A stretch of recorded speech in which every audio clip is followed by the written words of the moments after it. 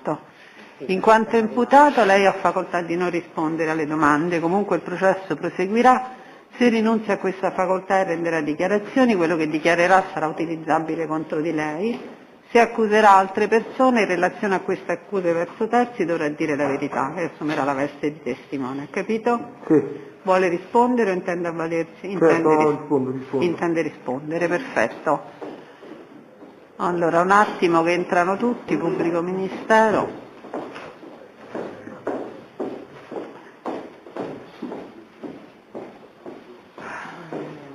No, io sto morendo. Allora, prego.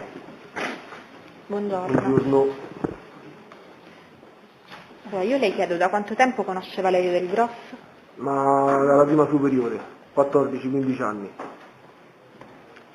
Quindi andiamo direttamente all'ottobre del 2019. Quindi io ho già letto quello che sono le dichiarazioni che lei ha voluto rendere alla Corte per il tramite dei suoi difensori, quindi Sì. andrei subito al dunque. Ok. Quindi il memoriale. Il memoriale, esatto. Quindi lei a un certo punto dice che l'affare relativo alla droga le viene proposto da Valerio Del Grosso. Certo. Ecco, ci racconti esattamente come avviene e quando avviene Sì, questo perché contatto? praticamente era il 21 ottobre, io di solito a Tor Sapienza sto in due posti, o a Piazza Enrico Coleman o al parco, che sarebbe via di Tor Sapienza numero 90 diciamo. E Valerio, conoscendomi, sapeva che mi avrebbe trovato lì o a Piazza Coleman. Venne con la macchina, si fermò, che poi quello è il bar dove il fratello lo gestiva, quindi sapeva bene dove poteva trovare. Scese, ci fumammo una sigaretta insieme e mi disse, guarda Marce, mi ti fa un favore. Ho fatto, dimmi, vale, c'è sta amico mio che ha dei clienti del centro. Cosa? Dei clienti... Ah, sta parlando al microfono? È al no? microfono? Mi Sì, disse, arriva un po' attutito, ma credo sia per la mascherina. sembra possa abbassare un pochetto. Credo No, sia... no, meglio di no.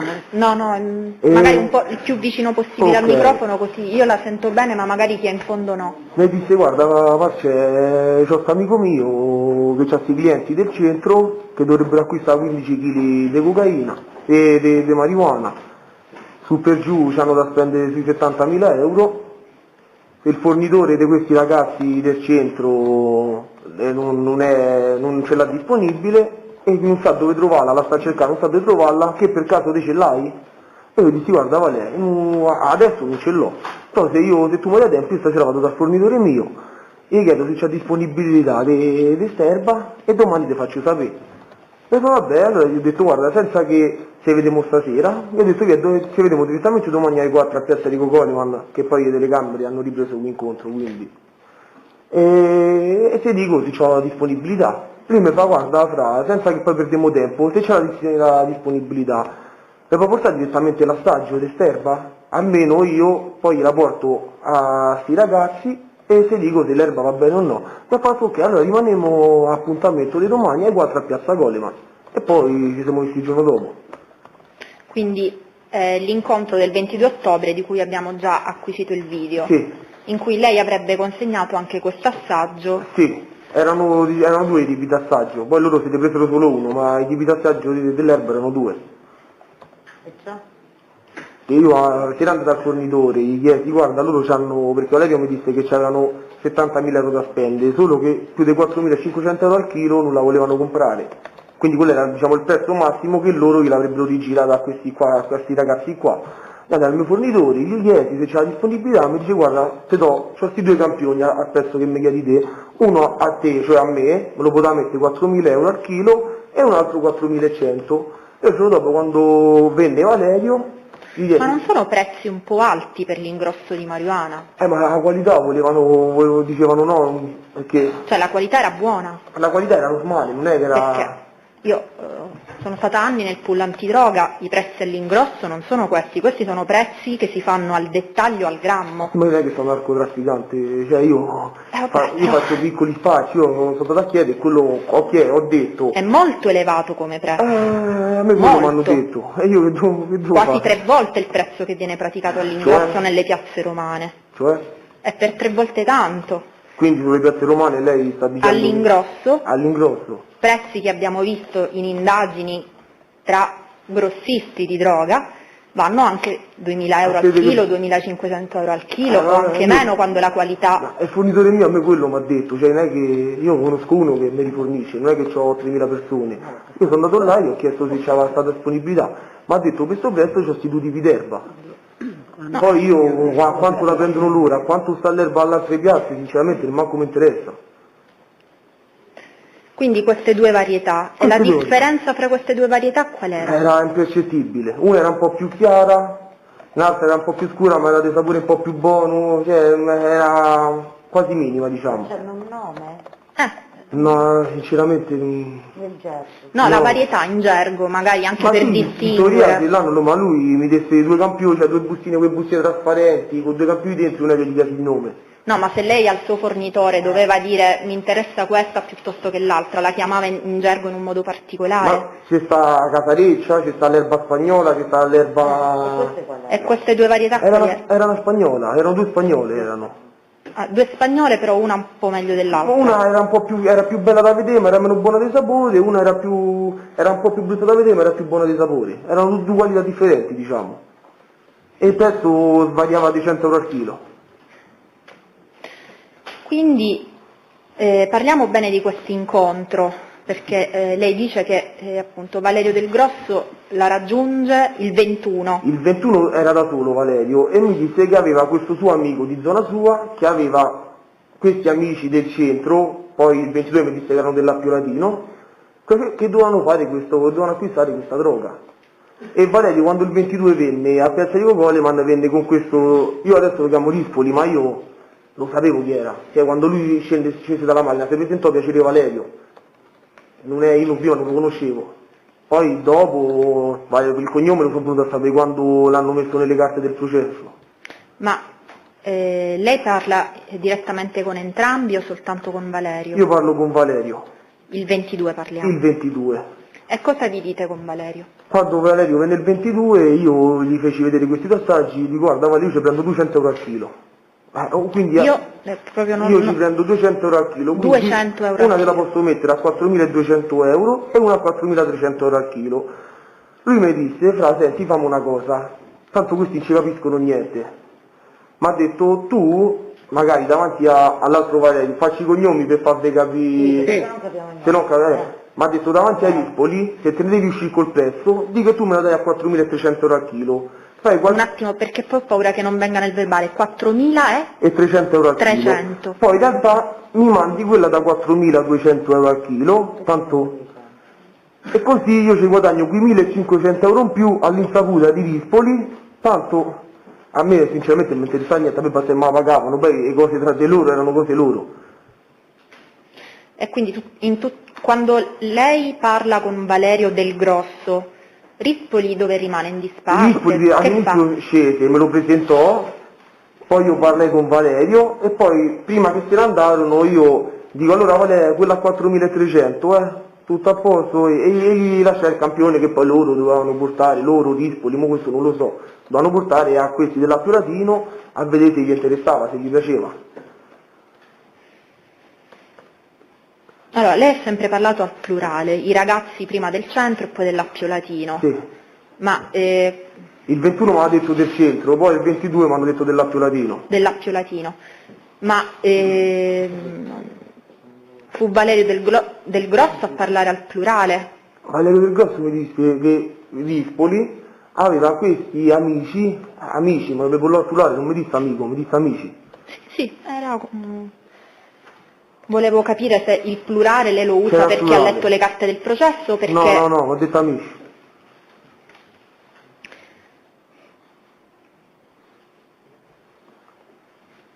Lei sapeva quando Valerio Rispoli avrebbe portato questo campione di prova agli acquirenti? Io penso che la certezza, l'orario non lo sapevo, ma quando io gli dai il campione mi dice guarda stasera ti faccio sapere, dal momento che mi ha detto stasera ti faccio sapere, ho dedotto che avrebbe portato subito. E lei quando ha avuto la conferma che questo scambio si sarebbe fatto? Il giorno dopo. A che ora? Perché io poi dissi Valerio fammi sapere stasera, sparì, non mi fece sapere più niente, poi da come può leggere dalle intercettazioni, la mattina cominciano i messaggi, oh so 15, oggi è tutto a posto, prima è 3 di pomeriggio, poi è 7, poi no, 9, 10. Ma perché Valerio Del Grosso le ha dovuto dire sono 15? C'era anche un margine di incertezza sul peso? No, ma mi scrisse sono 15. Perché sinceramente non lo so dire, magari lo potrà dire lui. Ma io perché mi ha scritto sono 15, non lo so. Ma lei prima si era già attivato col fornitore? Io quando andai dal... Cioè è così facile trovare la disponibilità di 15 kg dalla mattina alla Ma poi sera? sono andato là, gli ho detto ce l'avete? Sì, ce l'abbiamo. Quando le è Gli ho andato? detto il 21. Sì, Ah, il 21, quindi sì. lei già si era attivato comunque Il col 21, mi ha fornitore? detto sì, ce l'abbiamo, e infatti allora mi dai i campioni, io gli do i campioni, se è tutto ok, io ti faccio sapere se è tutto ok e poi me la date.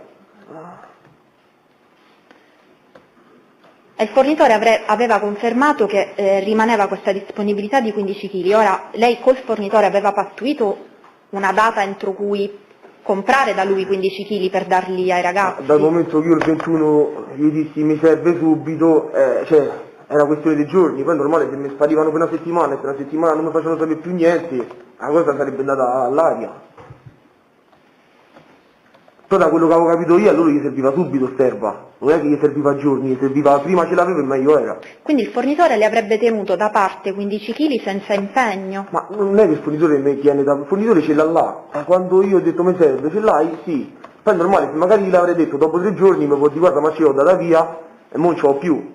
Non è che ho detto tienmela da parte, io ho chiesto se ce l'aveva. Lui mi disse di sì, ho detto allora lasciami 2 campioni, io glieli porto, se mi dicono che gli piace, ti dico di dammeli.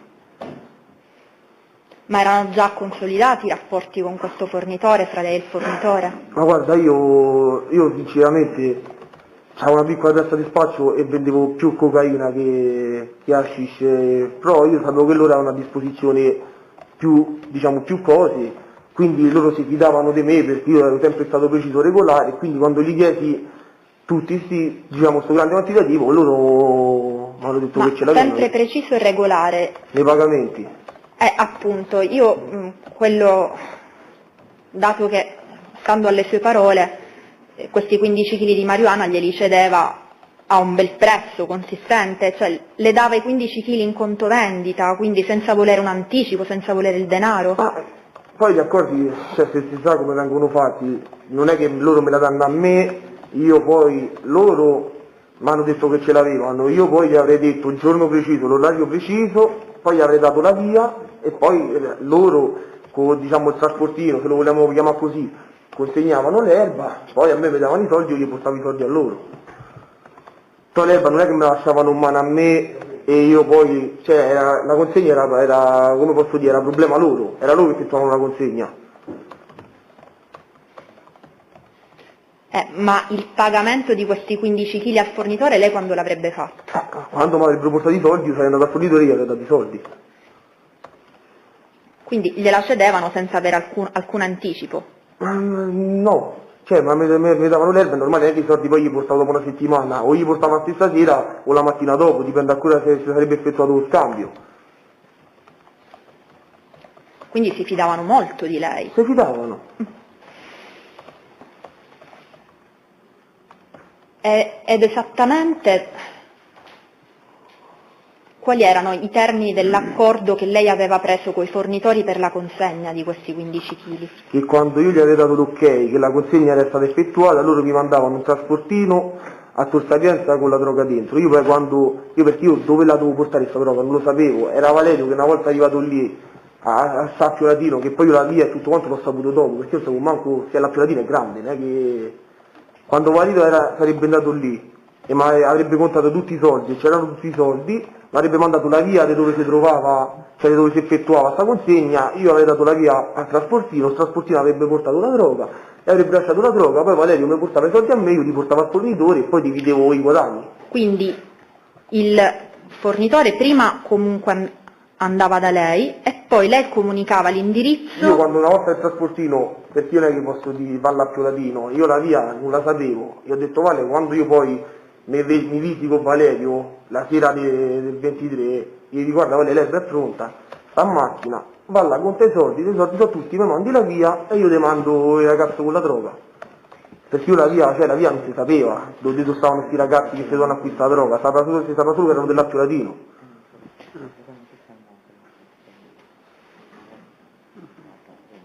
Quindi il 22 Valerio ancora non le fa sapere nulla però. Lui il 22 mi disse che una volta che avevo dato l'assaggio andava da questi ragazzi, glielo portava, se era tutto a posto mi mandava la conferma, ma lui il 22 non mi mandò la conferma, la conferma me la mandò tramite messaggi il 23 a mattina. Il 23 mattina. Ma non ho capito bene, Valerio Del Grosso le ha detto che sarebbe andato lui personalmente a No, dare non gli mi ha detto che assaggi? sarebbe andato lui personalmente, ha detto che avrebbero portato questo assaggio, poi chi, io non lo so, se lui, se Ispoli, questa è una cosa che potranno di loro. Poi il 23 mattina lei riceve la conferma da Valerio Del Sì. Grosso. E lei come si attiva? A come si attiva? Contatta il fornitore, contatta il immagino. fornitore, guarda che per stasera è tutto a posto, tra un po' ti faccio sapere l'orario preciso. Lui mi disse è sicuro, 100%, mi hanno dato la conferma, tu intanto preparala, anzi aspetta di prepararla, io ho detto quando so l'orario preciso ti scrivo, infatti poi Valerio mi scrisse guarda alle 5, poi no, stasera alle 9, non famo cazzate, poi quando non famo cazzate stasera alle 9, ho capito che l'orario era quello, io poi scrissi al fornitore per le 9 fammi trovare tutto pronto. Ecco appunto, lei ha anticipato quello che era la mia prossima domanda. Quindi inizialmente per lo scambio erano state pattuite le 5 del pomeriggio. Prima lui mi ha mandato, cioè, se può vedere, se vede, mi ha mandato Sì. 3.000 messaggi, mi ha fatto 3.000 chiamate. A me, non è che io mi ha scritto ai 5, io subito gli scrivevo ai 5, ho aspettato che la cosa era, come posso dire, era concreta. Ecco, io volevo sapere, lei è a conoscenza del motivo per cui lo scambio slittò dalle 5 alle... poi abbiamo a un altro orario? No. Cioè, lei non ha chiesto... Ma perché lui prima mi ha scritto alle 5, dopo 10 minuti che neanche avevo risposto mi ha scritto no, oppure alle 21, e poi più là mi mandò la conferma, quindi ne non sapeva manco lui a che ora era. Io stavo aspettando che lui mi dava la conferma a me, perché da quello dei messaggi si capiva che neanche lui sapeva l'orario preciso. Trasportino che è quello del cane. Quindi- Trasportino che Quello che lo cosa è? porta. Il trasportino sarebbe quello che trasporta la droga e gliela porta... La persona che la porta? Sì, Il soggetto incaricato dal sì, fornitore? dal fornitore per portare a droga.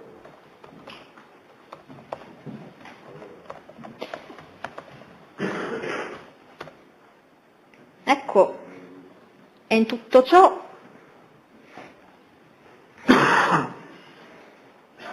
poi io volevo prendere un attimo proprio le intercettazioni di quella sera. Ecco, no, prima col suo ricordo, prima di leggere quindi poi appunto Valerio Del Grosso le comunica vari orari. Sì, A un certo punto appunto mi dica quello che ricorda della sera del 23. niente, mi disse, io mi ricordo che lui mi mandò un messaggio, mi raccomando non famo cazzate, cioè come se, Più vicino al mi raccomando non famo cazzate, come per Dio, c'è sterba ci sta, non mi fa figurarci, c'era la premura di effettuare questo scambio. Del quale è tutto confermato questa sera e poi mi dice è tutto confermato, io ho detto guarda ok tutto a posto, mi preparo, tra un'ora ti chiamo. Poi lei comunque all'orario preciso le intercettazioni, quindi... Sì, ora infatti le sto prendendo, prima di leggergliele volevo... Sì.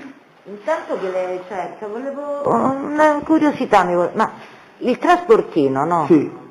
C'è sempre un trasportino pronto che lei chiama dopo 10 minuti. No, le dico, sono 15 kg di droga, ti beccano Io penso che il pure. fornitore sia ben organizzato a fare queste cose. Sì, avendo ben una organizzato ho capito, ma qua è tutto il giorno, Sì, ma io perché non è lei che- non era in grado di dare manco un orario indicativo. Però io non è che il 21 sono andato là e gli ho detto tra 5 minuti mi serve l'erba. Gli ho detto io appena ti faccio sapere il giorno, tu me la prepari. poi- Il 23 che se doveva effettuare lo scambio, cioè era palese, mancava l'orario preciso. Poi lui mi scrisse verso le 8 o le 9, quindi l'orario era quello.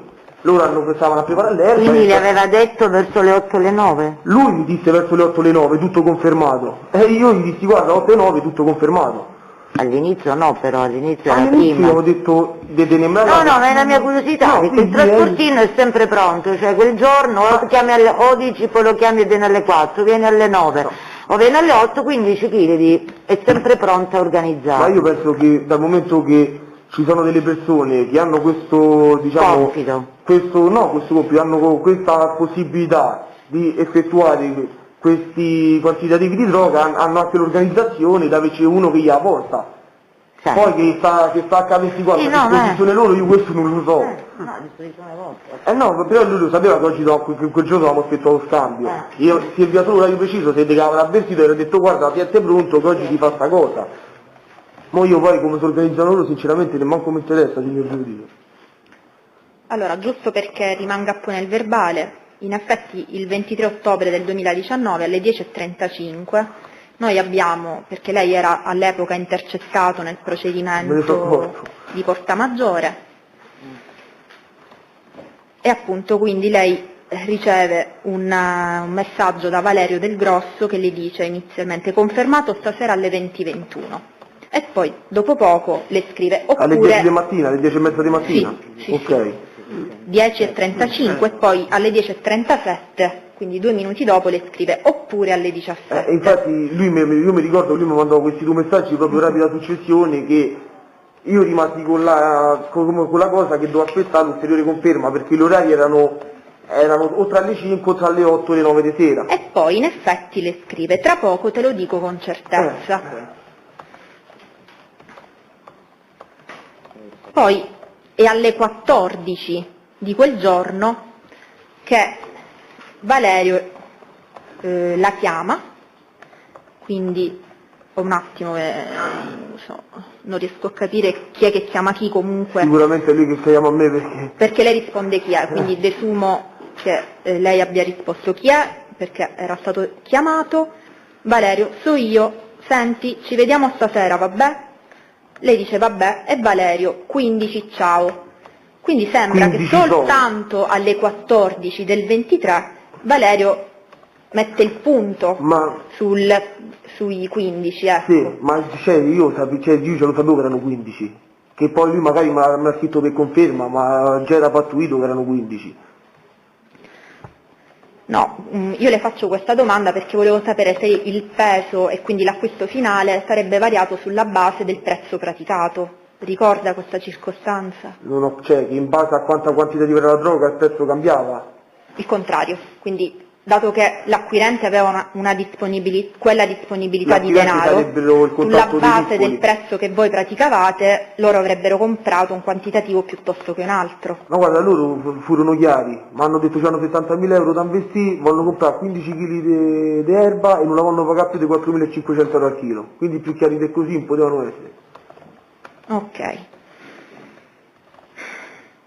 Poi a un certo punto, alle 19:55, quindi qualche ora dopo, Valerio Del Grosso la richiama e le dice oh mi raccomando non famo scherzi.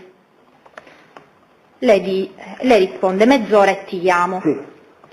Ok, ora per come la leggo io poi mi dica se io sbaglio nell'interpretare questa telefonata. È come se Valerio volesse un'ulteriore rassicurazione e quindi lei dice mezz'ora e ti chiamo, come se lei dovesse fare qualcosa in quella mezz'ora per... No, mezz'ora e ti chiamo nel senso, è tutto a posto? Sì, chiamo col fornitore e mi dai che era tutto a posto, era quello mezz'ora e ti chiamo. Anche perché se avrei detto 2 minuti e ti chiamo mi avrebbe fatto altre 1000 chiamate in quei 2 minuti conoscendo Valerio. Quindi era, cioè lo scopo di questa telefonata e quindi quello a cui voi vi state riferendo era un'ulteriore conferma dal fornitore che era tutto in regola? Io la conferma dal fornitore mio ce l'avevo, era lui che gli serviva la conferma che sta compravendita si effettuava, perché la conferma dal mio fornitore già ce l'avevo. Allora lei perché dice mezz'ora e ti chiamo? Mezz'ora e ti chiamo perché mi ha detto non famo cazzate. Non famo scherzi. Non famo scherzi, io mezz'ora e ti chiamo, infatti alla chiamata dopo io dico non mi da sta a ballare Game Boy, cioè sta a finire di preparare l'erba, è tutto a posto. Ecco, lei ora anticipa, lei prima ha utilizzato appunto Game Boy, era sinonimo di erba. Era l'erba.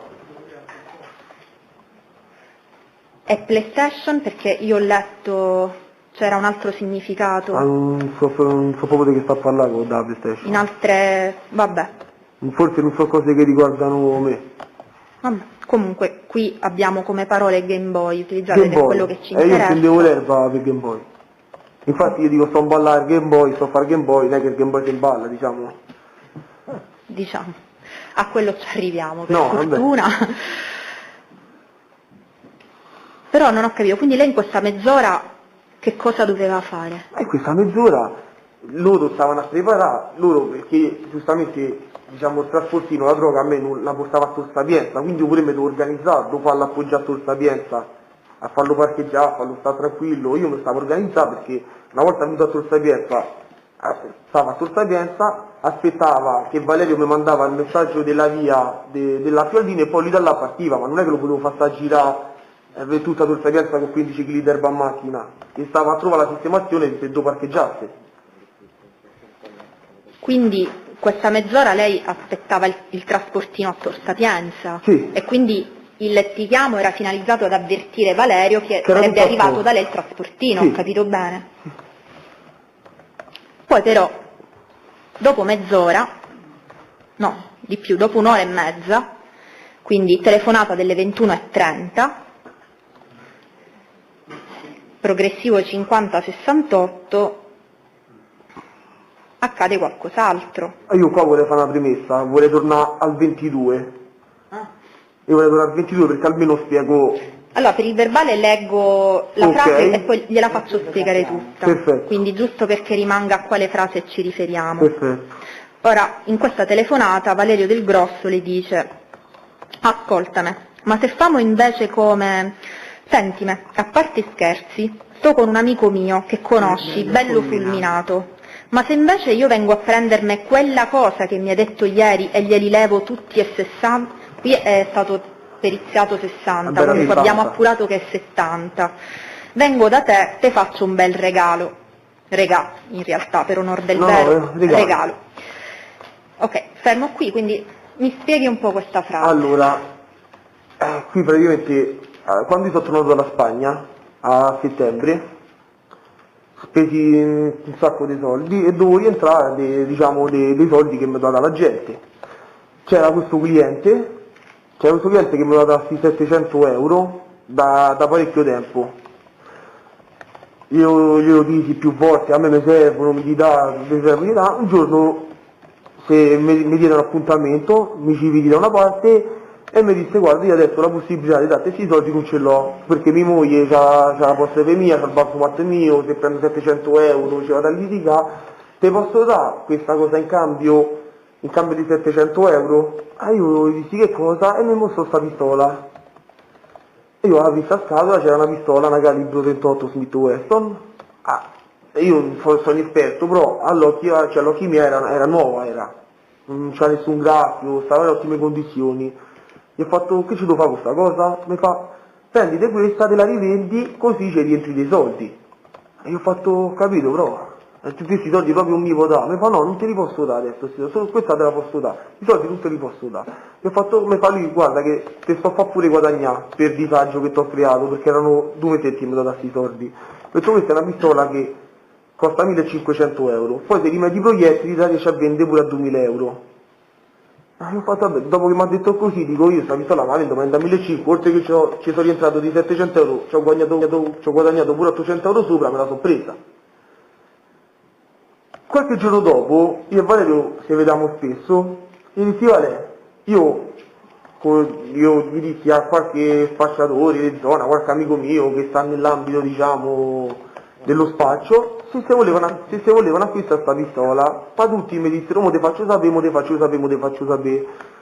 Verso fine settembre io mi vedi con Valerio, ma mi ci vedi come tutte, normalmente. Gli dissi: guarda Valerio, mi fai un favore, visto che stai a San Basilio, se conosci qualcuno che si può comprare sta pistola, a me mi venuto da 700 euro, poi tu gli ho detto, è una pistola che costa 1500, quei proiettili pure 2000, se tu me la riesci a dare a qualcuno, io mi prendo i 700 euro e tu sul resto del guadagno o te lo tieni tu se lo steccamo.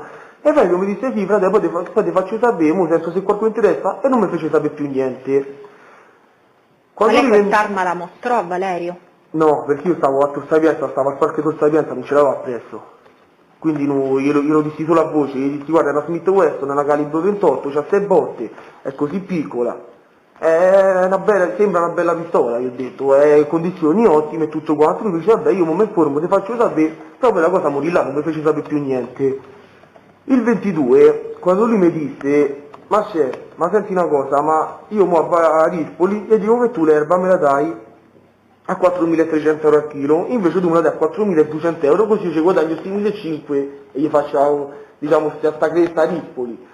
Quando lui mi disse così, io presi la palla al basso e dico, vabbè, io ti faccio questo favore, ma te mi fai un altro favore. Così una mano lava l'altra e due lavano il viso. E ho detto, tu ci stai guadagnando 6.500 euro in più, però ti compri la pistola. Poi da rivendi, fai come ti pare, se secchiamo il guadagno, però almeno non me la levi, per cui ci devo rientrare dei soldi. Alla fine lui ci sta guadagnando 1.500 euro in più, così de buro. E ho detto, a questo punto ci guadagniamo tutti e due, per cui ci rientro pure di soldi di sta pistola e me ne sbarazzo. Però l'accordo era che lui sta pistola se la prendeva dopo che era stata effettuata la trattativa di droga, che dopo che avevamo preso i soldi e ci eravamo steccati il guadagno, con i soldi che aveva guadagnato, con quei 1.500 euro in più che Valeria aveva guadagnato facendo la cresta Rispoli, si comprava sta pistola, poi lui una volta che se la sarebbe venduta si saremmo divisi il guadagno, e io gli spiegai, guarda i prezzi sono questi, 1.500 scarica, carica pure sui 2.000 euro, mi disse vabbè. Io dico, poi senti una cosa, Maria, questi hanno 70.000 euro da spendere, se l'erba costa, se questi non possono pagare più di 4.500 euro al chilo, io mi sono fatto il conto, veniva a 67.500 euro, cioè stavano questi 2.500 euro, diciamo, che mancavano, uno di solito ha 70.000 euro da spendere, gli famo spendere tutti. Certo, Io ho detto, lo comprendo. io ho detto, visto che io ho pure la cocaina, chiedi se vuole la cocaina, così gli rilevamo tutti e 70. E quando lui mi fece quella chiamata e mi disse mi venga a fare qualcosa che mi hai detto ieri, io ero sicuro che era la cocaina, perché la pistola eravamo rimasti d'accordo che lui se la sarebbe presa dopo che avremmo fatto la compravendita. E infatti io gli ho detto vabbè che poi mi spieghi, perché non è che posso dire io che sto preparando pure la cocaina per telefono. Quindi... Ho detto che poi mi spieghi, ma quando lui mi fece quella chiamata io ero convinto al 100% che era la cocaina, perché io lo dissi il 22, prova a dire se gli interessa la cocaina, lui fece, diciamo, non è che mi ha detto sì, sicuramente se la prendono, perché mi ha detto ma c'è, questi già ci capiscono niente d'erba, per comprarsela mi stanno a chiedere 200 assaggi, 200 cose, e mi metto a dire pure la cocaina, non sai quando affittammo qua, lui non è che mi chiede la conferma, però poi quando mi chiamò e mi disse quella cosa che mi ha detto ieri, io ero sicuro che era la cocaina. E ecco, sto a fare riferimento alla chiamata. Sì, no, l'ho lasciata parlare proprio. Ora mi voglio ricollegare un attimo a quest'ultima frase che ha detto. Valerio quindi le dice, questi qua non ne capiscono niente, mi stanno a chiedere 200 assaggi. Quindi le fece capire che già c'erano stati precedenti assaggi? A me mi fece capire che questo Rispoli era da parecchio che stava a cercare sta droga per questi ragazzi e non la riusciva a trovare come la volevano loro. Quindi, vabbè, allora torniamo ancora all'arma. Quindi il 22, gli accordi tra lei e Valerio erano che lei avrebbe dato l'arma in un altro momento. Dopo che noi ci saremmo steccati i soldi, perché dopo che avremmo preso il guadagno nostro avremmo fatto questa cosa, perché io stavo a far fuori a lui e lui mi faceva. Ma se lui doveva provare a piazzarla agli acquirenti. Che cosa? L'arma. No, io l'arma non è che ho provato, io l'arma non è che ho detto provala a piazzarla agli acquirenti, noi quando lui mi ha detto quella cosa che mi ha detto ieri, io ero convinto che era cocaina perché eravamo rimasti d'accordo che l'arma se la prendeva Valerio. Quindi che l'arma se la prendevano gli inquirenti, me lo dice dopo che viene da Lice Pizza. Cioè che l'arma se la prendono i ragazzi dell'Alto Latino, lui me lo dice dopo che vengono da Lice Pizza. Prima della chiamata, quando lui mi effettuò quella chiamata, io ero convinto al 100% che era cocaina. Poi dopo venne lì e venne io lo vidi arrivare a bordo di una Smart bianca con la cellula nera e dico, ho riconosciuto che insieme a lui c'era Paolo Pirino. E là ho collegato amico mio bello fulminato, ma... In effetti poi emerge dalle telefonate, non le leggo, che vi incontrate ad Alice Pizza. Sì, da Alice Pizza. E quindi lì arriva Valerio Del Grosso con Paolo Pirino. Guidava Valerio, stava al lato del passeggero. E cosa succede lì? Che Valerio scende dalla macchina e viene verso di me. Mi disse, Afra, senti una cosa, dimmi, ma io la pistola gliela vendo a loro. E ho fatto a loro chi? Ah, questi qua che si stanno a comprare l'erba. Ho fatto, Valerio, ma sei sicuro? Mi fa sì, sono sicuro. Io che ho pensato, ho detto, dal momento che io avevo detto la compri te, ho detto sicuramente lui al posto di andare lì e fargli di la cocaina ha insistito a vendergli questa pistola.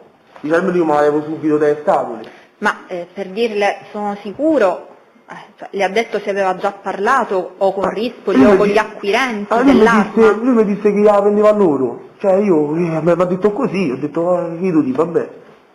Cioè, non ha aggiunto altri dettagli? No, lui mi e lei ha disse, chiesto a quanto gliela vendeva? Lui mi disse, l'erba se la stanno a comprare a 4.550 euro al chilo.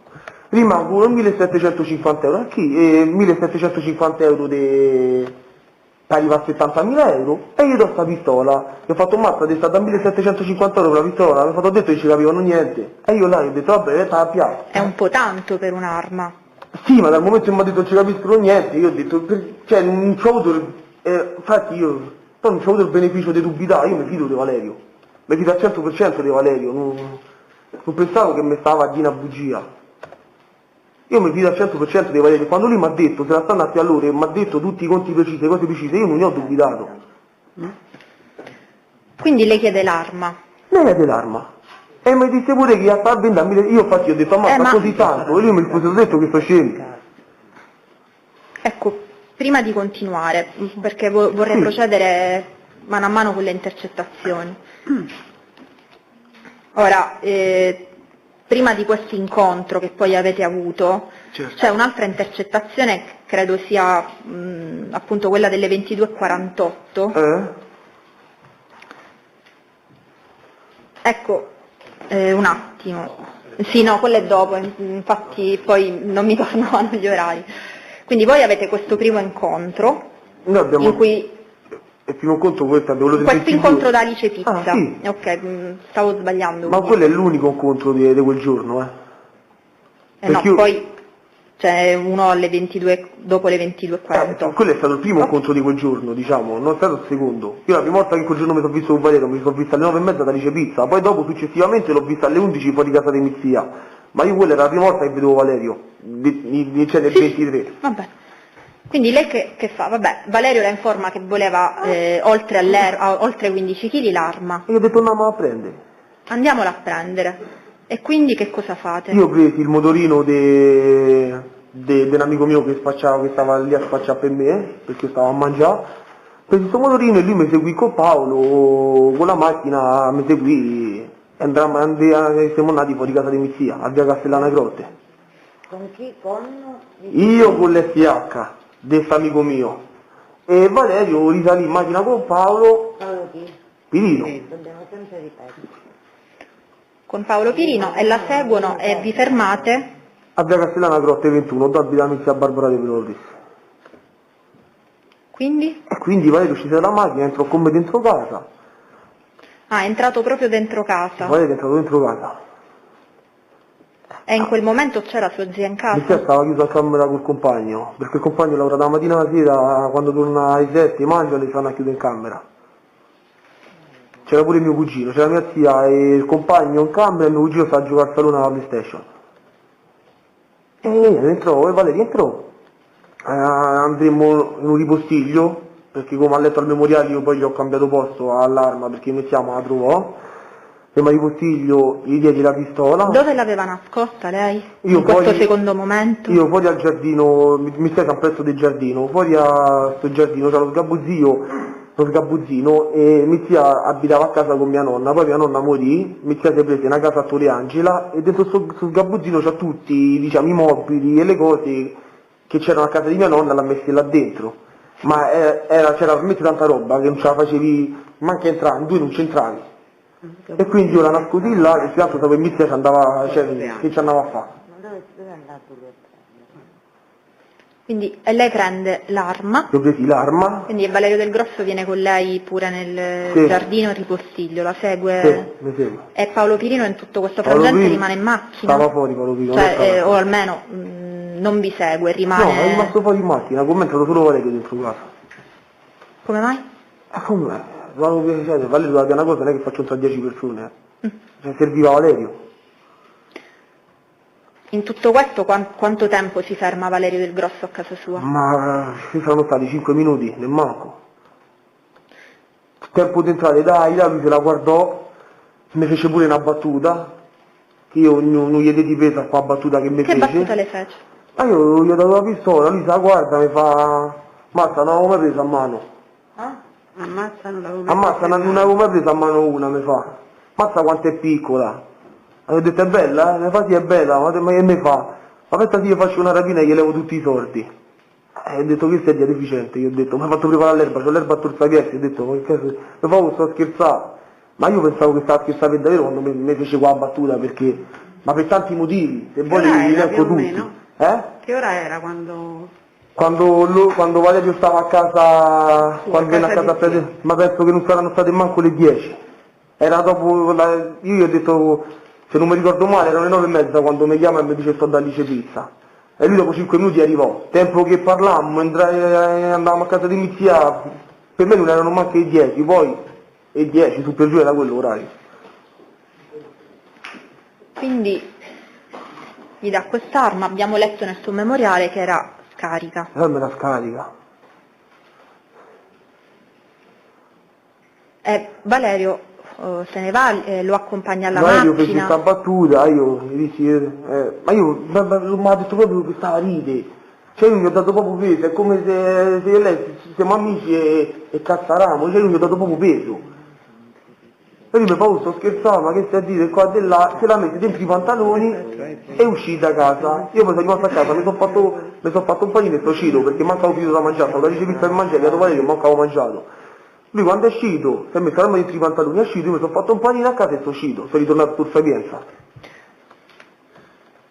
E prima di salutarvi con Valerio, con quali accordi vi siete salutati? Che lui andava là, una volta che era arrivato là, contava tutti i soldi, mi mandava la via precisa del posto e io gli mandavo il galoppino con l'erba. Ma lei sapeva che c'era qualcun altro inviato lì sul posto per contare i soldi? No, io gli ho detto a Valerio, vai là, conta i soldi, quando so tutti mi mandi la via, perché poi i soldi a me mi li doveva portare Valerio, perché poi il galoppino del fornitore tornava dal fornitore, non è che riveniva da me i soldi mi doveva portare Valerio a me. Quindi ho detto, no stai Valerio, i soldi ci stanno tutti, guarda se sto fatti, guarda se sto buoni, cioè, e poi mi riporti. Una volta che sta là mi mandi la via e io, questi erano accordi. Dopodiché non sente per un po' Valerio. Ma io dopo mi sono fatto il panino, sono andato sul Sapienza, Valerio mi chiamò dopo un'ora. Ricorda qual è stato l'oggetto della conversazione? Chi se lo scorda? Mi disse, quella chiamata però è da dividere, diciamo, in due parti, perché lui mi fa, oh Afra, un po' capire, qua la situazione è un po' ambigua, è pieno di gente. Stavo dicendo che è bravo. No, io dico come mi ha detto. È un po' per stemperare, non si preoccupi, continui No, a... qua la situazione è un po' ambigua, Se la ricorda bene la sta... è pieno di gente, e io sapendo che c'aveva la pistola appresso, sapendo che doveva contare 70.000 euro, gli ho detto, ho pensato, è pieno di gente, la situazione ambigua, io ho pensato che ci stavano le guardie. Essendo un pasticcere, ne uno di strada, magari vede qualche persona più, se fa qualche pizza e dice, e te stai a cagare sotto. E lui poi mi fa, no, a me invece mi sta a farti proprio la brocca, mo faccio un macello. Mi ha detto le stesse parole che mi aveva detto a casa, quando ha visto lei, mi ha detto che gli faceva, che per scherzo gli faceva la rapina, mi disse le stesse identiche parole. Io quando mi disse, cioè perché lui usò due toni differenti, e questo dalla chiamata si può sentire. Quando lui mi disse la situazione è un po' ambigua, c'era Antonio, quando invece gli ho detto di stare a cagare sotto, lui mi disse proprio, no, a me invece mi sta a farti proprio la brocca, mo faccio un macello. Quando mi ha detto invece invece ha detto mo questa posso fare una cosa, invece ne fa un'altra. Erano le stesse parole che mi ha detto a un sgabuzzino di mizia quando gli ho dato l'arma, io ho detto mo questo sta a fare la rapina. Ho preso e ho attaccato subito.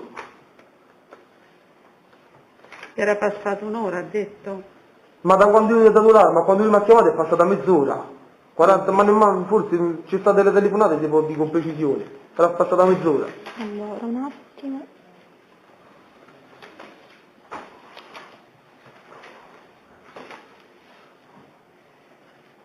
Quindi in questa mezz'ora avrebbe recuperato pure i proiettili? No. No. No, perché poi quando io mi dicevi il giorno seguente che era successo, perché la stessa sera che poi lui venne da me e mi raccontò quello che era successo, io gli ho creduto, io mi sono fatto a giro. Poi la mattina dopo, quando io mi resi conto che era tutto vero quello che mi aveva detto, gli feci sta domanda. E lui mi ha detto che l'ha rimediati la mattina prima. Ma se non sapeva nemmeno che arma fosse? Ma no, non sapeva che arma fossi, perché io quando gli dissi che Ha detto di no, No, come ho detto di no, lui, No, aveva detto io ho detto che lui stava pagando modello questi perché io quando mi ci vedi a fine settembre gli dissi c'ho st'arma, sta 38 a 6 botte, Smith Wesson così piccola, quindi lui sapeva benissimo che arma era. E anche il 22 quando ne avevamo parlato gli avevo ripetuto tutte le caratteristiche della pistola, quindi lui lo sapeva sia da fine settembre sia dal 22 ottobre. E lui mi disse che i proiettili li metto al 23 mattina, quindi sapeva benissimo che arma era. Quello che non capisco è perché, dato che appunto lei gliel'aveva detto che con i proiettili l'avrebbe venduta meglio quest'arma, sì. è perché la sera in cui lei gliela dà per venderla, non per usarla, Valerio non le avrebbe dovuto dire sì, riesco a piazzarla così perché ho anche i proiettili, No, perché non gliel'ha detto? perché come stava a fare questa rispoli ma stava a fare pure a me. Dicemo io ma la vendo carica, così ci guadagno di più, lui sa che è scarica e non gli dico che ci ho guadagnato così tanto. Beh, però il prezzo a cui l'aveva venduta gliel'ha No, detta. perché i proiettili era superiore a 1750, io gli avevo detto che con i proiettili si vendeva pure a 2000, 2000 e qualcosa. No, un attimo. Non mi contano i torni, non mi tornano i conti, vabbè, perdonatemi, ma... Valerio Del Grosso le aveva detto che gli acquirenti avevano massimo 70.000 euro, quindi che l'erba veniva, ora poco fa lei ha fatto i conti meglio di me, quindi che cifra aveva detto? A 4.500 è 67,5, a 4.550 è 68,250. Quindi l'arma gliel'avrebbe piazzata a 1.750, ho detto bene? A 1.750. Ecco, quindi il prezzo gliel'aveva detto. Però che è successo? Che guarda caso, da che loro la volevano pagare 4.500, mo era 4.550, quindi io il giorno dopo che ho pensato quando lui mi ha detto così, dico lui se si rimedia ai proiettili si sarebbe venduta a 2.000 euro, quei 250 euro che avrebbe scalato invece me l'ha messi sull'erba e lui ci sta a guadagnare di più, dicendo a me che era scarica mi avrebbe dato meno soldi di stecca. Anche la stessa cosa stava a fare con Rispoli su per giù. Però quando io le ho chiesto ma questo prezzo 1.750 euro è un prezzo alto per un'arma scarica, lei ha detto sì. Io il prezzo dell'arma scarica è sui 1.500, che poi lui mi ha detto io sono riuscito a dare 1.750 perché ti ho detto che sto scemi, ma io non è che mi metto a pensare o a dubitare, cioè non ci ho pensato. Quindi Valerio non le parlò mai di aver comprato Valerio proiettili? non mi parlò mai di proiettili. Ma era così facile trovare dei proiettili nel mercato illecito per una persona che, lo ha detto lei stesso poco fa, Sì. non era un ragazzo di strada, ma era un ragazzo comunque che apparteneva ad un ambiente sano, chiamiamolo. Abita a San Basilio, mica Parioli, Cioè, io penso che chiunque persona qua dentro oggi va a San Basilio o va a Bellamona e c'è di proiettili, stasera torna a casa con i proiettili. Non è che ci vuole chissà che. Quindi per quello che ha sua conoscenza, ripeto, non le chiedo valutazioni, ma se lei lo sa, Valerio sapeva dove andare a comprare dei proiettili? Che lui lo sapeva, dove. Se non lo sa mi dica non lo so. Non lo so, però se li voleva rimediare ci sarebbe riuscito perché non è, cioè, non penso che, come ho detto, abita a San Basilio, non. Quindi neanche quando le dà l'arma e lei dice perché voleva fare la cresta alle mie spalle.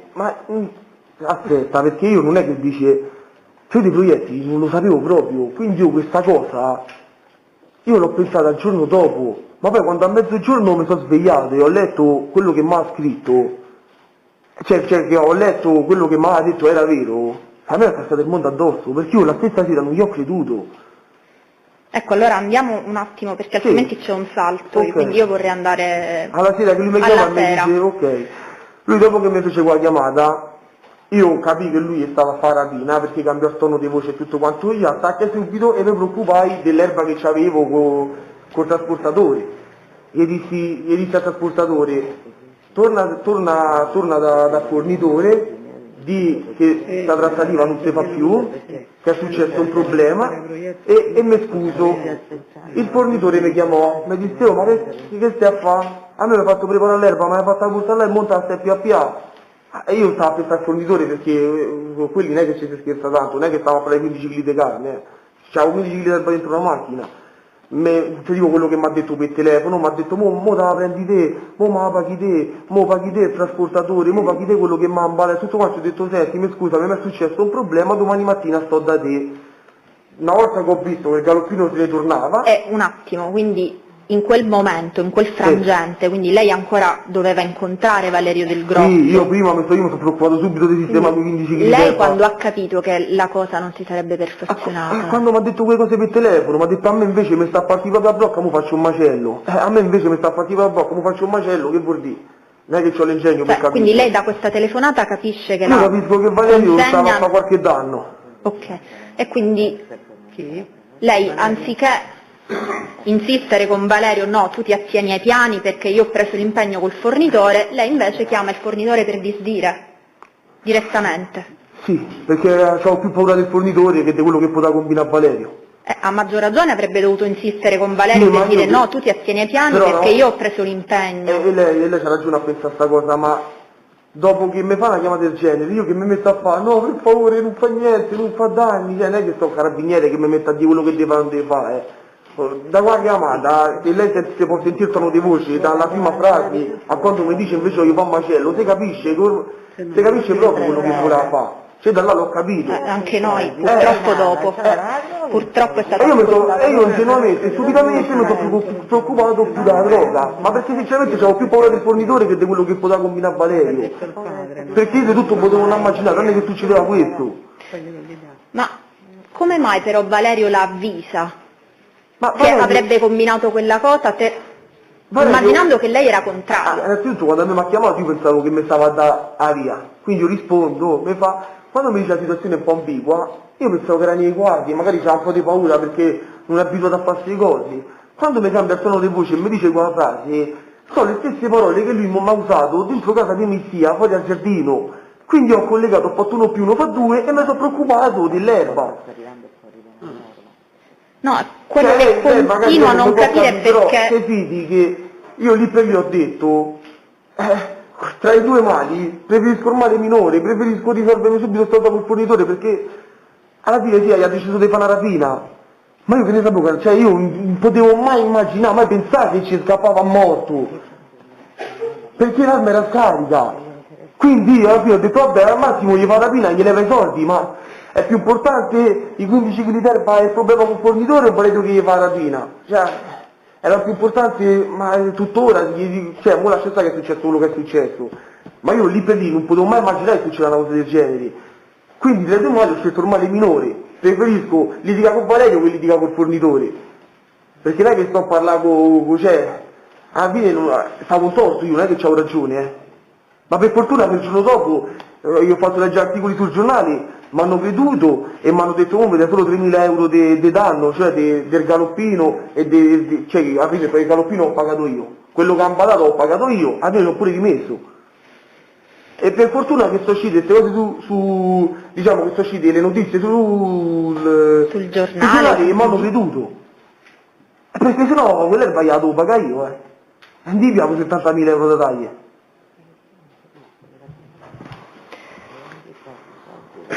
Quella sera poi vi incontrate con Valerio Del Grosso? Sì, lui mi chiamò, io sentì la voce che gli era cambiata totalmente la voce, mi disse dove stai? Sto a casa, quale casa? Dove sei venuto prima? Non mi ricordo. Ma come ti ricordi? Io poi ho preso e gli ho mandato la via tramite messaggio. E lui poco dopo raggiunse casa mia, vabbè di Messia. Vi incontrate dove esattamente? Fuori casa, alla via Castellana Grotte 21, fuori abitazione di Messia.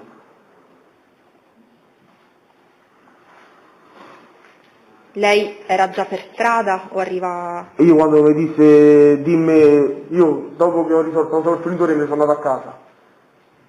Quando lui mi disse dove stai, sto a venire, di qua e di là, mandamela via, io sapendo che stava di là, dopo 5 minuti che gli ho mandato la via, ho scritto via Bitonto, perché praticamente via Bitonto è una via lunga, e ogni 100 metri c'ha delle viette che fanno croci. Io gli ho scritto via Bitonto e poi dopo 5 minuti che ho mandato il messaggio alla via sono sceso e l'ho aspettato.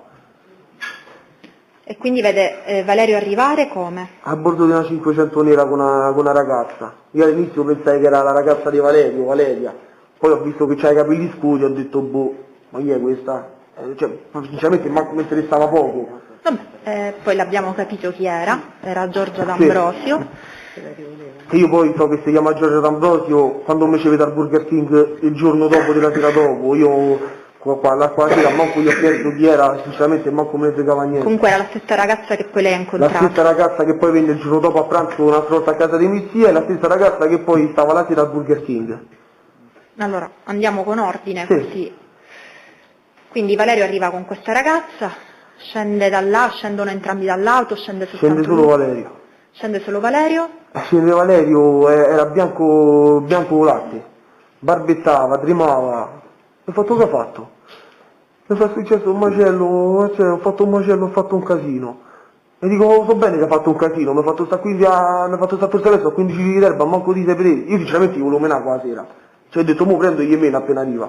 Perché mi ha fatto un torto. Perché ho rischiato per davvero di averci problemi seri con la gente che mi sta a rifornire l'erba. Mi ha fatto fare una figuraccia, ho detto, mo viene qua gli meno.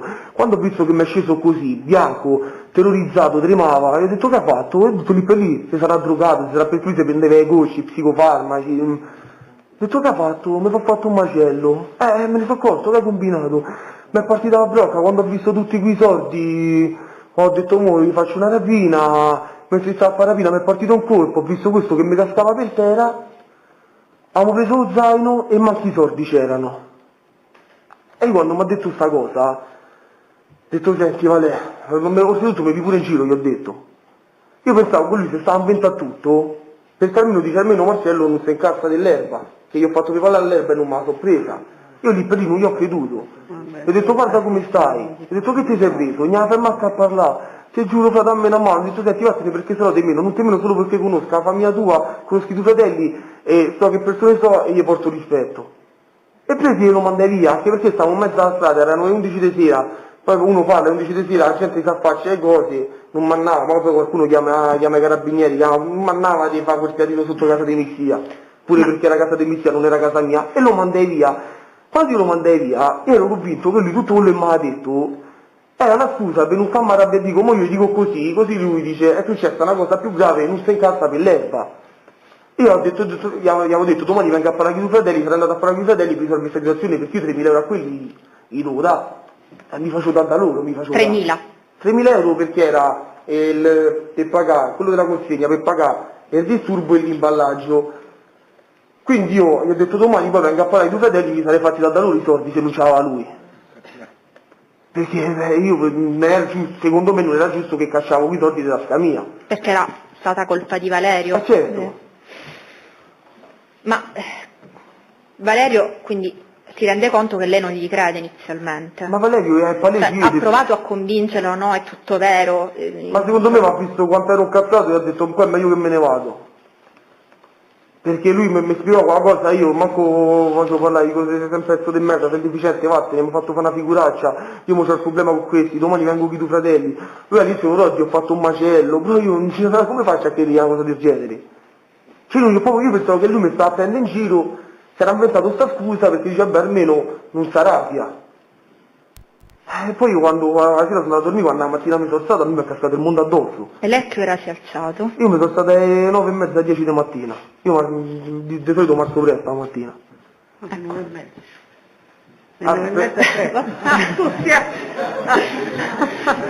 Tutto è relativo. Vabbè, rispetto... Devo dire che rispetto ad altri soggetti che fanno... era una battuta, nulla di più. Diciamo che stava lavorando fino alle 11 di sera, quindi ci può stare. Quindi lei la mattina si sveglia e vede le notizie. No, io mi sono alzato, mi sono fatto una doccia, poi io, come tutte le mattine, andavo su Roma Today per vedere se avevano arrestato qualcuno. Ma perché tutti attaccati lì? Perché anche lei deve stare di davanti? Siete un po' troppi. No, lei dico, fra l'altro una signora non si danno le spalle. Sì, è il comandante della penitenziaria che è lei, no? Dico, magari se andate più di là perché lei deve scrivere non vedendo il labiale. Vabbè, il labiale non si vede comunque, però. Grazie. Mi sono Vabbè, stato. Teresa, me lo dica quando succede. No, però forse non mi sono spiegata. Se gli lascia libera la visuale, deve andare oltre la cella, diciamo. Slittate un pochino. Grazie. che neanche si sente bene, c'è un'acustica che non va. Sì, poi coprire... Arrivano... Quindi lei quando è che si rende conto che quello che Valerio le aveva raccontato era vero? Io mi sono stato verso le 9:30, 10. Mi sono fatto una doccia perché stavo uscì, mi finisco di fare la doccia, mentre mi paravo, lo facevo tutte le mattine, aprivo Roma Today per vedere quello che era successo, se avevano fatto qualche operazione, qualsiasi cosa era successa a Roma. Non ho capito proprio quello che ha detto. Ma andavo a vedere Roma Today per vedere se avevano fatto qualche arresto da qualche parte, qualche operazione, lo facevo tutte le mattine, andavo a controllare quello che era successo. E leggo, e non mi posso Per mettere... il bollettino arrestati. No, però c'è su Roma Today, su tutte le Sì, no, mattine. è vero che c'è su Roma Today gli arresti del giorno, li guardo anch'io, non pensavo che li guardassero anche No, li guardo anche io. la mia controparte. No, vabbè, dai. Sì, non lo metto in dubbio. E leggo, non mi posso mai scordare, rapina all'Appio Latino davanti al pub John Cabot, ragazzo ferito alla nuca, per sventare rapina alla ragazza, e io quando ho letto quella cosa sono rimasto 10 minuti così a guardare il telefono, dico non è possibile, è uno scherzo. La prima cosa che ho fatto quando ho realizzato che quello che stavo a leggere era quello che mi ha detto Valerio, ho detto mo che faccio? E la prima cosa ho detto fammi andare a mio padre, fammi chiedere qualche consiglio, qualcosa. E io dico, papà dove stai? Sto a casa, sto arrivando. Quando sono tornato a casa di padre gli ho detto guarda papà ti devo parlare. Mi fa che è successo? Papà è successo un macello, io ieri gli ho venduto l'erba e una pistola a Valerio, solo che Valerio con questa pistola ci ha fatto una rapina e gli ha sparato al ragazzo e il suo ragazzo l'ha presa alla testa, perché quando io sono andato da mio padre il ragazzo ancora non era morto. E quindi dico, mentre ha fatto questa rapina gli ha sparato a questo qua e l'ha presa alla testa. Mio padre mi ha detto, la macchina falla finita, e io ho fatto guarda, beh è vero, io ho dato il telefono e mi ho cominciato a pistare delle botte. Dopo 10 minuti che mi ha menato, gli ho detto, mo mi puoi dare qualche consiglio, che posso fare? E mi ha detto tu sei un deficiente, cioè qualsiasi padre diceva qualcosa al figlio, mi ha detto, no che vuoi fare? Mo preparati perché ti vengono arrestati. E ho detto ho capito papà, ma che posso fare? Come mi devo comportare? Ma ha detto innanzitutto la pistola che gli ha dato a Valerio fatela riportare, perché se lo fermano e gli trovano una pistola e c'è stanno le impronte digitali tua automaticamente vengono da te perché io non sapevo che ero intercettato. Io non lo sapevo che ero intercettato, quindi mio padre mi disse fatti riportare la pistola da Valerio perché se poi a Valerio lo fermano e gli trovano la pistola e c'è stanno le impronte digitali tua automaticamente vengono da te. E quindi io ho detto vabbè poi che devo fare? Poi di a Valerio di non girarsi per strada, stanno a consegnare perché tanto lo arrestano. Mi chiede questi consigli, io uscì da casa, mentre stavo andando da mia zia per scrivergli a Valerio, portami, che poi io, vabbè dopo qua ci arriviamo su sta cosa perché questa cosa è da spiegare, mentre io stavo attorno a casa, riapri Roma Today, era uscita la notizia che questo ragazzo non c'era più. Quando io arrivo a casa di mia gli scrissi, riportami la tuta mongoloide. La tuta è vera, la pistola. Vabbè, però, giusto per onor di cronaca, Sì. poi non ho sotto l'articolo di Roma Today a cui lei, sott'occhio a cui si riferisce, lei mongoloide portami a tuta, lo scrive alle 11 del mattino.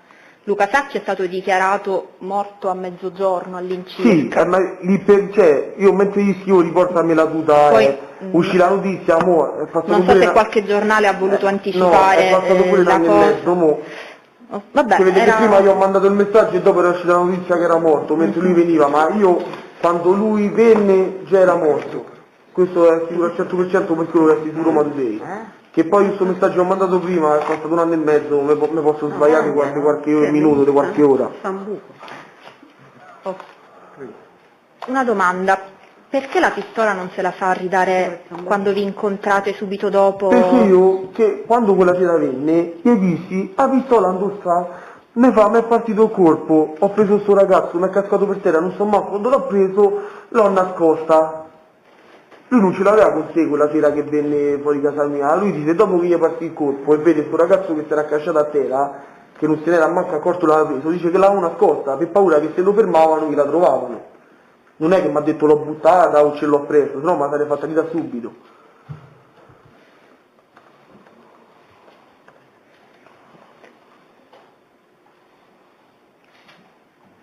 Cioè, quello che non mi torna è perché andando a quella sera, quindi in cui lei non crede che Valerio abbia sparato, stando alle sue parole, però lei sa bene che le ha fatto fallire un affare. Sì, anzi io pensavo addirittura che lui i soldi li era riusciti a prendere e se li stava a tenere per lui. Perché lui mi ha detto manco i soldi c'erano, io invece pensavo che i soldi ci stavano. Dico, te pare che ha fatto la rapina e non ha preso manco i soldi? Quindi non insiste per farsi riportare subito quantomeno l'arma, che aveva un valore per lei economico, almeno per rientrare e poter pagare il Ma fornitore. io glielo dissi, dove sta la pistola? Mi fa l'ho nascosta. Che faccio? Mi metto a perquisire la macchina della ragazza per vedere se ce l'aveva. Cioè io ho detto domani vengo a parlare con i tuoi fratelli, avrei risolto tutto con i fratelli. Cioè per me c'era assunto qualche droga, qualcosa, perché non barbettava, era bianco, cioè, a prima impressione per me non stava lucido. E poi dopo ho capito il motivo perché stava così.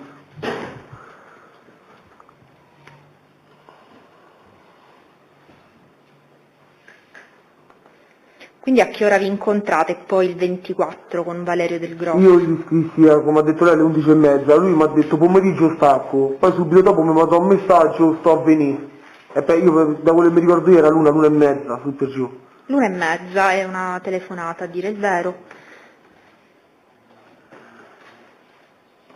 E quindi vi incontrate dove? Sempre a Via Bidotto. E vi incontrate, parlate sempre per strada? Sempre, inizialmente per strada e poi dentro casa perché poi lui dopo mi chiese se si poteva cambiare perché era ancora vestito da lavoro. Praticamente quando lui mi disse stacco pomeriggio, subito poco dopo mi arriva il messaggio e mi dice guarda sto a venire adesso, 10 minuti e sto là. E io Come arriva Valerio Del Grosso? sempre con la 500 con sta ragazza, però stavolta la ragazza scende dalla macchina e si appoggia allo sportello. Mentre lui è sceso dalla macchina io ho cominciato a dire peggio insulti, pezzo di merda, guarda che hai fatto. Perché poi mentre lui arrivava era uscita la notizia che questo ragazzo non c'era più. Io ho detto sì ci stavo io là, ieri sera.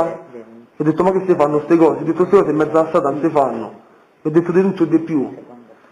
Ma magari io lo so che queste cose per strada non si fanno. Magari Valerio che fa il pasticcere non c'era arrivato.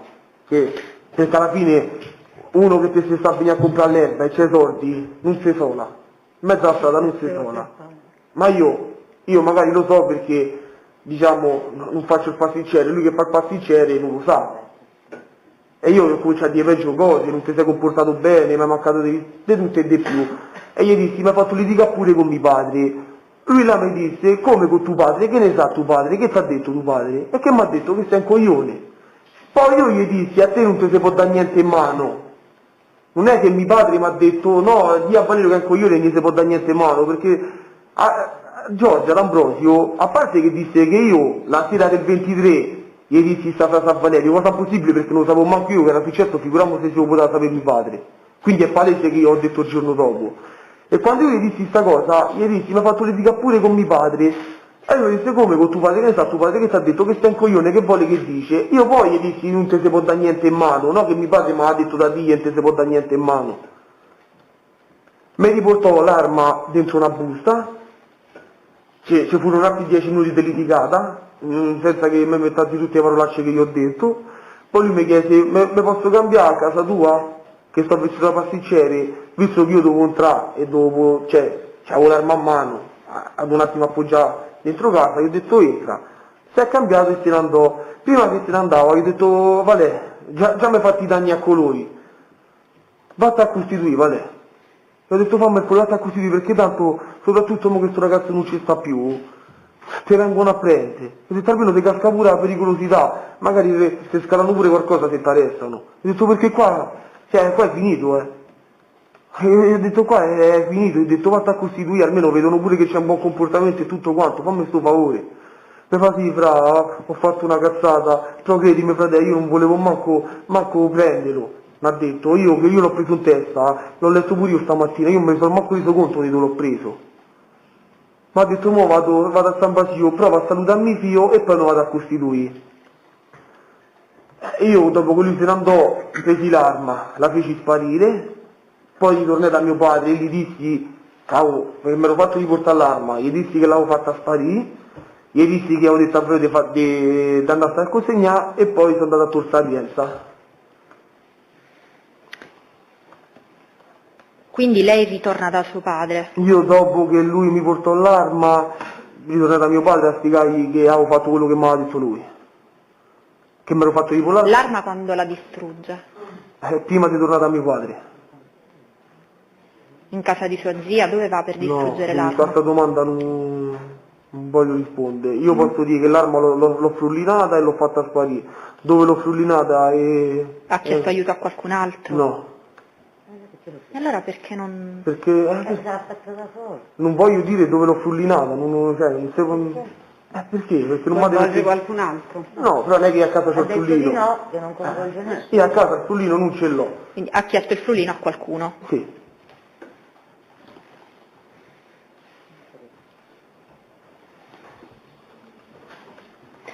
E per fare questa operazione quanto impiega? L'oretta. E suo padre non l'accompagna a fare questo? No. Come mai? Sì, c'è mancato lui. Cioè, era un momento molto importante per lei perché stava distruggendo la prova che avrebbe collegato quello che aveva fatto Valerio Del Grosso a lei e suo padre la lascia solo in quel momento. Non è che ci vuole mio padre che frullina una pistola, cioè sono capace a farlo da solo, poi lui per me c'è tanto che mi ha dato questi consigli perché stava talmente avvelenato pure lui che mi ha detto fa ste cose, almeno può essere che te salvi, cioè che non li salgono a te. Io mi sono fatto riportare la pistola, l'ho frullinata, l'ho fatta sparire e poi sono tornato a lui a dire che era tutto a posto, ma mio padre non è venuto con me. A questo glielo può confermare chi c'era quel giorno là a parlare con me. Me lo dica, così chiedo la conferma. C'era Valeria a parlare con me e D'Ambrosio, io stavo da solo. C'era Valerio. Quando Valerio venne a parlare con me, che mi riconsegnò l'arma, io stavo da solo, tant'è vero che è entrato pure dentro casa e ha visto che a casa non c'era nessuno. Cioè non stavo con mio padre non mi ha dato una mano a far sparire l'arma. Quindi lei conferma che l'arma era distrutta, poi va subito da suo padre dopo aver frullinato Dopo che l'ho l'arma? fatta sparire sono andato da mio padre. E che cosa vi dite? E io ho detto guarda papà l'arma mi sono fatta riportare, ho distrutto, ho fatta sparire e gli ho detto a Valerio di andare a costituire. E mi ha detto ecco mo vattene perché non ti voglio più vedere. Ma quando Valerio entra a casa sua insieme a lei, parlate un po' meglio di quanto era, perché io, nella sua versione, posso capire che quando lei pensa di essere preso in giro non chiede molti dettagli a Valerio, però una volta che lei si accorge che lo sparo era avvenuto veramente, che aveva colpito e ucciso un ragazzo, Sì, io gli ho chiesto... non gli chiede maggiori dettagli, Certo. che cosa le dice Valerio? Gli ho detto che hai combinato, o come ti hai voluto mettere di fare una cosa, queste cose per strada non si fanno, mi hai messo nei casini a me, dai rimediati proiettili, che c'avevi dentro con la testa, ti sei rovinata la vita, gli ho detto di tutto e di più a Valerio.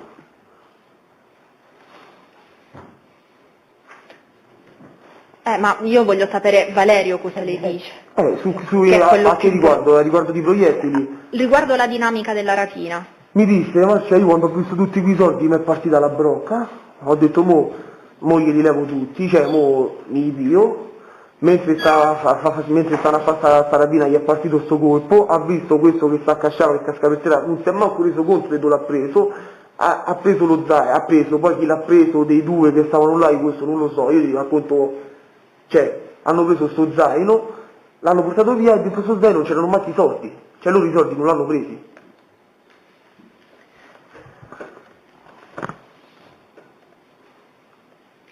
Questo è come, poi io gli ho chiesto, io, naturalmente dopo che io ho visto che era vero che gli aveva sparato, io gli ho chiesto quando hai preso i proiettili, e mi fanno rimediati ieri mattina che sarebbe il 23 a mattina.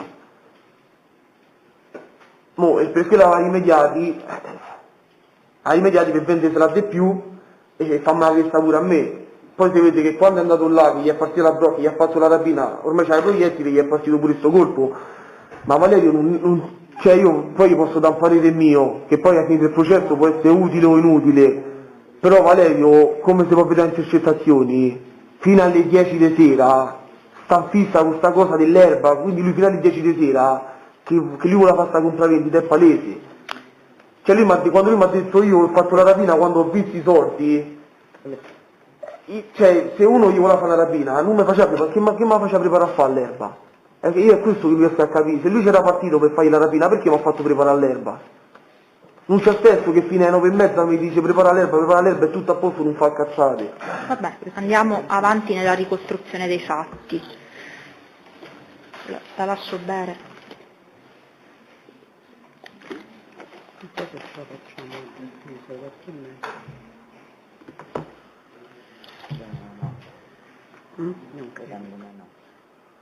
Ma quando Valerio viene da lei aveva lo zaino?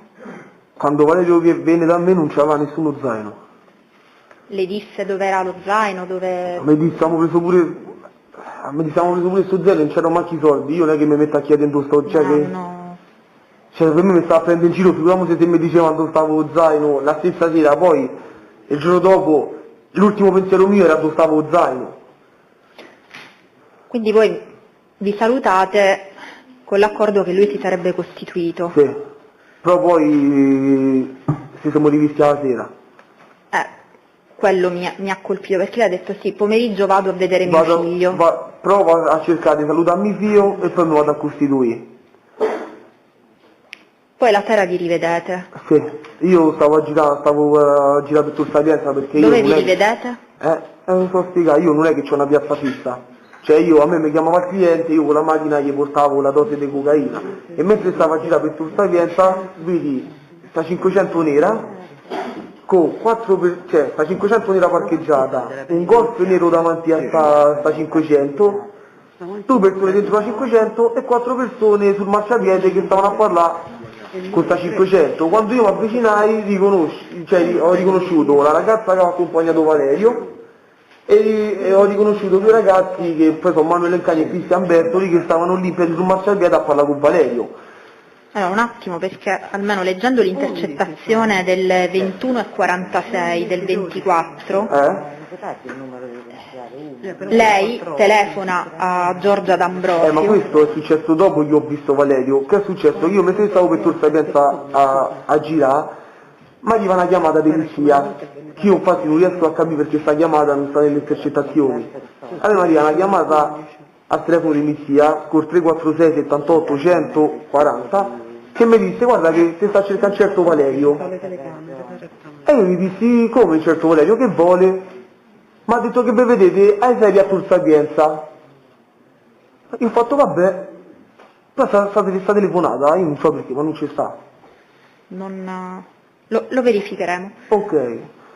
E quindi io ho detto, mi sta cercando certo Valerio, è per forza lui. Cioè la chiama con la linea tradizionale o Lui su si vede che WhatsApp? mi è andato a cercare. No, un attimo, prima proprio perché così lo verifichiamo. Sì. La chiama, se le ricorda, su WhatsApp o con la linea No, tradizionale? lui andò, io WhatsApp... No, sua zia, la chiamata di sua zia. Io non ce l'ho WhatsApp, io ho il telefono quello da 20 euro, quello con chiamate e messaggi, non il ce l'ho muletto. WhatsApp. Quando... C'ho solo chiamate e messaggi. I muletti da... Quando lui si vede che, lui stando senza telefono, si vede che mi venne a cercare a casa di Mizia perché lui sapeva che io stavo là. Quando si vede che ci telefonò Mizia, dice chi è, so Valerio, che c'è Marcello, Mizia non sapeva niente di tutto quello che era successo. Gli disse che c'è Marcello, mi fa no, si vede che gli aveva chiesto se mi poteva chiamare, Mizia mi chiama e mi dice guarda qua ti sta cercando un certo Valerio. Io gli ho detto come Valerio? Mi fa sì, ha detto che te vedete ai ferie a Tor Sapienza. E io preso attaccato, ho cominciato a girare per Tor Sapienza, poi a una certa ho visto la macchina di Giorgia, vicina ai Peri, con sta corpo parcheggiato davanti, sti 4 ragazzi che parlavano con Giorgia e Valerio. Io mi accostai, gli dissi Valerio, sbrigati un po', sali in macchina, lui scese dalla macchina di Giorgia, salì in macchina, abbiamo fatto 2 giri dei stradoni, la Tor Sapienza, tra i palazzoni e via di Tor Sapienza ci stanno dei stradoni, abbiamo fatto 2 giri di stradoni e ho detto che ci sta a fare ancora in giro? Mi fa, fra, non sono riuscito a salutare mio figlio, sto sbloccato, sto andando al manicomio, io mi voglio a costituire, ma mo è tardi, mi ha detto, ma se ci vado domani mattina, tu mi puoi trovare un avvocato che mi ci accompagna? E io mi incazzai, che io ancora in giro stai, ho detto, questo è stupido, gli ho detto. Ho detto, ma almeno va da qualche parte, va a una caserma, te lo chiamano loro perché è un avvocato, qualsiasi cosa, mi fa io, fino a mo sono stato a provare a vedere mio figlio. Non sono riuscito a vedere mio figlio, mo sto qua con Giorgio, io mi voglio a consegnare, ma c'ho io un avvocato, gli ho detto, ma io mo sto dando, tu lo trovo avvocato, gli ho detto. E ho detto, io ti posso dare il numero dell'avvocato mio, e gli avrei dato il numero dell'avvocato Ciampa. Ho detto, domani mattina lo chiami e te la consegnare, ti accompagna lui a consegnare, almeno se ti fanno qualche domanda sai che di. Mi fa, ok, allora famo così. E io che ho fatto? Ritornando per accompagnarlo da Giorgia non c'era più. Lui prese il telefono, chiama Giorgia, poi c'è stata la chiamata che non mi ricordo tutte le parole. Comunque alla fine mi disse sta al Burger King. Io accompagnavo lei al Burger King, si misero d'accordo con Giorgia che andavano a dormire in albergo e che lui la mattina dopo, cioè la mattina dopo l'arresto, perché poi lui la notte è stato arrestato, e lui la mattina dell'arresto avrebbe chiamato l'avvocato mio e domattina si sarebbe andato a consegnare. Poi questo non è successo perché poi la notte hanno arrestato a hotel da Torcelvara. Ma le raccontò come mai non era riuscito a vedere il figlio? Le disse se per caso M'ha aveva detto- tentato e la compagna si era Mi ha detto sono opposta. stato fino a mo' a cercare di vedere mio figlio, non ci sono riuscito. Poi perché non c'era riuscito a me non mi interessava, cioè non me ne fregava No, niente. chiedevo se per caso aveva aggiunto No, qualche io gli ho detto che ci dettaglio. sta a fare ancora in giro, ma allora pensa, gli ho pure detto, mo vado da tuo fratello e gli dico tutto. Mi fa sta buono, mi hanno pure denunciato. Io ho fatto come ti hanno denunciato? Mi fa sì, mi hanno denunciato, mi stanno a cercare. Io infatti quando poi lui se ne va con Giorgia, io provo a chiamare il fratello Andrea per dire guarda che domani mattina si va a consegnare, sta lì a quell'albergo, solo che Andrea, se vede che stava in questura, stava da qualche parte, mi ha detto che non poteva parlare e non ci ho potuto parlare. Ma io dopo che lui se n'è andato con Giorgia in albergo, io ho chiamato il fratello per dire guarda che sta a quell'albergo, domani mattina si va a consegnare. Cioè, lei l'aveva chiamato per questo, ma è riuscito a dirglielo o no? No, perché mi ha detto qua ci sta tutto il governo, cioè, ha detto che... Tutto il governo. Ma una cosa del genere mi ha detto... Tutti i capi della polizia Tutti di i capi Stato. della polizia, una cosa del Non genere il mi ha governo. detto, io ho preso e ho... Mhm.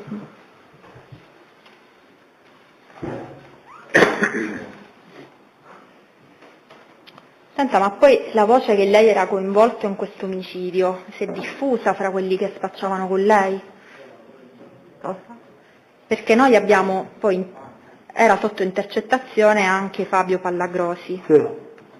che era indagato insieme a lei e sotto intercettazioni insieme a lei sempre per reati inerenti agli stupefacenti, per quello lo dico. Quindi quello che mi colpiva, come faceva, perché dal tenore della telefonata, non la leggo tutta, Pallagrosi Fabio Sì, sto Marcello e Macello, sì, quelle cioè, telefonate là. mostra di sapere, cioè, parliamo Ma- di telefonate avvenute Stava tutto- quando ancora nella stampa non era uscito il suo nome, Perché del fa- 25 ottobre. Perché Pallagrosi quando è uscito di galera stava senza una casa, senza una macchina, senza una lira, senza niente. Io l'ho conosciuto lì a Tor Sapienza, ci ho stretto un rapporto e gli ho dato una mano. Io pagavo il bed and breakfast, cioè gli davo una mano diciamo, a dormire. Quindi avevo un ottimo rapporto con lui e lui capace che durante la giornata non c'aveva niente da fare e stava lì con me, che facciamo compagnia e io gli avevo raccontato di quello che era successo.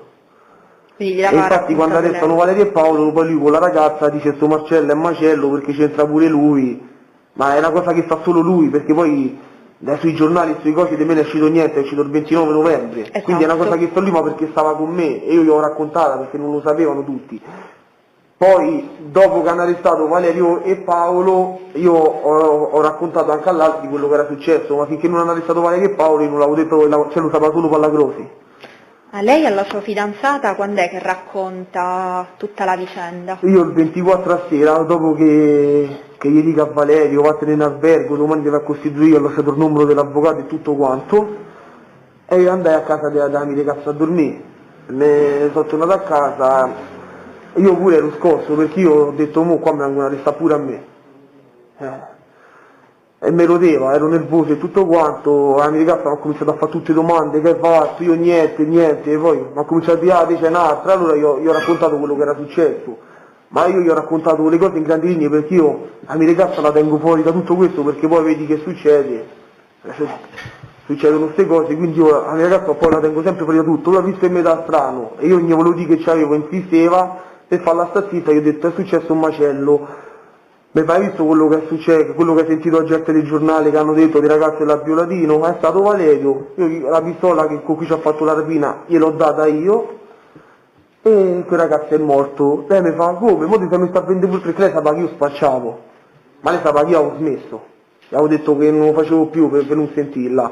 E mi disse mo ti sei messo a vendere pure le pistole. Mi ha detto ma che c'avevi qua a casa mia? E ho detto guarda non ce l'avevo qua a casa tua, non è che mi sono messo a vendere pistole. Non mi va di spiegarti, ti ho detto quello che ci ho detto, quello che è successo, poi chi è che vende pistole? Ma che te frega a te se io ho venduta, se io ho data, se io ho prestata? Io ho detto, ti ho detto quello che c'ho, mo fatti affari tua. Se no prendo e me ne vado, e là si è un po' tranquillizzata. Perché poi lei sa che il motivo per cui poi è stato raggiunto da ordinanza cautelare, più che lei anche suo padre, lei era già raggiunto da ordinanza cautelare, comunque poi suo padre, il coinvolgimento di suo padre. Però parliamo di quel 29 novembre. E a me il 29 novembre stavo a casa della mia ragazza, alle 5-6 di mattina, la mia ragazza sente bussa, mi dice guarda che mi sa che sei carabinieri, faccio tempo apri gli occhi, che sento che entrano, e io la prima cosa che mi è venuta a mente ho preso il telefono, sempre un telefono da 20 euro di questi qua che usavo per motivi miei, l'ho buttato sotto al letto, tempo il butto sotto al letto, entrano, tutti che pistole, fermo, ho detto che è successo? Mi famo tu, spieghiamo noi che è successo, facci la ragazza. La mia ragazza mi smontano tutta la camera dove io dormivo con la mia ragazza, mi fa preparati i borsoni. Mi ha fatto scusa, mi ha fatto la perquisizione, non mi ha trovato niente, mi devo preparare i borsoni. Mi fa, lo sai bene perché stiamo qua? Io ho fatto no, guarda, di non lo so. Mi fa la vicenda dei sacchi. E lì per lì lui quello mi ha detto. Quindi io dico, mi saranno venuti a arrestare per l'erba e perché ho venduto la pistola. Perché io, ha visto la Valerio, io gliel'ho venduta. Cioè sta cosa che si dice che io gliel'ho prestata è un'invenzione dei giornali. E questa è una cosa pure che voglio dire pure ai giudici popolari che magari non hanno tutte le carte del processo, perché io questa cosa che io ho prestato l'arma a Valerio è un'invenzione di giornali, perché lei che ha studiato bene il processo può vedere che in qualsiasi intercettazione, in qualsiasi conversazione, la parola prestata non esce mai fuori. Io dal primo minuto che mi hanno arrestato, quando io entro a Biancecci, che poi io prima di entrare a Biancecci ancora non sapevo qual era l'icapita accusa mia, io sapevo solo che mi hanno arrestato per la vicenda di Luca Sacchi, io i capi di imputazione mia non li sapevo. Io quando entro a Biancecci e mentre sta a prendere le impronte, già sul telegiornale c'erano le immagini mie, le immagini di mio padre, e già sul giornale era uscito, e già poi il giorno dopo sul giornale esce, ma esce sul giornale perché il telegiornale disse vicenda Luca Sacchi, De Profis Marcello presta l'arma al killer Valerio del Grosso, ma sta cosa che io gli ho prestato l'arma, ma chi l'ha detta? Cioè perché è uscita fuori che io ho prestato l'arma a Del Grosso? Dove sta scritta sta cosa? Non sta scritta da nessuna parte che io ho preso l'arma a Valerio. Io l'arma a Valerio gliel'ho venduta, io non riesco a capire perché con una vicenda così delicata, che quasi decide la vita mia, a dire queste cose che sono esistenti.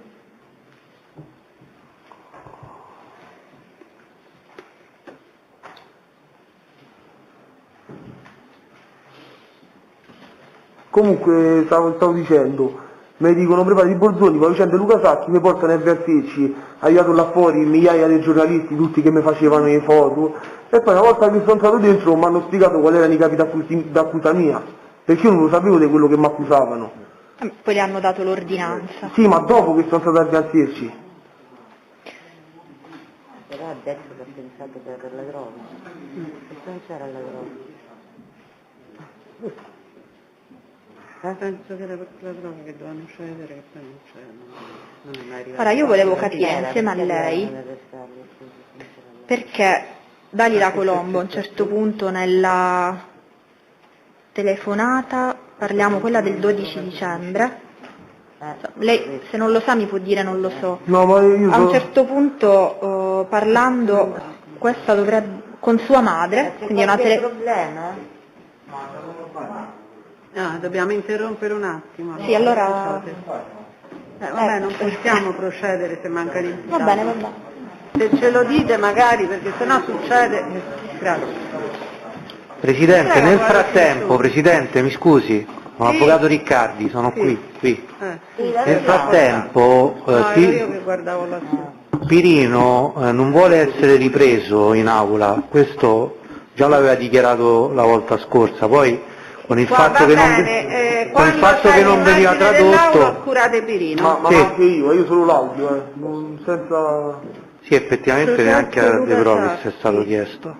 Anastasia fa la vittima, era la mia vita lacrime in aula e l'hanno ripresa.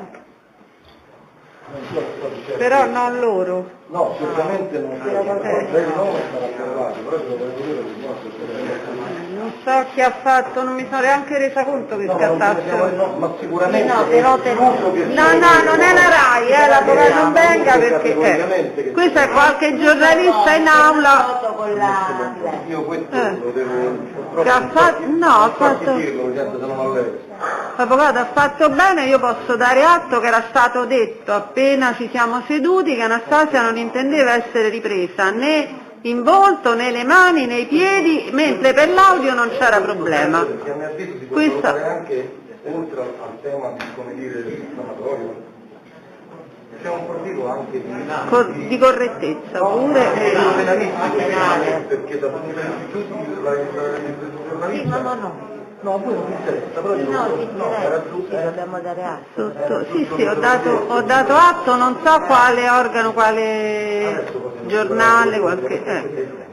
Ah, è il Tempo Online, l'avete trovato sul Tempo Online, vabbè, adesso io non ho letto, me l'ha fatta vedere.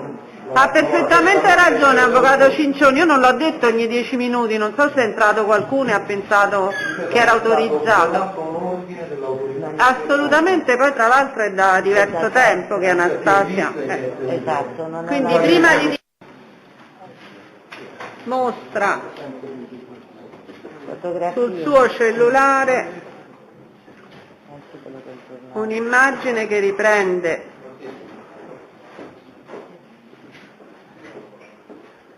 la sua assistita. C'è un cellulare che squilla, mi sa. Il tempo.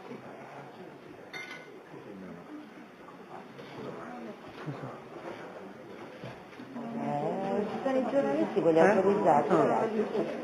La sua assistita fotografata Di familiari, magari per il caso del processo importante non può entrare. sul banco dei testimoni dell'aula Occorsio questa mattina.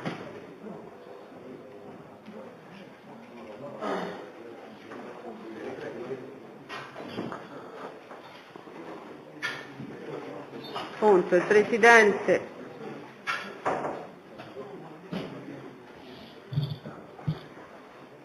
ribadisce che questa mattina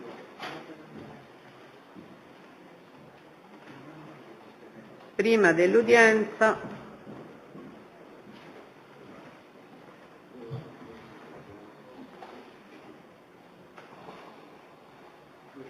aveva ancora una volta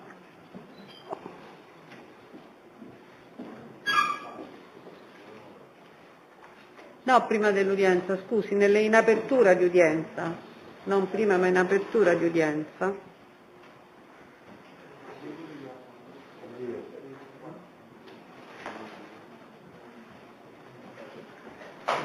ancora una volta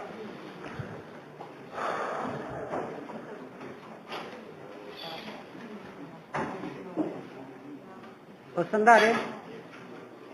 Ricordato a tutti i presenti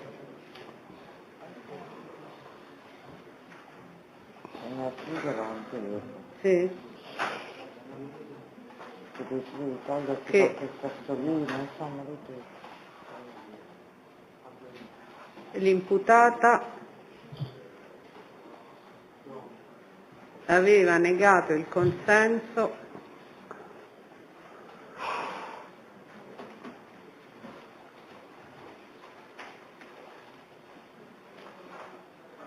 ad essere ripresa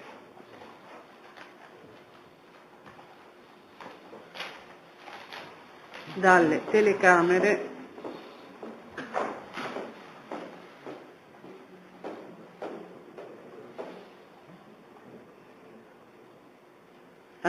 in qualunque parte del corpo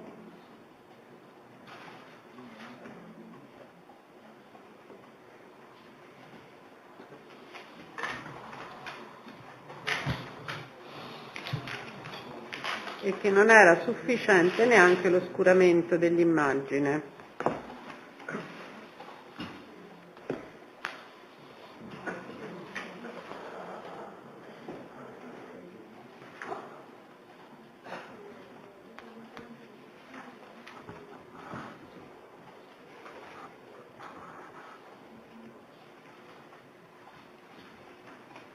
appunto l'avvocato Cincioni, sì, per il verbale, dichiara che si riserva di sporgere querela oppure che sporgerà querela? Si riserva, mettiamo così la decide poi. Eventuale. Si riserva di sporgere eventuale querela contro i responsabili. Si riserva, sì, che si riserva di presentare eventuale querela contro i responsabili, dando atto che nessuna responsabilità è ascrivibile ai giornalisti della RAI di Grazie. Un giorno in pretura, autorizzati ad essere presenti. Sarà qualche giornalista che è entrato? Che abbiamo autorizzato di giornalisti, vabbè, poi verificheremo eventualmente. Rai 3 e non c'è, giusto? No, è Un giorno in pretura, ora mi fa, Rai 3 Rai 3. sì, Un giorno in pretura. La troupe di Un giorno in pretura. La troupe di Un giorno in pretura. E chi è? Diversi, credo che sia oggi c'è stato più movimento. Viene? Anna Boiardi, da dove viene? Non lo sappiamo. Vabbè, non gli possiamo chiedere di fare la delatrice. No, è fatto palesemente Ma dalla tanto è platea firmato, quello sì, caso. interessa. È palese che è fatto dalla platea durante l'esame della parte civile. Sì, no, l'immagine è di oggi dell'aula. Sì, ma l'ho ho visto, avuto modo di vederla è anch'io fatta e dalla di- giù, sostanzialmente. di Io non me sono indignarmi. accorta. Cosa? Quindi La storia delle televisioni. a un certo punto, un attimo. La sua fidanzata parlando con la madre, Con mia madre o con la madre? con sua madre, Ok, con mia suocera. sì, Ok. dice: è vero che Marcello gli ha dato quella cosa, ma del resto, cioè Marcello non lo sapeva che lui ci doveva ammazzare, Marcello non lo sapeva dei 70.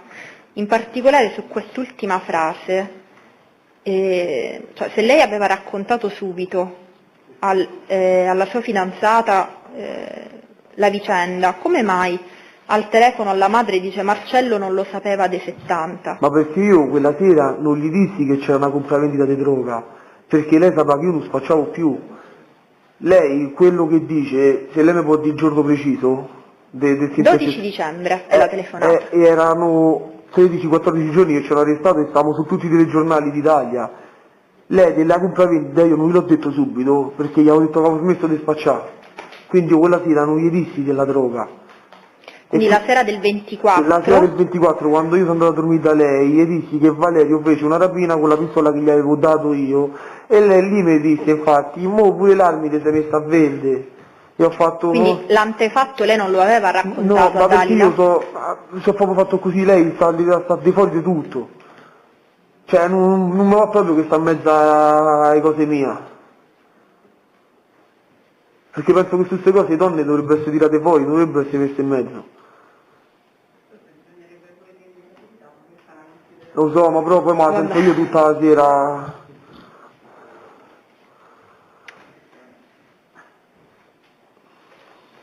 No, anche perché comunque Dalila, da come parla con l'amica Chiara Gavioli, è informata del fatto che lei gestisse la piazza di Tor Sapienza. Le leggo proprio le battute, però immagino che le conoscerà meglio di me. E boss. Quando dice stanno a scrivere tutte cazzate e poi hanno scritto Marcello De Propris che c'aveva la piazza a San Basilio, che è di San Basilio, poi dice non è vero, l'amica dice è vero, ho letto, e Colombo, cioè c'è l'atto Tor Sapienza, scusa, rettifica le... Sì, perché a me quando mi hanno arrestato, io oltre alla custodia cautelare del processo dei Sacchi, ho avuto anche la custodia cautelare del processo di droga. e quindi lei sapeva che che oltre che mi hanno arrestato per il processo di Luca Sacchi mi hanno arrestato per droga e sapeva quello che era successo per la droga e sapeva dove io vendevo e tutto quanto. Quindi, stando a quello che mi dice lei sapeva che io avevo spacciato ogni tanto a Tor Sapienza, poi ultimamente avevo detto che avevo smesso perché mi tartassava che non voleva, però lei lo sapeva che io qualcosa facevo a Tor Sapienza, che poi ultimamente avevo smesso, quella è una bugia che io ho detto io. Però dopo che mi hanno arrestato e mi hanno portato tutte e due le custodie cautelari, naturalmente lei si sarà sentita con l'avvocato, si sarà informata e gli avranno detto quello di cui mi accusavano e quello per cui stava arrestato. Allora, questa telefonata avviene poche ore del giorno in cui eseguono la doppia misura cautelare, perché questo lo dico anche per informare la Corte. Vengono eseguite contemporaneamente le due ordinanze cautelari che avevano raggiunto Marcello De Propris, una appunto per i fatti della vicenda dell'omicidio Sacchi, quindi con le imputazioni per cui siamo qui oggi, e un'altra che riguarda l'operazione Coca Express. Porta Maggiore, quindi... infatti a me le perquisizioni mi hanno fatto già penserci che Porta Maggiore. Esatto, e quindi Colombo Dalila parla poche ore dopo, quindi non giorni dopo che è andata dai suoi avvocati a informarsi, dice no. Ce l'ha a Tor Sapienza, quindi sembra ben informata. Ma lei lo sapeva che io facciamo a Tor Sapienza, anche perché io so di Tor Sapienza, sto tutti i giorni a Tor Sapienza, non è che vado a spacciare altri quartieri. Poi mi hanno arrestato la mattina alle 7, io penso che subito dopo l'arresto si sarà sentita con gli avvocati e gli hanno spiegato com'era la situazione.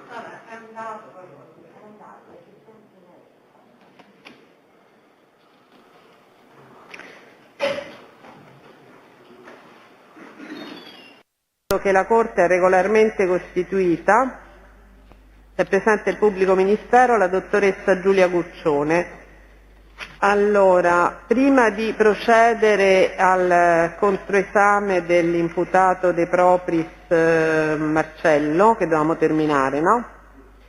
Volevo dare lettura di una nota che è pervenuta, credo, il 23 aprile, da parte di un assistente di polizia penitenziaria. Dunque, il 22 aprile 2021 allo scrivente, comandato di servizio con turno 7:30-13:30 presso il Tribunale di Roma in qualità di scorta per le cause giornaliere, viene assegnato il compito di accompagnare in aula per il dibattimento presso la prima corte d'assise, unitamente all'assistente ispettore eccetera, il detenuto Del Grosso Valerio, coimputato del detenuto De Propris, il quale era stato assegnato a un'altra scorta.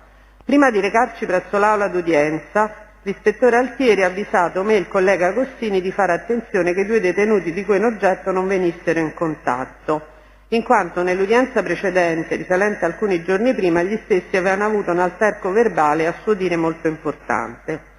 Alla luce di ciò abbiamo provveduto a prendere tutte le precauzioni possibili affinché non avvenissero contatti tra i due. Ma al rientro presso le celle, al termine dell'udienza, mentre il collega addetto alla sorveglianza delle celle stava facendo entrare il De Propris nella camera di sicurezza, lo stesso proferiva le seguenti parole all'indirizzo del Grosso. «Ah, oh, allora che hai deciso da di, mi raccomando». Il Del Grosso rispondeva dicendo «ma lasciami perdere». Durante il viaggio di rientro, alla fine dell'udienza dal Tribunale, in direzione della casa circondariale Regina Coeli, per una questione di economicità del servizio, i due detenuti sono stati trasportati a bordo dello stesso veicolo, con celle separate. All'arrivo presso il carcere di cui sopra, il De Propris, rivolgendosi nuovamente al Del Grosso, diceva «Che hai deciso di dire? Mi raccomando, eh?» Lo scrivente interveniva prontamente interrompendo il tentativo del De Propris di intimorire il Del Grosso. Questo in data 23 aprile 2021, quindi volevo rendere edotti tutti i presenti di quanto avvenuto e di quanto oggetto della relazione della Polizia Penitenziaria. Gli atti sono stati trasmessi in procura per conoscenza. Allora, cominciamo con il De Propris? Sì, prego. Si accomodi, gli avvisi gliel'ho fatti alla scorsa udienza, quindi valgono sempre.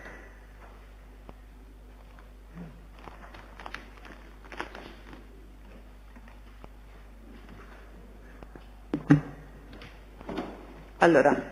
Ma posso precisare una cosa su questa cosa che è stata detta adesso? Certo. Ma io gli ho detto solo che hai deciso da fare, prendi responsabilità tua che mi stanno a far pagare una cosa Non che ho non... capito, ha detto? Io gli ho detto che hai deciso da fare, prendi le responsabilità tua perché mi stanno a far pagare una cosa che non ho fatto. Io poi tutte queste altre cose che ha scritto non mi sembra che io ho dette. Io gli ho detto che hai deciso da fare, prendi responsabilità tua perché a me stanno a far pagare una cosa che non ho fatto. E l'assistente mi ha detto non potete parlare. E io ho fatto vabbè sì, se potevo parlare parliamo. Finito il discorso. E poi gliel'ha Perché detto nuovamente.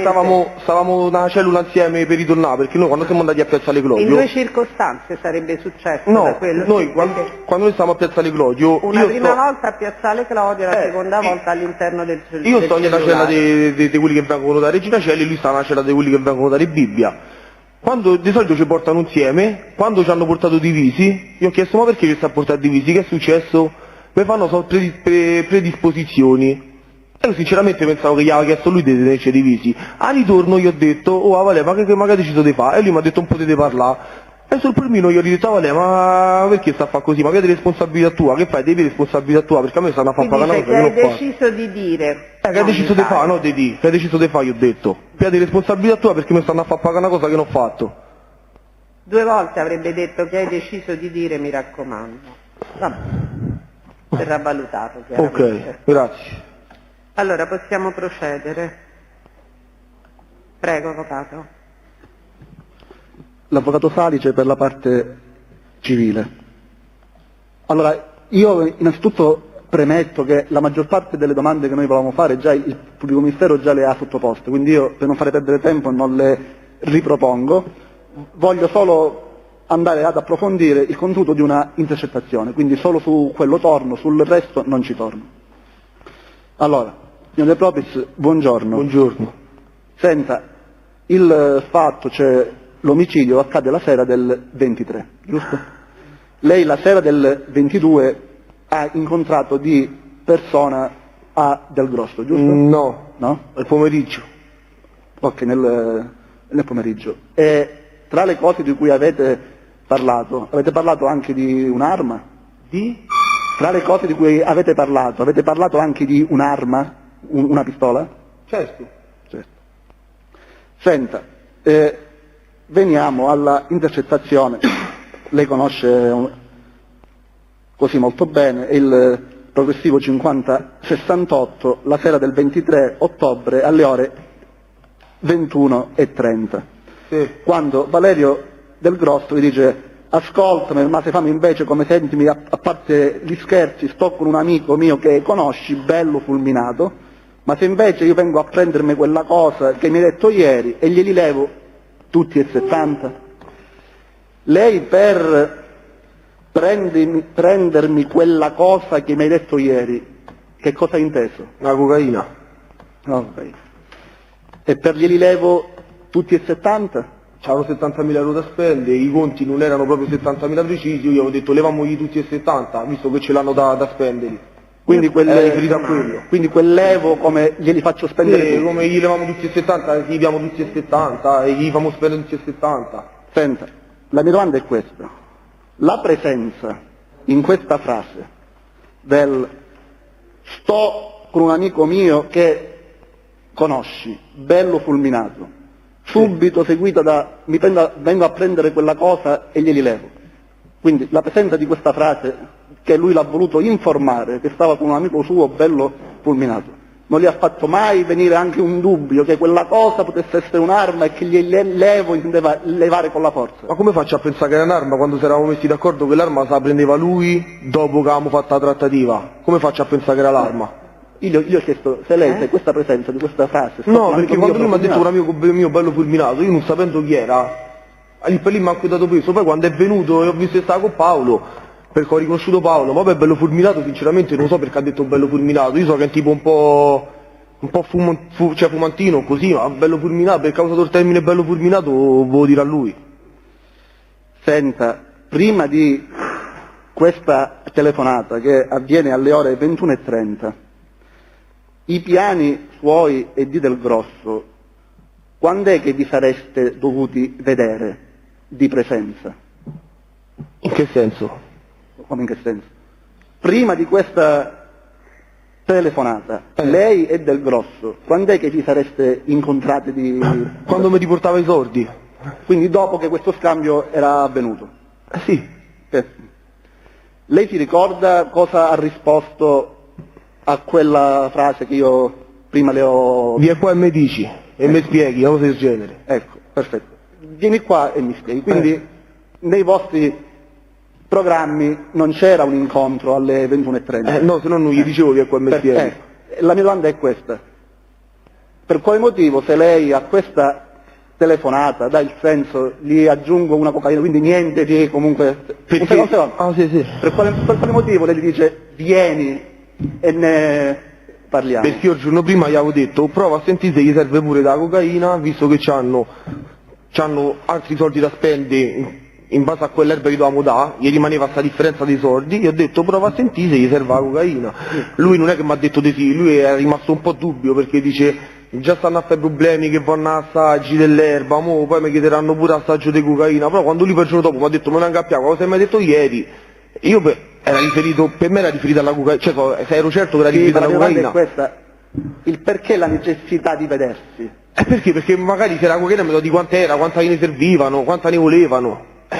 Su quello eravamo messi d'accordo, io ho detto fammi sapere se gli interessa, magari lui si era interessato, gli hanno detto sì mi serve, perché non farlo per messaggi? E che gli dico, preparami 30 grammi di cocaina, mi dice, preparami 20 grammi di cocaina. Ma lei nel pomeriggio non avete parlato voi di questo scambio di marijuana andando a utilizzare termini come Game Boy, sto a imballare, un attimo, Game Boy, sto a imballare, sono 15, non famo scherzi. Perché per la marijuana si può parlare per telefono in maniera diciamo codificata, invece per la cocaina c'è la necessità di andarsi a vedere subito? Perché innanzitutto non è che mi ha detto che so 15 kg di marijuana, ma so 15 il Game Boy, magari lui per farmi capire che era cocaina ma preferiva dirmi a voce al posto di usare termini che magari io non capivo, oppure guarda cosa mi ha detto ieri, io ho detto vieni qua e mi spieghi, senza che si mettiamo là a parlare del telefono. Va bene. Diciamo perché non mi ha detto cocaina per telefono, no, penso che è palese. No, lei pensa ciò che vuole, noi pensiamo. Va bene, non ho altre domande, grazie. Salve signor De Propris, avvocato Decina per la parte civile. Buongiorno. Buongiorno, io più che una domanda avrei una curiosità. Lei nel corso del suo esame ad un certo punto ha raccontato, ha detto che l'arma l'ha distrutta, frullandola. E aggiunge poi appunto di essersi fatto aiutare, no, nella distruzione di quest'arma e di non voler riferire.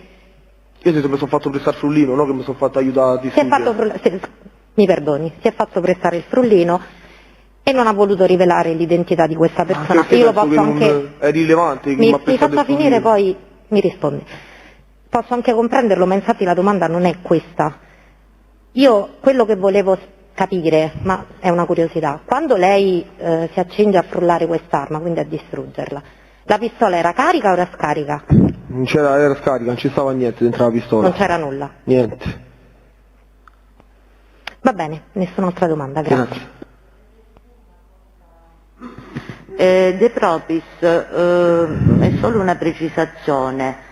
La rilevanza o meno di una questione non è affidata a lei. Io glielo do, no, non è un rimprovero, è un consiglio, perché lei può non rispondere, ma siccome lei sta giustificando un suo comportamento in una sua rappresentazione difensiva, la rilevanza o meno di come lei ha proceduto a certe condotte può essere rilevante. Può non esserlo, però questa valutazione non la compia lei, perché non è un caso che la Corte le ha chiesto di indicare a chi si è rivolto e da chi ha avuto tutto questo. C'ha ragione. Questo glielo dico nel suo interesse. C'ha ragione.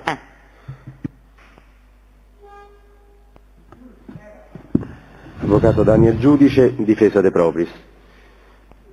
Anche io cercherò di ovviamente limitare le domande rispetto al ricordo delle risposte date dall'imputato alla precedente udienza. Volevo a questo punto chiudere sul punto introdotto dalla parte civile e in particolar modo le chiedo questo, De Propris. La parte civile dice perché non vi siete scambiati dei messaggi e perché con Del Grosso e perché ha insistito affinché vi vedeste, potendo invece tramite messaggistica indicare cripticamente i contenuti degli importi di cocaina da trattare e quant'altro, così come era avvenuto anche per la marijuana. La mia domanda è questa: ma lei capisce da quello che dice che Del Grosso le propone un possibile scambio un possibile acquisto di cocaina a integrare, diciamo, la fornitura rispetto ai 70.000 euro? È così, giusto? Sì. Da quello che ho capito, da quello che lei ci ha raccontato. Ma questa eventuale cocaina da cedere a Del Grosso, chi gliel'avrebbe dovuta procurare e dare? Avvocato, c'avevo a disposizione, cioè, non è che c'avevo a disposizione, perché io prevalentemente vendo cocaina e quindi quei 10-20 grammi...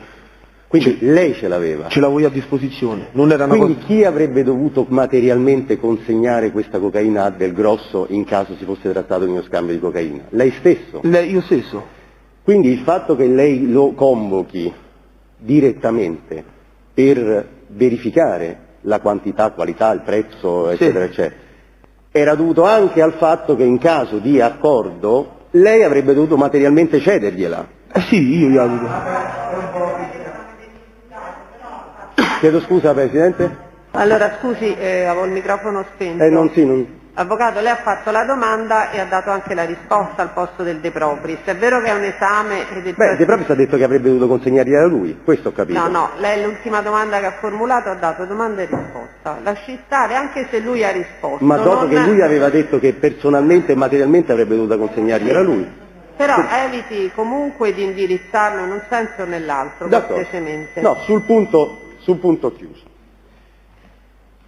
Torniamo indietro. Lei dice, a proposito della pistola, che il cliente che le aveva ceduto la pistola, che poi diede a Del Grosso, le disse che la pistola che le stava dando valeva, mi correggo ovviamente, questo è quello che ha dichiarato nel memoriale della precedente udienza, almeno 1.400 euro, ossia il doppio del credito vantato. E anche 2.000 euro se l'avesse venduta carica. Ma lei si fidò della stima comunicatale al suo cliente? Mi sono informato, cioè lui all'inizio mi ha detto così, intanto mi ha sorpresa, poi mi sono informato se quello che mi ha detto era vero, effettivamente era su per giù come diceva lui. Ma la differenza tra una pistola carica e scarica sul mercato clandestino è così importante, così rilevante? Sì, perché ma non è tanto a difficoltà di media proiettili, è proprio una cosa di se te la vendo carica è un conto, se te la vendo scarica è un altro, è normale che la differenza di prezzo ci sta. E perché è normale?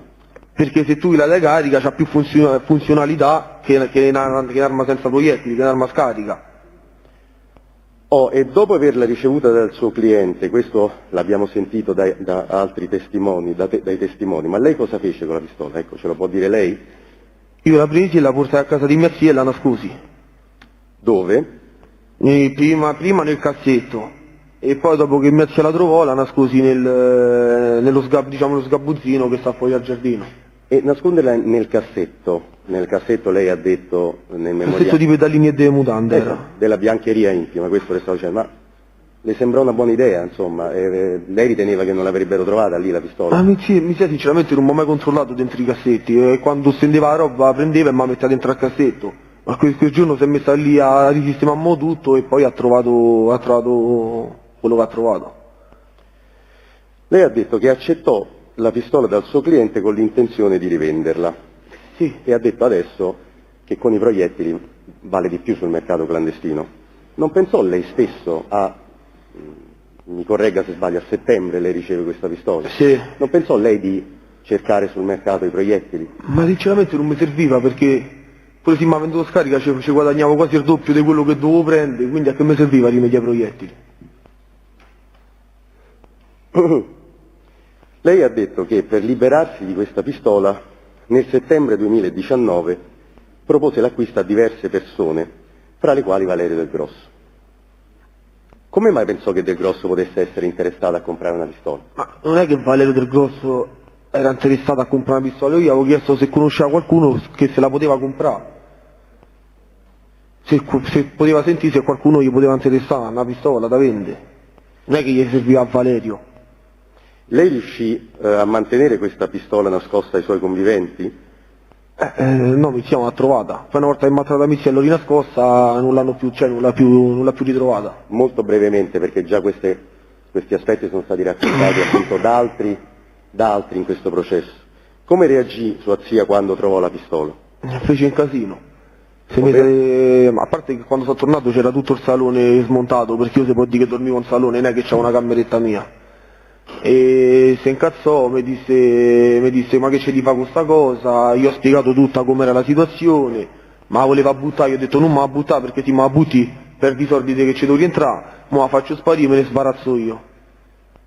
Lei disse a sua zia quindi cosa intendeva farci, da dove proveniva quest'arma, perché ce l'aveva e qual era la condizione di questa pistola, insomma, quali erano le caratteristiche, insomma, Ma lei mi chiese ma che c'è di fare? Io gli dissi guarda me l'hanno data perché mi hanno dato dei soldi, mo me la rivendo, ci rientro dei soldi e finita là non ci devo fare niente di che, ma solo rivende. E fece vedere a sua zia che la pistola era scarica? Ma a parte che se ne accorse lei, perché quando la prese vide che non c'erano i proiettili, poi si è messa a cercare se c'erano altre cose e non trovò niente. E poi gliel'ho confermato io, ma già se ne era accorta lei. E io gli ho detto ma che non vedi che è scarica, ma che ce devo fare? E a sua zia queste spiegazioni bastarono? No, si era incazzata, ma ha minacciato che io avrebbe detto a mio padre, e io gli ho detto sì, fammi il favore, non gli di niente a papà, mo domani me ne libero. E lei mi ha creduto. Fu presente qualcun altro oltre a sua zia? Mio cugino Marco, Marco Varani. E le disse qualcosa a suo cugino Marco Varani? Ma no, la sera mi chiese, perché lui quando stava a litigare con me su questa cosa era presente. Lui lì per lì non ha detto niente, la sera quando sono tornato a casa mi ha detto ma che c'è di fare con qua cosa, che è successo? Io ho detto fatta affari tua. Dopodiché lei la pistola la porta effettivamente via?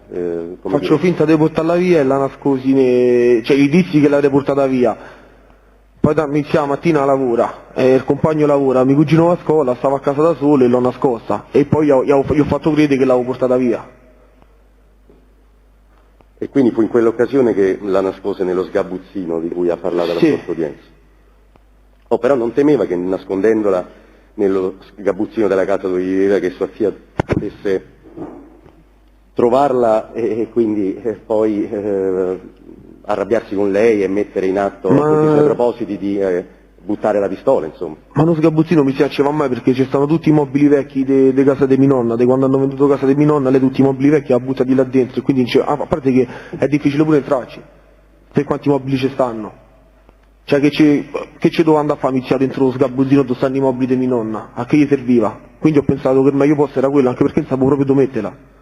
Ma era un luogo quindi questo sgabuzzino che non era abitualmente frequentato? Pieno di mobili, tavoli, sedie, armadi, pieno di mobili, pieno di polvere. Senta, suo padre Armando sapeva che lei aveva un'arma? No. L'ha saputo in un secondo momento? Io ho detto io il giorno dopo che è successo tutto quanto. Senta, lei ci ha detto che il 21 ottobre Valerio Del Grosso le disse che un suo amico aveva dei clienti che cercavano 15 kg di marijuana e voleva spendere, lei dice alla scorsa udienza, 4.000-4.500 al chilo. Non di più di 4.500 euro al chilo. Come chiedo? Non di più di 4.500 euro al chilo. E che avevano a disposizione 70.000 euro. E le chiese a lei, si rivolse a lei per verificare se ne aveva la disponibilità, se gliela poteva fornire. E perché si rivolge a lei Del Grosso? Che ne so, io ho pensato poi, pensiero mio, da quello che ho capito era parecchio che questo amico di Valerio stava a cercare sterba e non la trovava. Un giorno se ne è uscito davanti a Valerio e Valerio ha detto guarda c'è un amichetto mio che sta per strada e può essere che lui ce la può rimediare, e lui è venuto da me perché sapeva che spacciavo. E come faceva a sapere che lei spacciava? Lo sapeva perché ogni tanto, a parte che è un amico mio lo sa, ma poi ogni tanto veniva là da me, stava con me o vedeva con gli occhi suoi quello che facevo. Lei conosceva Valerio Rispoli? Io Valerio Rispoli non lo conoscevo.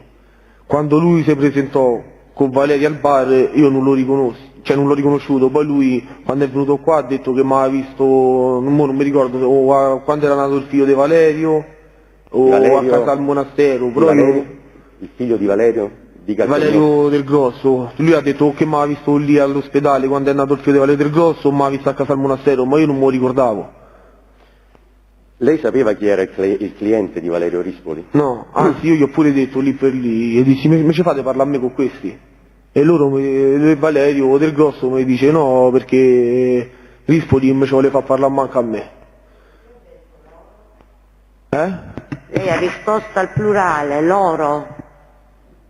Perché io gli dissi a loro, me ci fate parlare a me? Cosa è? Io dissi a loro... A loro Valerio del Grosso loro e Valerio chi? Rispoli. Loro è plurale? Valerio del Grosso e Valerio Rispoli, gli dissi, me ci fate parlare a me con questi? E Valerio del Grosso mi disse, ma c'è Rispoli, non me li vuole manco farmici parlare a me, figuriamoci se te ci fa parlare a te. Il loro era riferito a loro due. Senta, lei ci ha detto che ha accolto la proposta di Del Grosso, che ha contattato il suo fornitore e ha preso della disponibilità da parte del suo fornitore di due qualità differenti, mi pare, la scorsa udienza mi pare che parlò di due qualità di spagnolo. Sì, erano due tipi di arma differenti. Che costavano 4,2 e 4,3. Che lei avrebbe pagato 4,2 e No, 4,3? io la pagavo 4.000 o 4.100, a loro l'avrei messa a 4.200 e 4.300 euro al chilo. Quindi lei ci guadagnava 2 punti, come si 200 dice. euro al chilo. Ok. Le domando, ma lei affidava una compravendita di un quantitativo, insomma, non minimo, a un suo amico che secondo quello che lei ci dice era inesperto? Lei alla scorsa udienza ci ha parlato di un pasticcere in buona sostanza. Sì. Ecco. E le chiedo questo, appunto, lei affidava la compravendita di questo quantitativo a un amico che era del tutto inesperto? Perché l'ha affidata, ma io infatti a Valerio non gli ho affidato niente, avvocato, perché io a Valerio gli ho detto di andare solo là e conta i soldi. Cioè penso che pure se fa il pasticcere sarà buono a conta i soldi. Io per l'erba se ne occupava il fornitore mio, lui doveva solo andare là e conta i soldi. Mo vabbè che non sta in mezzo alla strada, però per conta i soldi non c'è bisogno di stare in mezzo alla strada. Cioè non è che gli ho affidato la compravendita si può dire che gestivo io perché ero io che gli mandavo l'erba là. Lui doveva solo andare là e conta i soldi. Quindi lei si fidava di sì, se no non ci avrei mai fatto una cosa del genere.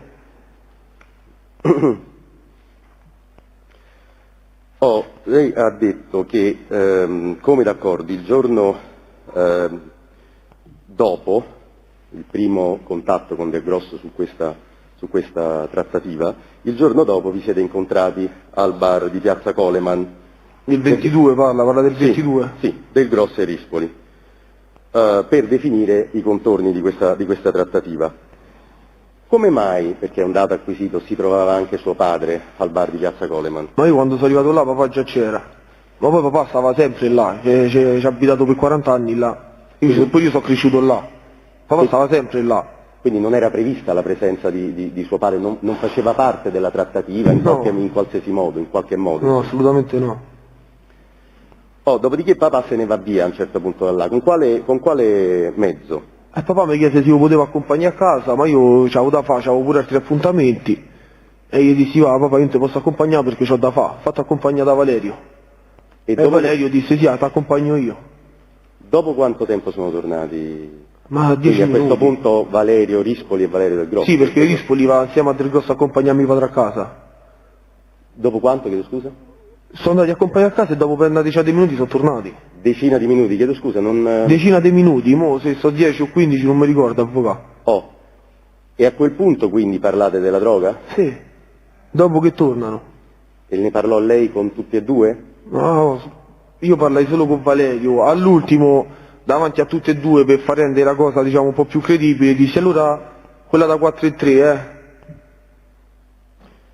Quindi appunto su questo punto lei ci ha detto che Del Grosso, da quello che ho capito alla scorsa udienza nel suo memoriale, avrebbe acquistato la qualità più scadente. Vabbè, era minima la differenza, di quella che costava 100 euro di meno al chilo. Al prezzo più basso, e che Del Grosso le chiese di reggere il gioco con Rispoli in buona sostanza, dicendogli che in realtà il prezzo che lui avrebbe imposto diciamo, a Rispoli e all'acquirente sarebbe stato di 4,3, non all'acquirente, a Rispoli, sarebbe in realtà stato di 4,3.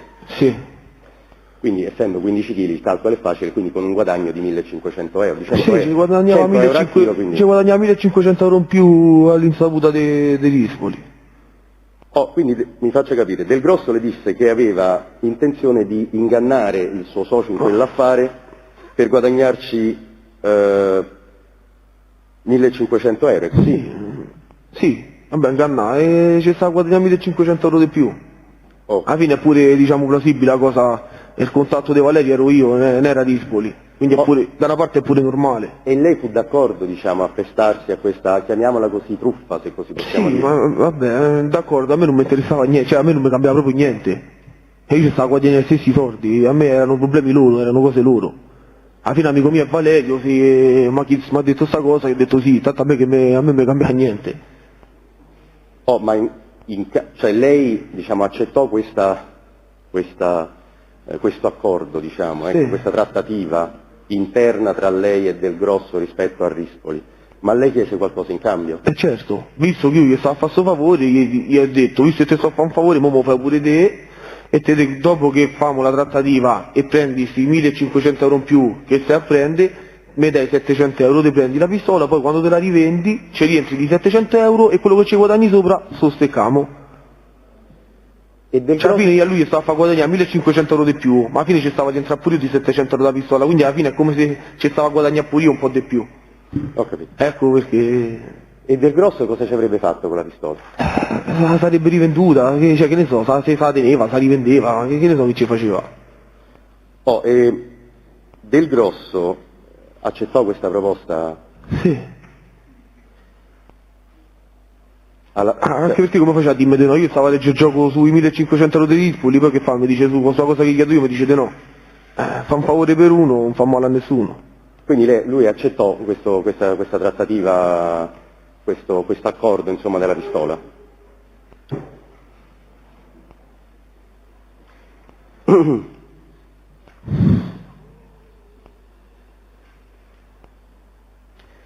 Ha detto che secondo l'accordo che stavate concludendo, la consegna della pistola a Del Grosso sarebbe avvenuta dopo la trattativa. Dopo che lui mi aveva portato i soldi e se dovevamo seccare guadagno.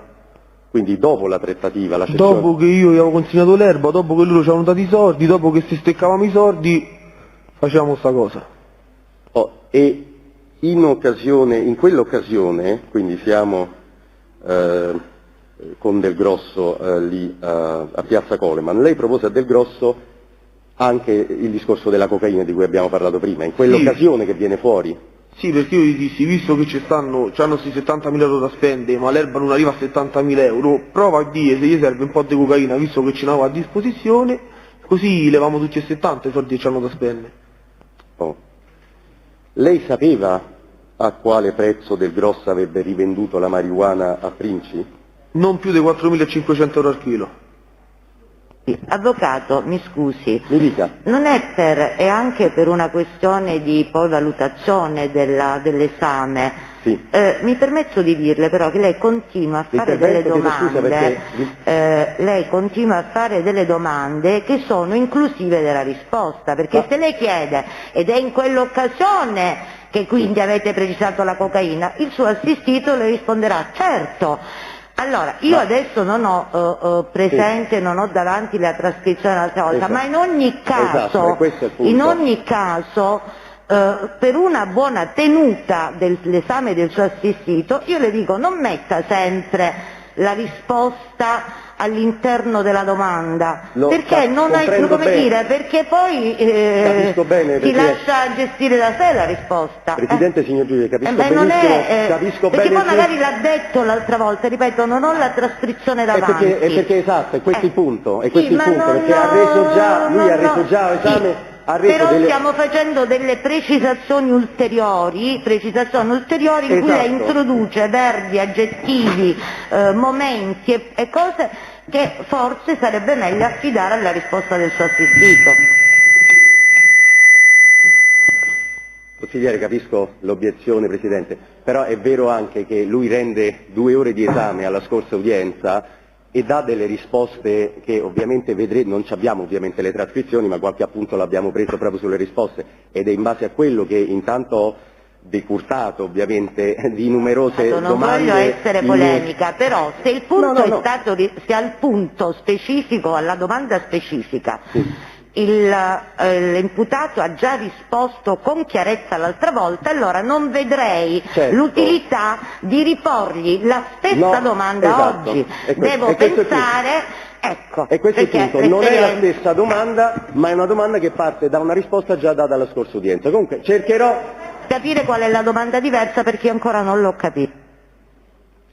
Sì, ovviamente se avessimo le trascrizioni sarebbe tutto più facile, ovviamente, è chiaro. Cercherò di attenermi alle vostre indicazioni, però ecco, il motivo per cui le domande sono state formulate in questo modo è che sulla base degli appunti presi abbiamo già una risposta che verificheremo rispetto alla precedente udienza in cui il pubblico ministero ha sottoposto ad esame il De Propris. Allora, lei sapeva come Del Grosso avrebbe suddiviso il ricavo con Rispoli di questa trattativa, ovviamente, di stupefacenti?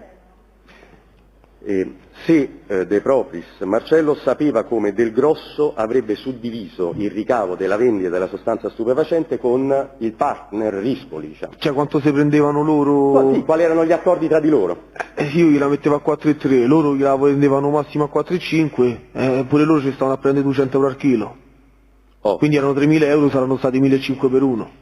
Ma lei lo sapeva, glielo dissero? No, è una deduzione. È una sua deduzione, d'accordo. Anche perché poi mi avrebbero portato i soldi e io do la stecca a loro, quindi diciamo che poi lì lo sapevo quant'era, solo che poi... Scusi avvocato, vogliamo precisare questo punto, mi pare che l'imputata alla precedente domanda abbia risposto che Del Grosso lo aveva reso partecipe di quanto intendeva percepire lui, e gli è stata fatta anche la domanda di una truffa a Rispoli. Adesso sì, lei gli fa la domanda se invece questa suddivisione del di più rispetto a quello che costava l'Aci c'era un accordo fra loro due. Ha appena finito di fargli la domanda, ma dice lei faceva una truffa, e gli ha anche risposto no, dice non è una truffa, lui ci voleva guadagnare, ma sembra un accordo tra Rispoli e Del Grosso. Rispoli... non ha detto questo finora. No, Rispoli e Del Grosso avranno avuto i loro accordi, ovviamente sulla trattativa. Lei gli ha chiesto, la domanda è stata quali erano gli accordi sulla spartizione tra Rispoli e Del Grosso. Esatto, è così. Finora ha detto che ci avrebbero guadagnato pure loro, come se quello scarto di prezzo che dovevano fossero già d'accordo, se lo dividevano insieme. Questo sembrerebbe in contrasto con quanto ha appena affermato, e allora chiariamolo, perché fino a mo' sembrerebbe che lui non sa che forse Del Grosso voleva fregare pure a Rispoli della differenza. Allora vuole rispondere l'imputato, quindi facciamo. Perché se io l'erba loro gliela metto a 4,3 e loro a me mi hanno detto che più di 4,5 non la possono vendere, è palese che hanno 3.000 euro di guadagno, quindi io penso che erano 1.500 per uno, poi se uno si piace 1.000 e 1.000 questo non lo so, visto che poi Valerio mi ha detto dammi quella da 4,2, io gli faccio credere che è sempre quella da 4,3, lui sì, c'è sta a guadagnare 1.500 euro più, ma Rispoli non lo sapeva, quindi quello che stava a Rispoli è che c'erano 3.000 euro di guadagno, poi come se li dividevano precisi loro due, questo io non lo so. Sì, però lei capisce che sta dando risposte contraddittorie. Come risposte contraddittorie? Signor giudice, scusi, se io gli vendo prima dice che Del Grosso vuole raggirare in qualche modo Rispoli, che non deve sapere della maggiorazione di prezzo. Ma Rispoli non lo sa che Valerio ci sta guadagnando 1.500 euro però più. Poi quando le si chiede, ma lei sa come avrebbero venduto, al di là di quanto possa rilevare la domanda, e lei dice penso metà per uno, ma se Del Grosso le ha fatto capire che vuole fare la cresta a Rispoli. Ma quelli sono soldi che guadagna Del Grosso, che ma non può dire, non so se ha capito, lo sa di quei soldi, signor giudice. È palese la contraddizione che c'è nelle sue non è contraddizione. Non è palese. Perché qui c'è, da quello che abbiamo capito, un duplice accordo, un accordo che riguarda Valerio Del Grosso e Rispoli sulla trattativa di stupefacenti. Una volta acquisita l'intera somma, supponiamo di 70.000 euro, avrebbero fatto la spartizione Del Grosso e Rispoli del guadagno e poi ci sarebbero stati 1.500 euro in più del tacito accordo tra Rispoli non sapeva. De Propris Marcello e Del Grosso Valerio. Che è un altro discorso sostanzialmente. Cioè Rispoli sapeva che io l'erba allora gliela davo a 4.300 euro al chilo. Mo, se loro a me mi hanno detto che più di 4.500 non l'avrebbero venduta, 4.300, 4.500 ci stanno 6.000 euro di guadagno. Poi come loro se li spartivano tra di loro, so io che penso che dividano per due. Poi gli altri 1.500 euro più che guadagnava Valerio, Rispoli non lo sapeva, lo sapevo io. Va bene. Cioè non è che mi sono fatto qualche contraddizione o qualcosa. Cioè, non so se è chiaro, maggiorando il prezzo di vendita rispetto Però all'effettiva... scusate un secondo, io capisco l'interesse del collega a chiarire una circostanza col collegio, però... Prego? Avvocato Galluccio, dico soltanto che se però il collega dà una spiegazione, una sua interpretazione di quello che sta rispondendo l'imputato al collegio per spiegarlo e l'imputato è presente, poi no, dico... Questa interlocuzione, se dobbiamo farla dando una rappresentazione di quello che ha detto, un'interpretazione per evidenziare eventuali concordanze o discordanze, facciamo allontanare l'esaminato dall'Aula, se no a questo punto diamo anche delle indicazioni su come si risponde. Francamente l'esame si svolge con delle domande e delle risposte. Valuterete la trascrizione, chiaramente. Avvocato, valuteremo poi tutto rileggendo. Siamo d'accordo. Rispoli ascoltò l'intero colloquio che lei fece con Del Grosso? No. Specifichi? No, io e Valerio avevamo parlato a qualche metro di distanza da Rispoli. Quindi tutto quello che siamo detti io e Valerio, Rispoli non l'ha sentito. Ma si è a un certo punto unito nella conversazione il Rispoli? No, siamo noi che si avviciniamo alla macchina, Rispoli sta aspettando davanti alla macchina. Gli lascio l'erba e la stagio l'erba e dico questa è quella a 4,3. Non l'ha sentito Gli lascio l'erba, la stagio l'erba e dico allora è questa qua a 4,3. Lui Rispoli sente solo quello. Quindi la parte finale. La parte diciamo. finale, se no sì, facciamo sentire tutto prima. Dunque lei ha sentito, era presente all'esame di Rispoli, Sì. che ci dice che il prezzo della marijuana da lei richiesto era di 3.500-3.600 al chilo, cioè molto meno rispetto a quanto lei ci ha detto di avergli chiesto. Cioè 4,3. Come spiega questa differenza? Ne parlava anche il pubblico ministero, le ha fatta questa contestazione. Sì, ma Rispoli si è sbagliato perché se io gli avrei messo a Rispoli 3.500 euro al chilo, vuol dire che io la prendevo a 3,2. Ma io a 3,2, manco se me la faccio lì da Spagna ma la mettono a quel prezzo. Cioè Rispoli si è sbagliato, perché io, a parte che io sinceramente non ho mai sentito l'erba a un prezzo del genere. Quindi poi se io l'avrei messa a Rispoli, come dice lui a 3,5, io l'avrei presa a 3, 3,2. Cioè mi dovrei prendere 100 kg dalla Spagna per pagarla a quel prezzo. Questo appunto mi collega a questo, perché anche il pubblico... Cioè io l'ho presa a 4 a Roma, con tutto come si dice, di trasporto compreso. Ma come fa a quel prezzo? L'erba già stava a Roma. E il trasporto compreso e tutto quanto, ma Rispoli, cioè io dico con certezza che Rispoli si è proprio sbagliata alla grande. D'accordo.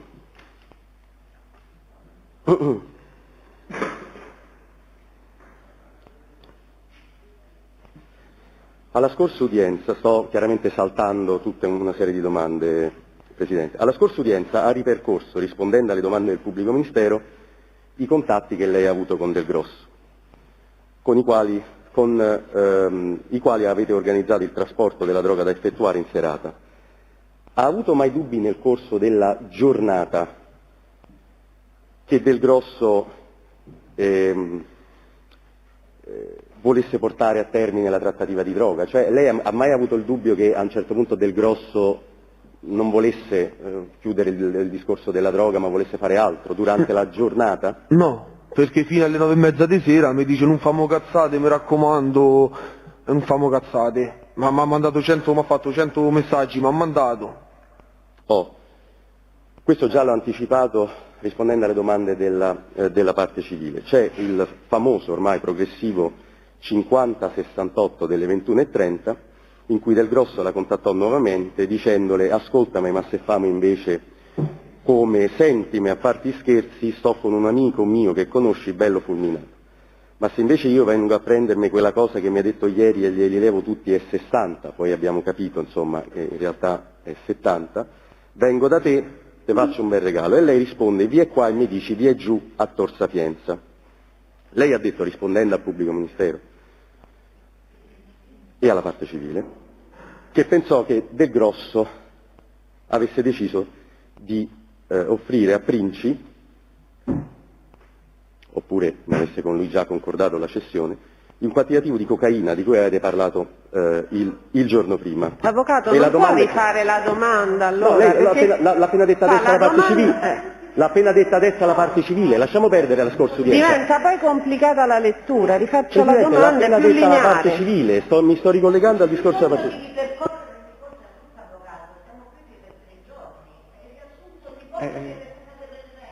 Ma io mi ricollego, d'accordo, però poiché io devo selezionare le domande, devo reintrodurre il nuovo tema rispetto alla domanda precedente, se devo cambiare l'argomento e il tema della domanda. Comunque la domanda è questa: non le venne in mente che quella cosa che mi hai detto ieri potesse essere la pistola di cui pure avevate parlato il giorno prima? No, questa è la domanda. No, avvocato, perché eravamo messi d'accordo che lui la pistola se la prendeva dopo che avevamo preso i soldi della trattativa e con i soldi del guadagno suo, di quei 1500 euro in più, si sarebbe preso la pistola. Io non ho potuto mai pensare che era la pistola, perché già avevamo preso l'accordo il giorno prima. C'ero convinto che era cocaina.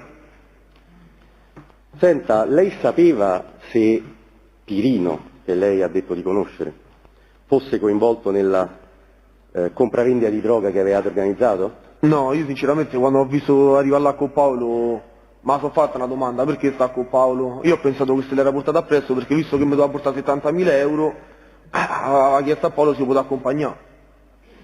Quindi lei domandò a Del Grosso il motivo? No, io non gliel'ho domandato, è una... come si dice? Una deduzione mia. Cioè quindi lei vede Del Grosso che viene con Pirino, che lei ricollega essere l'amico bello fulminato a quel punto, e quindi lei a quel punto prosegue diciamo nel dialogo con Del Grosso. Alla fine è venuto con uno che conosco, non è che è venuto con Carabinieri che gli devo dire che ci sta a fare con quello. E io quando ho visto stare con Paolo ho pensato che magari se doveva portare dei soldi gli aveva chiesto a Paolo di farsi accompagnare, ma non è che mi sono messo lì a chiedere perché stai con Paolo, tutte queste domande. Poi io ogni volta che ho parlato con Valerio una volta è venuto da solo, e una volta è venuto con Giorgia, e una volta è venuto con Ispoli. Con Paolo non c'era mai venuto, con Paolo io l'ho visto solo qua la sera con Paolo, e poi non l'ho più visto. Chiedo scusa, lei quindi la sua deduzione che Pirino fosse lì presente, quale fu? Non ho capito bene. Che magari si stava a fare accompagnare da Paolo perché doveva portarmi 70.000 euro e ha detto magari al posto di andare da solo mi faccio accompagnare da Paolo, che magari è un po' più sveglio, almeno sto con Paolo. Visto che stavano a portare 70.000 euro, non è che stavano a portare due spicci. Un po' più sveglio cosa intende per essere un po' più sveglio, è un po' più... come posso dire, un po' più sveglio, avvocato, un po' più sveglio. Un po' più sveglio di Del Grosso. È sempre la deduzione mia che è un po' più sveglio di Del Grosso, però per me era un po' più sveglio e si è portato apposta. Ma lei doveva portarsi i soldi. Ma lei Paolo Pirino lo conosceva? Ma io Paolo, un po' di tempo fa, prima che Valerio si fidanzasse e tutto quanto, quando andavamo a ballare comitiva mia, la comitiva di Valerio, ogni tanto era capitato che c'era pure Paolo, io là ho conosciuto Paolo. Ci siamo conosciuti là. Veniamo all'appuntamento di Tor Sapienza Alice Pizza. Sì. Vi incontrate con Del Grosso, a quel punto lei dice vieni qua, pensando, la risposta adesso alla parte civile, trattarsi possibilmente di uno scambio di cocaina, di un acquisto di cocaina, da Alice Pizza. Del Grosso cosa le dice? Quando viene da Alice Pizza? Sì. Mi dice, mi dai la pistola? Io faccio la pistola. Fatto che ci fa? E fai la prova da loro. Okay. Che vuol dire prova da loro? No, se la piano loro, con quei soldi che mancano, se la piano loro, infatti andiamo. Ma non le sembrerò strano che Del Grosso avesse proposto a Princi l'acquisto della sua pistola? Ma no, perché dal momento che io gli avevo detto che è stato a prendere lui, avevo pensato che si era più preoccupato a vendere la pistola che la cocaina. Quindi dico, visto che è stato a prendere lui la pistola, ha provato a dire la pistola e è volato a quella, almeno se ne sbarazzava subito pure lui. E con riferimento al prezzo di vendita, cioè lei fece, l'ha detto già all'udienza precedente, lei ha fatto lei fece dei calcoli, diciamo, Sì, perché lui mi disse che l'erba al posto dei 4.500 la pagavano 4.550, quindi sono 67.500 più 7.50 sono 68.250. E quei soldi che mancavano gli avrebbe venduta la pistola con 1.750. 1.700... Chiedo scusa? 1.700... No, perché se no, se io anticipo quello che ha già detto, voi mi contestate che suggerisco la domanda, quindi volevo arrivare a questo punto. Lei dice 1.750. La domanda che voglio rivolgerle... Oh, chiedo scusa, grazie. E la domanda è questa.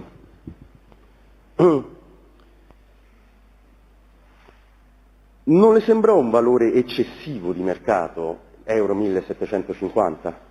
Alla fine erano solo 250 euro in più, ma visto, erano solo, di solito si da 1.400, 1.500, 1.750 sono 250 euro in più. Poteva essere un po' eccessivo, ma dal momento che lui mi dice, dal momento che lui mi aveva fatto capire che questi non erano proprio, cioè che erano mezzi scemi, gli ho creduto. Oh, non le venne in mente a tal proposito che se Del Grosso era riuscito a vendere la pistola a questo prezzo leggermente superiore rispetto a quello che lei ipotizzava, forse era perché l'avrebbe venduta carica? No, perché io penso che mi avrebbe detto. Cioè non ho mai dubitato di una cosa del genere, perché non me l'avrebbe dovuto dire? Cioè che senso c'ha non dimmelo? Poi dopo magari gli posso dire, dopo che è successo tutto, magari se l'era rimediati per vendere, così almeno lui ci guadagnava di più e non mi dava, diciamo, ci guadagnava più di lui su di me, non dicendomi sta cosa. Poi lì per lì come faccio a dubitare di una cosa del genere?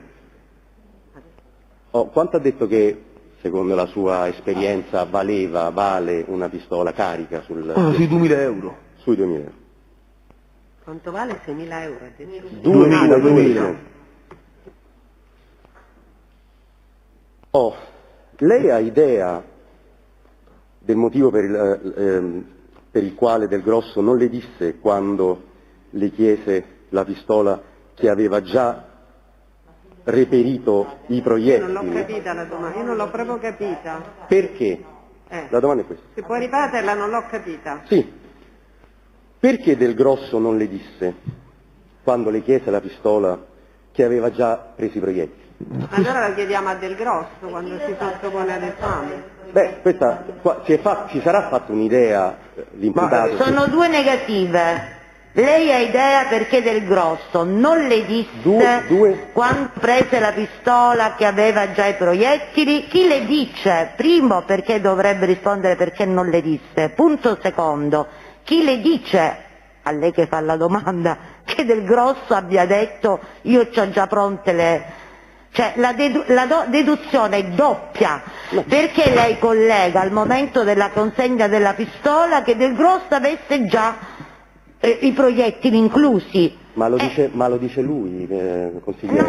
No. Lo dice lui, e per questo io do acquisito il dato probatorio di questa sua dichiarazione, perché lo ha detto, lo ha riferito. Secondo lei, avvocato, la domanda posta in questi termini è corretta. Perché, secondo lei, Del Grosso non le disse al momento che prende la pistola che aveva anche i proiettili? Questa, secondo lei, è una domanda corretta da porre all'imputato. E procede, gliela faccio.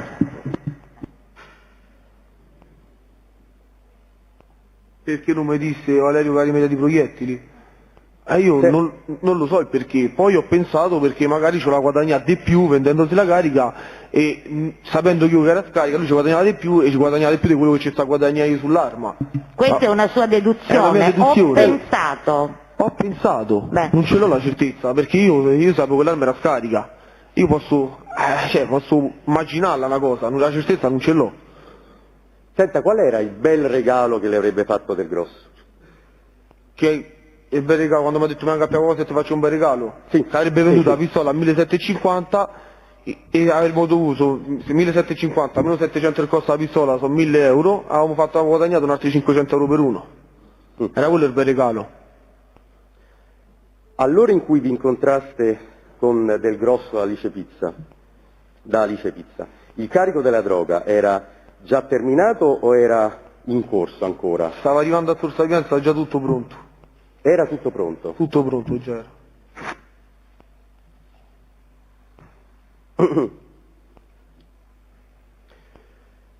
Dopodiché, questo l'ha già detto, da Alice Pizza, credo sia un dato acquisito, insomma, si recano all'abitazione della zia, presso l'abitazione della zia. Castellana Grotta. Sì, credo sia un dato acquisito questo. Ecco. Qualcuno vi vide entrare? Intanto chi entrò in casa? Io e Valerio. Qualcuno vi vide entrare? No, mia zia stava in camera col compagno e mio cugino stava in salone a giocare a lei.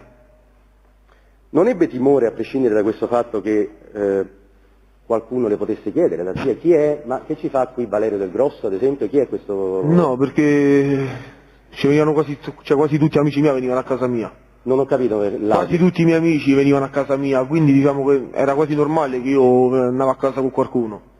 Cioè era normale che... Cioè se avrebbe visto Valerio, mi dice che sta a fare Valerio, niente, sì, che ci sta a fare Valerio, mo se fumavamo una sigaretta e scimo. D'accordo. Le chiederei di essere preciso sul punto in base al suo ricordo. Una volta, che lo ha già detto, una volta che lei consegna la pistola a Del Grosso, cosa le disse Del Grosso? Se la guardò, mi disse mamma mia non ho mai presa una a mano, mi dice ma pensa se gli faccio la rapina gli levo tutti i soldi. Esattamente. Se te lo ricordo. Mi disse ma se invece gli faccio la rapina gli levo tutti i soldi? Ma però me lo disse cioè stava a ridere quando mi ha detto. E io ho detto non ti manco per scherzo, io ho detto a parte che queste cose non si fanno, due, cioè c'ho l'erba pronta a Tor Sapienza, che fa? Che ci faccio poi con l'erba? Mi creava un problema col fornitore e tutto quanto, ma certo non era scherzoso, come se io dico una cosa mentre vi rido, mi vede pure lei che sto scherzando. Cioè non ho mai potuto prendere in considerazione che lui magari c'era a fondo di verità. E lei cosa rispose? E lui gli risposi, Ale, ma che stai a dire? Non dirlo manco per scherzo, gli ho detto, se cose a parte non si fanno. E poi gli ho detto, a me mi ha fatto preparare l'erba, ma che stai a dire? E lui infatti mi rispose, ma sto a cazzarà. A cazzarà. Cioè sta scherzando? Cioè, sto scherzando. Cioè, era proprio, come che posso spiegare? Avvocato, se sta a cazzare per davvero secondo me. Perché come diceva col sorriso, rideva. Del Grosso le rivelò di avere disponibilità di proiettili in quel Non ho capito, come scusi. Del Grosso le rivelò di avere la disponibilità di proiettili no, fino a quel momento? Non mi rivelò che c'era la disponibilità dei proiettili. E a proposito invece delle intenzioni scherzose di Del Grosso di commettere una rapina, non le venne in mente che stesse parlando sul serio, che avesse, come dire, anche solo ipotizzato brevemente l'ipotesi di agire seriamente per... Ma no, avvocato, perché io penso che se c'è... Non le venne il dubbio che anche solo per un momento Del Grosso intendesse veramente compiere la rapina e non stesse scherzando come poi le disse? No, avvocato. No, perché io penso che se Valerio aveva deciso di fare una cosa del genere, ma avrebbe detto, mi ha detto guarda l'erba non mi ha preparato perché io a questi stasera di solo gli faccio una rapina, a me mi ha detto niente. Cioè ero convinto che la trattativa andava in porto. Però scusi, lei nel memoriale a un certo punto dice che il dubbio ce l'ha avuto. No, io ce l'ho avuto, il dubbio ce l'ho avuto, lui mi fa quella battuta, ma me lo dice scherzando, e io scherzando gli ho risposto, queste cose non si fanno, poi lui dopo, quando mi chiama, che io pensavo che era la chiamata, che lui mi diceva la via, mi ripete le stesse parole che mi ha detto a casa, io là collego che non stava più a scherzare, ma io alla prima volta che mi dice queste cose, mi ha detto col sorriso, cioè rideva, stava a scherzare, poi è un amico mio, a cui ha venduto una pistola, va bene, non volevo interrompere, prego. Vabbè. Se avesse saputo che Del Grosso aveva intenzione di commettere una rapina, gli avrebbe dato la pistola? Ma assolutamente no. Perché? Perché? Perché avvocato, uno, queste cose in mezzo alla strada non si fanno. Due, no, non ho capito, purtroppo c'è l'audio. Perché in mezzo alla strada queste cose non si fanno. Cioè, spieghi? Che spieghi? Che se io sono un altro, io spacciatore, faccio l'esempio, sono uno che mi sta a comprare l'erba, non si fa. Cioè, in mezzo alla strada è vista una cosa brutta. Okay. Poi? Ma poi già mi ero messo d'accordo col fornitore, come già le ho detto, già era tutto pronto, cioè, come faccio a essere d'accordo su una cosa del genere? Lei pensò che sarebbero potuti derivare a lei dei guai in base a un'eventuale rapina?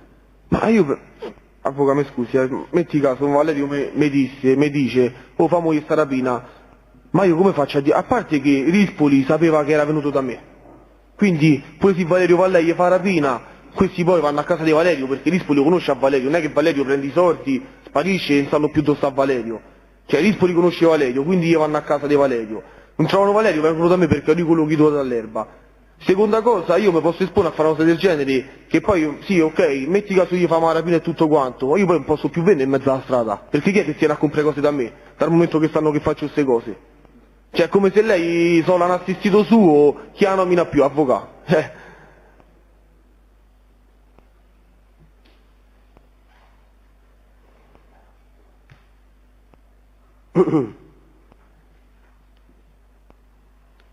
Dopodiché Del Grosso la chiama alle 22:48, progressivo 5080, dicendole sto a prendere un attimo di tempo, aspetta, rimani in linea, di che è un po' ambigua la situazione, sai, non puoi capire, Marcè quanti sono, non puoi capire, mi sta a partire la brocca proprio di brutto, frase incomprensibile, poi regolare. E lei rispose, no, si ricorda, lei rispose te stai a cagare sotto. E lui ti rimando, io invece voglio fare un casino. Lei ha spiegato già i contenuti di questa telefonata alla scorsa udienza e che aveva capito con quell'ultima battuta di Del Grosso che c'era stata l'intenzione a quel punto di Del Grosso di commettere una rapina. Come fece a capire dalla battuta io invece voglio fare un casino che Del Grosso le stava comunicando che avrebbe commesso una rapina? Perché mi ha ripetuto le stesse parole che mi ha ripetuto a casa di mia zia quando mi ha detto quella cosa scherzando. Poi mi ha detto invece voglio fare un casino, 1 più 1 fa 2 e ho capito quello che stava a fare.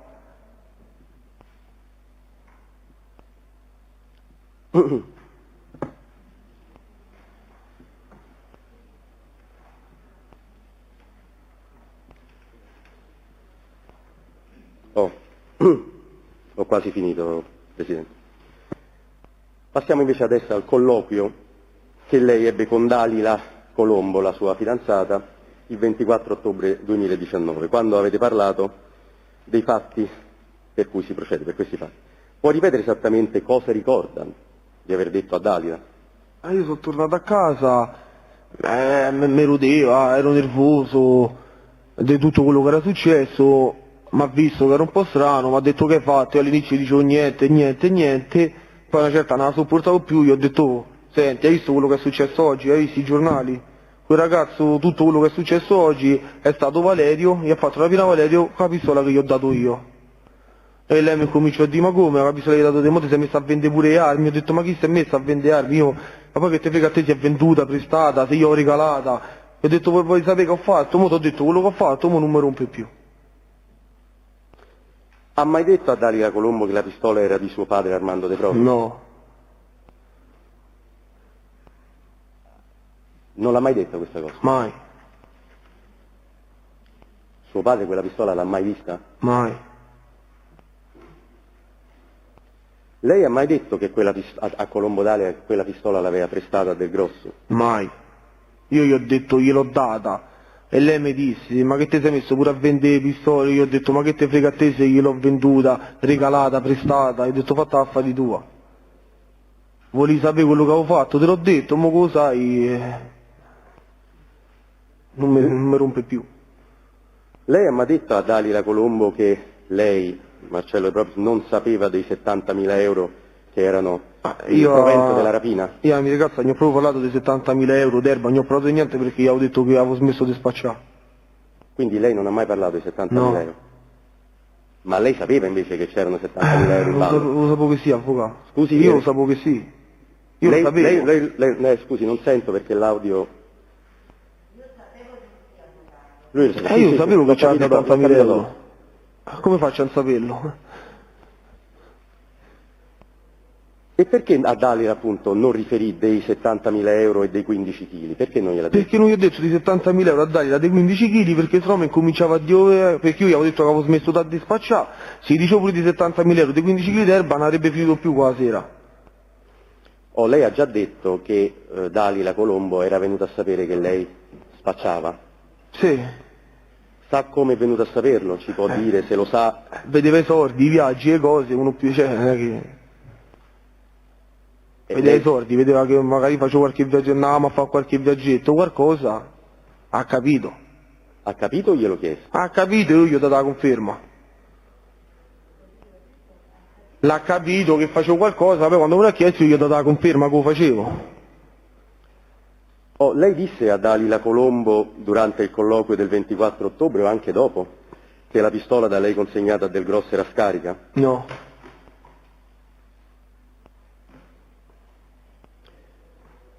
Oh, è corretto affermare che parlando con Dalila Colombo il 24 ottobre lei cercava di spiegare alla fidanzata che con l'omicidio non c'entrava niente? Io gli ho detto che con l'omicidio non c'entro niente. Perché lei sapeva solo che io avevo dato l'arma a Valerio. Poi che Valerio aveva fatto la rapina, che aveva ammazzato quel povero ragazzo, io dicendogli così, penso che l'ha anche dedotto da solo che io con l'omicidio non c'entravo niente. E allora però le chiedo, come mai non disse a Dalila Colombo che la pistola era scarica e che l'aveva consegnata a Del Grosso affinché la vendesse? Ma perché io gli ho detto, non avrebbe in questo modo tranquillizzato? Ma è già tanto che io ho detto quello che era successo, io gli ho detto io a parte che la tengo fuori da tutto. Io scusi? Io la tengo fuori da tutto, cioè, a me non mi va che le donne si mettono in mezzo su queste cose. Io gli ho detto solo quello che era successo, perché mi si era messa vicino, che hai fatto, non la sopportavo più, e gli ho detto le cose in grandi linee, non mi sono messo lì a spiegare cosa per cosa, anche perché a lei gli interessava. Quindi lei ha detto, io ho detto quello che era successo, solo quello che era successo. Solo era successo in grandi linee. Cioè? Che la rapina, che quel ragazzo che era morto quel giorno, era morto perché Valeria aveva fatto una rapina e gli ha sparato con la pistola che gli ho dato io, questo gli ho detto. Oh, lei però ha letto che Dalila Colombo in una conversazione del 29 novembre con un'amica disse che la pistola era di Armando De Propis e che l'aveva prestata a Del Grosso. Ho letto. Sono cose che lei ha detto a Dalila Colombo? No, sono cose che sono uscite dalle 7 di mattina su tutti i giornali d'Italia. Senta e concludo, Presidente, signore giudici. Perché non ha riferito in precedenza le cose che ha riferito poi nel memoriale e all'udienza scorsa e all'udienza odierna? Perché queste cose in particolare che mi faccia finire la domanda, in particolare che l'arma era scarica e che la pistola l'aveva data a Del Grosso affinché la vendesse? Perché avvocato, lei sa bene che a me quando mi hanno arrestato io ho raccontato subito le cose come sono andate. E lei come si dice, all'interrogatorio di garanzia mi ha detto guarda vari da facoltà di non rispondere perché ancora non abbiamo tutte le carte, ancora non sappiamo tutto quello che hanno in mano, magari dici qualcosa che loro non c'hanno o così a vari da facoltà di non risponde. E io mi sono fatto la facoltà di non risponde, poi parliamo se chiari avvocato, non so io che devo dire come sono andate le cose, sono l'altri che lo devono dire. Chi sarebbero questi? Sono l'altri che lo devono dire. Chi sa come sono andate le cose dovrebbe dire come sono andate le cose. Perché se era successo... Questa però è un'affermazione, guarda...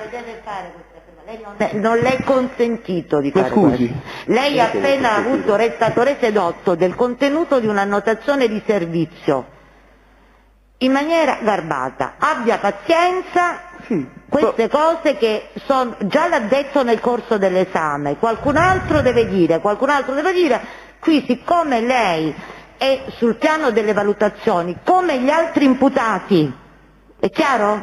Proprio scusi signor È chiaro? No, perché lei non può dare per scontato che lei sta dicendo la verità e Del Grosso altri mentano, quindi non si fa così. Ma io non sto da per scontato niente, mi scusi se ho dato modo di capire sta cosa, però... No, guardi, sembra un messaggio cifrato. No, però... Siccome c'è quel precedente di cui ho dato lettura e non so che seguito avrà e che la Corte comunque non potrà non valutare, certo. Se lei continua a dire così, gli altri devono parlare, gli altri sanno, può essere anche interpretato in un certo modo, d'accordo? Lo dico nel suo interesse. Posso finire di spiegare, per favore? No, lei risponda alle domande, ma non deve considerare la posizione degli altri, dire sono gli altri che devono dire o devono fare. Finisco da rispondere alla domanda da avvocato, perché avvocato a mezza strada funziona che quando succedono queste cose, anche questo come funziona a mezza strada, non so di chi deve fare e chi non deve fare, quando succedono queste cose devono dire quello che è successo, quando succedono queste cose, non so di né chi né come né quando. No.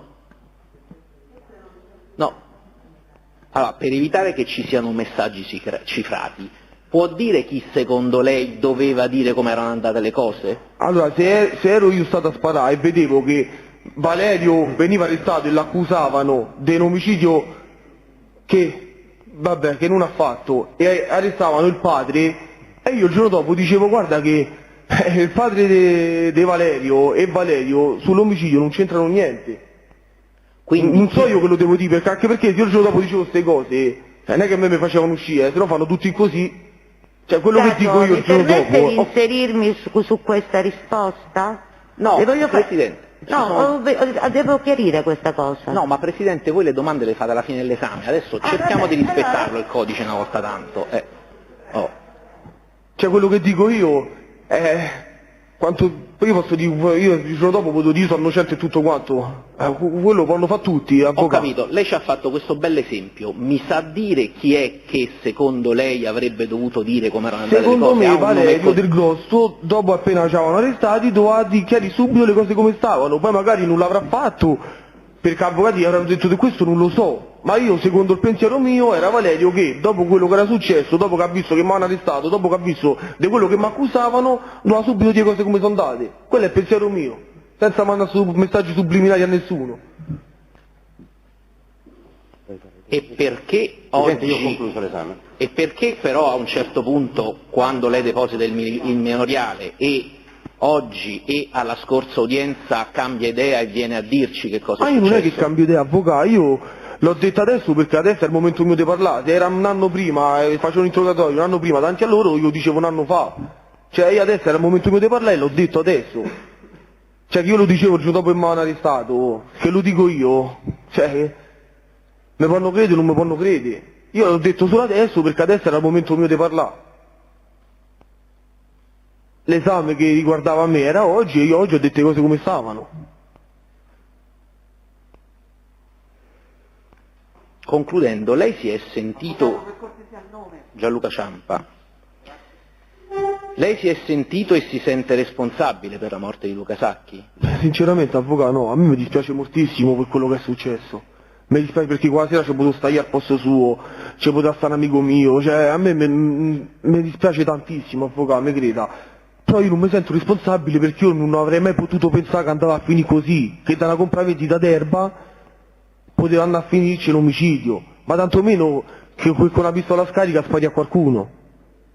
Cioè io non ho mai potuto pensare che succeda questa cosa, quindi io personalmente non mi sento in colpa, neanche responsabile. Mi dispiace tutto quanto perché ci ha perso la vita un ragazzo di età mia e ripeto, ci potevo stare io qua la sera là a comprarmi 15 kg d'erba, ma se io devo dire la verità io non mi sento responsabile della morte di quel ragazzo. Non ho altre domande per ora. Io avrei un paio di domande, ma... Avete domande? Sì, Presidente. Ah, ok, allora faccio fare prima... No, se preferisce. no, vabbè, tocca a lei. Quindi... Sì, avvocato Fabio Menichetti per la difesa di Paolo Pirino. Buongiorno. Buongiorno a lei. Senta, lei già è stato abbastanza chiaro, ma ha fatto riferimento a questa trattativa di stupefacente che sarebbe nata il 21 ottobre. Sì. Per quella che è la sua conoscenza complessiva dei fatti e andando a riassumerle, Paolo Pirino c'entrava qualcosa in questa trattativa? Ma io Paolo, la prima volta che l'ho visto era la sera del 23, io non ho mai sentito che Paolo c'entrava con questa trattativa o qualcosa. Quindi non ha avuto alcun ruolo? O se ruolo? c'entrava non me l'hanno mai detto, cioè io non posso dire se c'entrava o no perché non lo so. Io la prima volta che ho visto Paolo è la sera del 23 davanti a Alice Pizza. Quindi non ha partecipato a nessun altro incontro? No, perché quando è venuta Alice Pizza è sceso dalla macchina, ma è rimasto appoggiata alla macchina a parlare al telefonino. E quando sono venuto a casa di mia zia, lui è rimasto in macchina, è entrato solo Valerio. Senta, è corretto dire che quindi è per questo che lei ha individuato, prima diceva, come un accompagnatore Paolo Pirino quando si presenta Del Grosso sì, a bordo è sempre una deduzione mia, però è avvocato. Io ho pensato che si stava accompagnare da Paolo perché doveva portare 70.000 euro. Senta, ma quando invece vi trovate da Alice Pizza, sì. Paolo Pirino ha ascoltato quello che vi stavate dicendo con Del Grosso? Perché lui ha parcheggiato la macchina al lato opposto del marciapiede dove sta Alice Pizza. E lui è sceso dalla macchina ma è rimasto fermo, cioè appoggiato sullo sportello della macchina, Valerio è attraversato e si sono messi a parlare davanti a Alice Pizza. Cioè come da qua dove sta la signora scrive. Senta, ma tornando sempre alla famosa telefonata, io gliela rinnovo, ma voglio dire, immagino che la conoscerà ormai a memoria. Ascoltami, ma se famo invece come sentime, a parte gli scherzi, sto con un amico mio che conosci bello fulminato, ma se invece io vengo a prendermi quella cosa che mi hai detto ieri e glieli levo tutti e 70, vengo da te, ti faccio un bel regalo. 60-70 l'abbiamo spiegato. Quindi è corretto dire che Valerio Del Grosso l'ha informata del fatto che ci sarebbe stato un accompagnatore? Sì, perché mi ha detto sto a venire con un amico mio bello fulminato.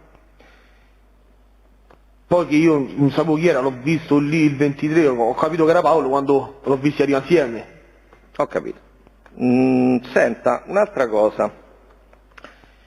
In relazione a ciò che accade dopo l'omicidio, lei nel suo memoriale ha fatto riferimento a 2 brevi colloqui avuti con Del Grosso.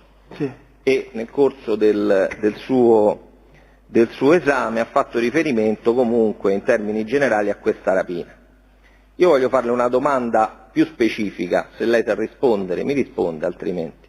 Valerio Del Grosso le specificò il ruolo che avrebbe dovuto avere, le specificò se c'era stato un problema che riguardava lui o comunque se c'era stato, come dire, una diversa effettuazione poi di questo fatto. Se lo sa risponde, altrimenti. Lei mi sta a chiedere se Valerio mi ha detto perché poi ha fatto la rapina? No, se ha aggiunto dei particolari rispetto alla sua specifica condotta.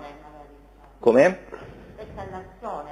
No, l'azione, rispetto alla sua specifica condotta di Valerio Del Grosso. No, Valerio mi ha detto quando ho visto tutti quei soldi mi è partita la brocca e ho deciso di fare la rapina. Poi non è che mi ha detto come sono andate le cose, le dinamiche, quello non mi ha spiegato, anche perché non manco mi interessava a me. Ho capito, la ringrazio. Altre domande, difensori? No. No, giusto?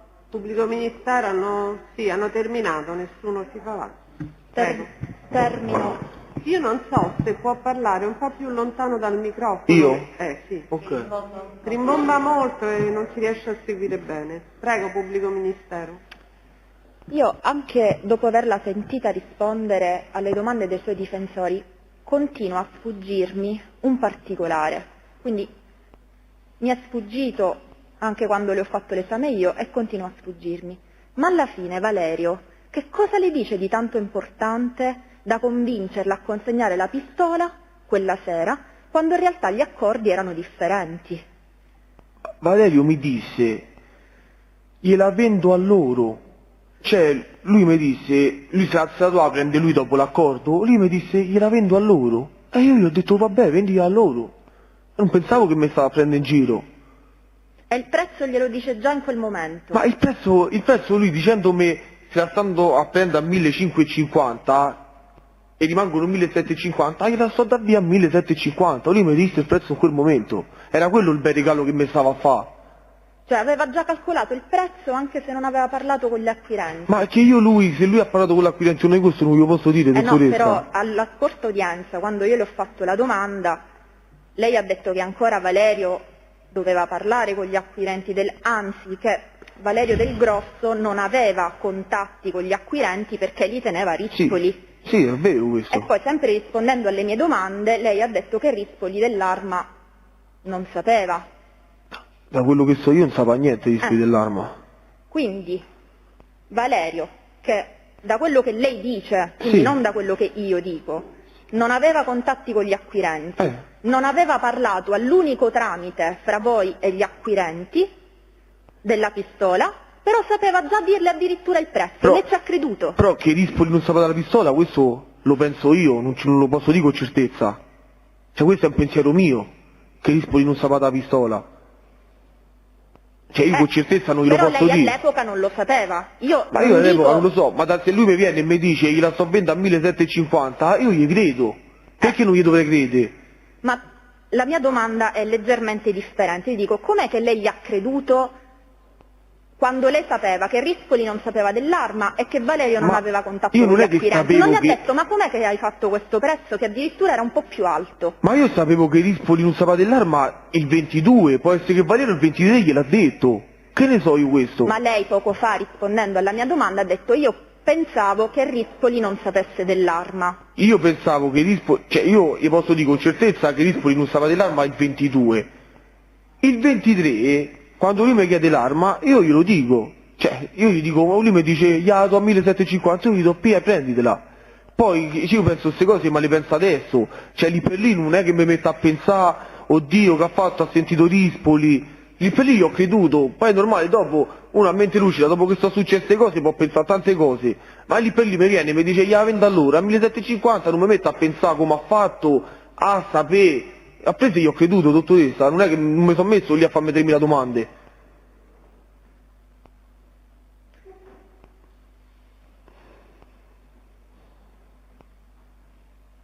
Poi c'è un altro punto che non mi torna.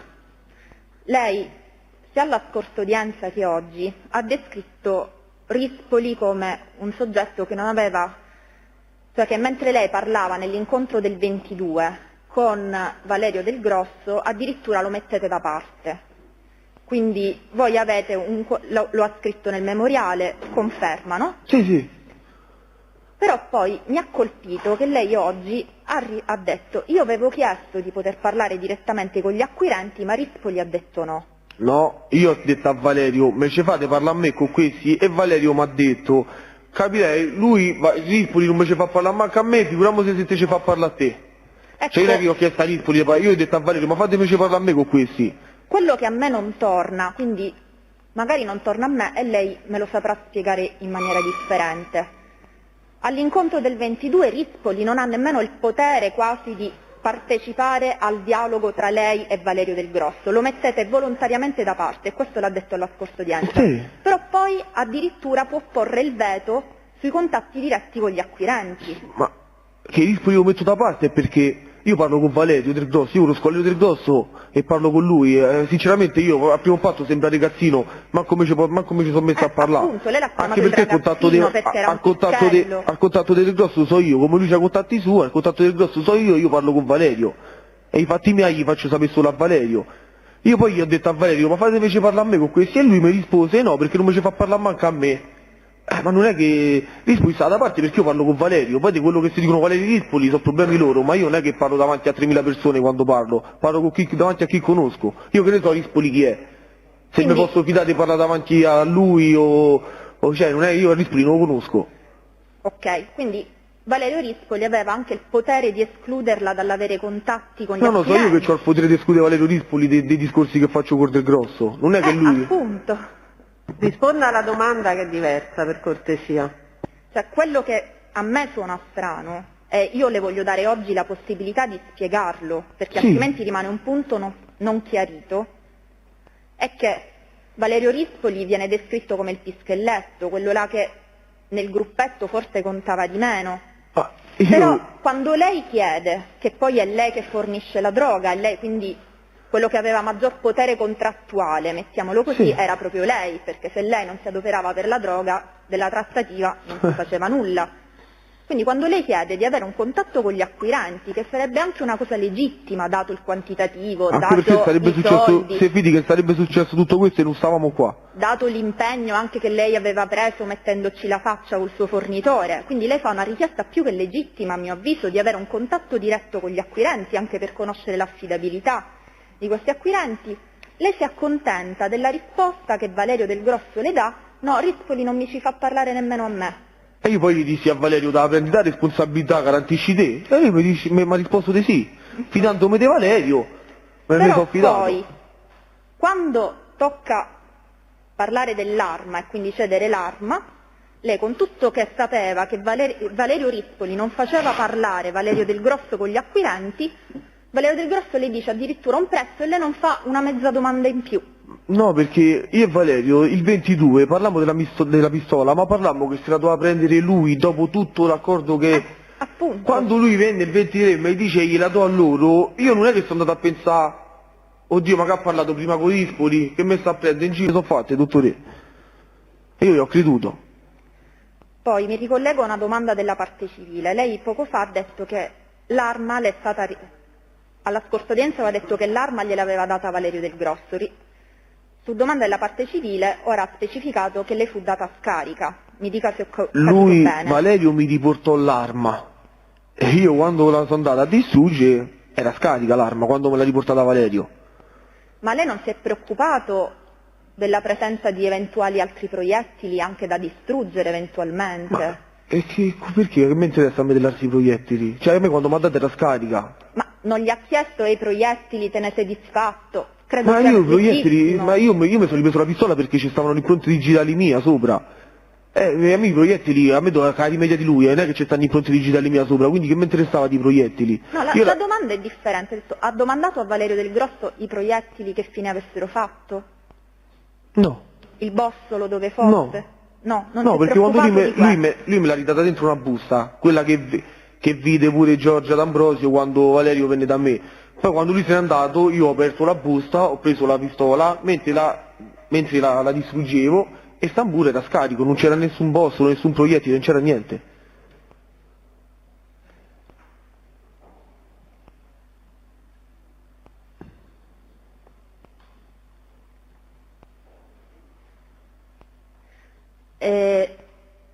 L'ultima domanda, lei poco fa all'avvocato Menichetti ha detto che conosceva Paolo Pirino.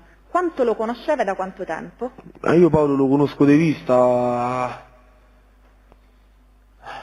andavamo a Fiesta, che era il 2015-2016. Lei poco fa però ha detto è più sveglio di Valerio. Sì.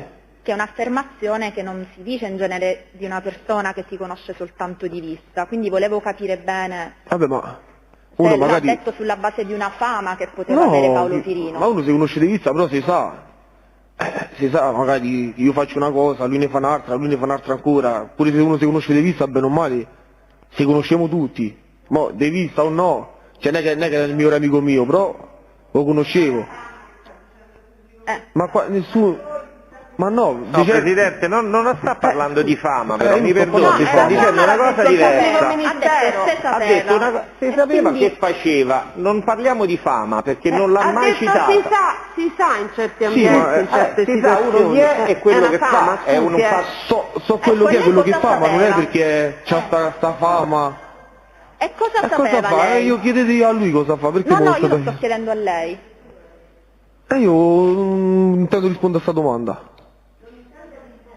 No, a quello che fa Paolo, sinceramente sono affari di Paolo. So quello che fa, se vorrà di voi dire a lui, io intendo rispondere a questa domanda. Io ho terminato. Hai domande? Vai. Allora, partiamo da questo, io la domanda gliela rifaccio riferita a lei, perché lei ha detto ognuno sa, io faccio una cosa, lui ne fa un'altra, Valerio ne fa un'altra. Vuole specificare lei cosa fa, Valerio cosa fa? Gli altri cosa fanno? Io spaccio. Valerio cosa fa? Valerio lavora per pasticcere. Lavora. E quindi è meno sveglio per questo? Magari è meno sveglio. Sul suo ambito io lo reputo meno sveglio perché giustamente lavora e non sta in mezzo alla strada. Senti una cosa, proprio perché Valerio è meno sveglio e inesperto, come mai lei propone a Valerio Del Grosso di andare a rivendere un'arma che lei detiene illegalmente? Perché, visto che abita a San Basilio, io ho chiesto se conosci qualcuno... Ma lei non è detto che Valerio è uno che lavora, che è inesperto? Sì, ma non è... Quindi... Valerio lavora, è esperto, ma... Se abitava a Parioli non gliel'avrei chiesto, visto che abita una zona dove magari non tutti lavorano, se conosceva qualcuno che se la poteva acquistare.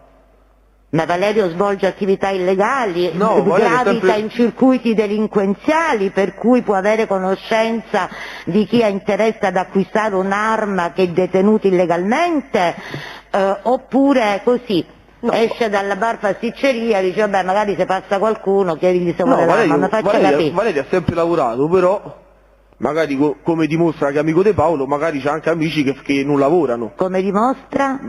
Valerio lavora ma è amico di Paolo. Giusto? Quindi non è Paolo che se uno... chi? Dica sempre il cognome. Paolo Pirino, quindi non è che se uno lavora ci deve... Cioè io posso pure lavorare, ci posso avere amici che fanno altre cose. Quindi lei l'affida perché siccome sta a San Basilio magari io non è che qualcuno. Io gli avevo chiesto a Valerio se me la poteva... Se la può vendere. Se poteva sentire qualcuno che me la dava via, non è che gli affidi e dico ma devi vendere. Ecco, anche un'operazione di 15 kg di stupefacente per 70.000 euro lei che deve organizzare questa operazione, perché la deve organizzare col fornitore, perché la droga deve essere portata dal trasportino, come mi ha detto lei, in condizioni di sicurezza, eccetera. Lei si affida così a un suo amico del tutto inesperto. Io non è che Valerio mi ha detto me li devo comprare io o c'ho. Valerio mi ha detto c'è sta amico mio che ha dei clienti che si devono comprare. Ho capito, ma la droga la rimediava lei, quindi lei entrava in gioco anche lei, non è che lei rimaneva. L'avevo rimediata io, ma infatti visto che Valerio è inesperto avevo deciso mi ero messo d'accordo col fornitore che la facevo portare direttamente io, perché non mi pareva il caso di lasciare i 15 kg d'erba a mano. E come saggiava l'affidabilità del cliente? Del cliente, ma che infatti acquistava? Valerio finché si non fidava? Valerio finché non arrivava a lei non contava tutti i soldi, l'erba non si muoveva da Tor Sapienza. Una volta che Valerio c'aveva soldi in mano e contava che erano tutti, che c'erano tutti e che erano veri, io mandavo l'erba, se no l'erba si sarebbe mai mossa. Ho capito.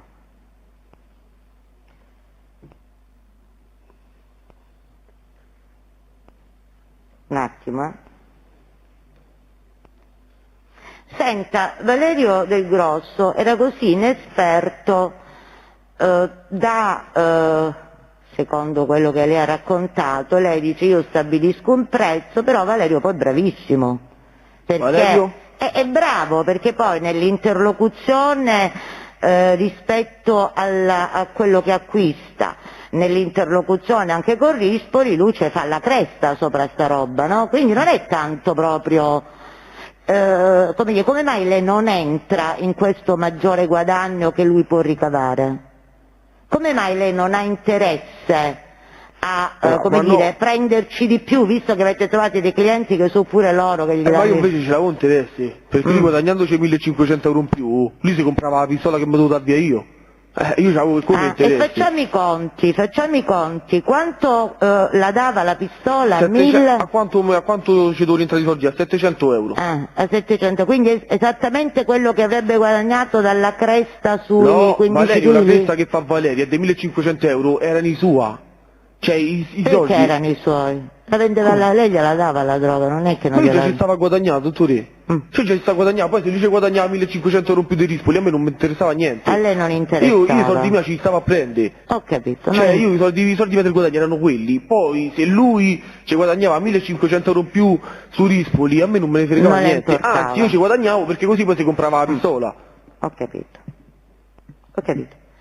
Senta, perché lei distrugge la pistola? Perché visto che è successo quello che è successo... Lei se n'era disfatto della pistola, l'aveva data a Valerio Del Grosso, doveva venderla. Qual era il suo interesse, anzi, ad essere coinvolto in un'operazione di distruzione di un corpo di reato in quel caso? Perché visto che gliel'avevo venduta io e c'erano le impronte digitali mie, se lo fermavano e la trovavano potevano risalire a me. Quindi io ho detto, mo la faccio sparire così, se lo fermano lui la trovano e non possono risalire a me.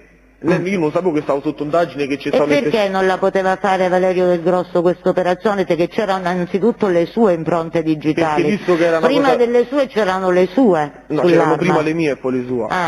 Visto che era avrebbero potuto essere anche non esserci più impronte su quell'arma. Visto che era una cosa delicata, si sta a parlare del ragazzo che purtroppo non ci sta più, ero io il primo che se voleva sbarazzare e averci la certezza che me ne sbarazzavo. Ho capito. Un'altra domanda le voglio fare. Lei ha voluto chiarire, anche su domanda del suo difensore, a chi si rivolge e perché si rivolge a Valerio Del Grosso, che la vede in questa condizione di detenzione e che lei sostanzialmente dice si deve assumere le responsabilità che ha, ok? Ha chiarito anche al suo avvocato. Ha anche detto, sempre su domande dei suoi difensori, che con riferimenti invece alla vicenda della pistola, tra le altre, lei non parla fino a un certo punto perché si avvale la facoltà di non rispondere, ne parla dopo, eccetera, perché vuole conoscere tutte le carte. Adesso io quella spiegazione che lei ha dato per Valerio Del Grosso io la voglio un po' ribaltare e le chiedo come mai una volta dopo l'interrogatorio di garanzia, rispetto al fatto che suo padre fosse coinvolto così, comunque, no, anche perché è una persona che ha anche un suo trascorso, quindi poteva, a maggior ragione che era arrabbiatissimo. Come mai lei non decide subito, immediatamente, visto che di assumersi le sue responsabilità e di chiarire che nella vicenda suo padre non c'entrava nulla, che quindi l'arma lei la nascondeva da sua zia, che sua zia gliel'aveva trovata, che lei poi la dà a Valerio Del Grosso? Come mai non ha fatto tutto questo per suo padre, assumendosi le sue responsabilità come lei chiede e dice che Valerio Del Grosso avrebbe dovuto assumersi di fronte al fatto di quello che lei sta passando? Ma perché se lo dico io che è mio padre, ci sta pure il beneficio del dubbio da parte vostra, visto che è mio padre. Ma ci stava prima e dopo? Cioè il beneficio del dubbio se c'è sempre. Sì, ma è un conto che lo dico io che è mio padre, è un conto che lo dice... Che vuol dire? E che vuol dire? L'assunzione delle responsabilità è la stessa assunzione di responsabilità che lei assume di aver fatto, presentando un memoriale, spiegando o cercando di spiegare come si trova quell'arma. Naturalmente non ci ha detto il fornitore e questo è un suo, come dire, è stato chiesto ma non ha inteso farlo, ma lei ha suo padre che sta tanto tempo coinvolto in questa cosa, ci poteva provare anche lei rispetto a suo padre, tanto più che è suo padre, mentre lei per Valerio Del Grosso siete amici e quando ci sono queste situazioni ognuno difende se stesso, che è anche un'altra regola, perché ci sono varie regole di quelle che lei dice, no? Ma io sinceramente, cioè io parlo pure con avvocati, non è che io marzo la mattina decido di fare una cosa, che io avrei detto dopo un mese, 2 mesi, guarda che mio padre non c'entra niente, lui dell'arma non sapeva niente, non sarebbe cambiato nulla. No, vabbè. Non sarebbe cambiato nulla, se lo dico io non sarebbe cambiato nulla. Mentre invece se oggi Valerio Del Grosso si alza e dice che le responsabilità sono tutte sue rispetto a un'istruttoria dibattimentale, invece questo chiarisce tutto. No. È così? No, non è proprio così, perché però è normale che se lo dico io che sto il figlio c'ha un effetto, se lo dice un'altra persona c'ha un altro effetto, io magari potete pensare il figlio lo sta di apposta. Capito il discorso mio qual è? Uno può pensare il figlio, è normale che sta di così. Ho capito. È come se mi padre il giorno dopo... Io accetto la sua spiegazione. Vorrei un'ultima soltanto, se per non entrare in camera di consiglio qualcuno di voi mi può dare la famosa quella che ha dato come no, quella del messaggio dell'amico dello la famosa telefonata che avete più volte sottoposto. Se qualcuno ce l'ha me la può fornire solo per non entrare. Ecco, l'avvocato Ciampa ce l'ha per intera, avvocato? E me le dia tutte e due già che ci sta. Presidente, io mi allontano un attimo, mi sostituisce il collega. Prego, avvocato. Allora, un attimo soltanto.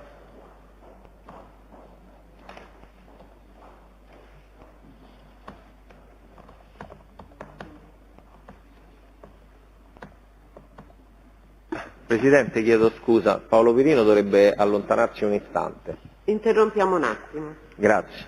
Sì, tanto devo trovare... Vado un attimo a prendere una cosa. Dov'è quella che gli dice?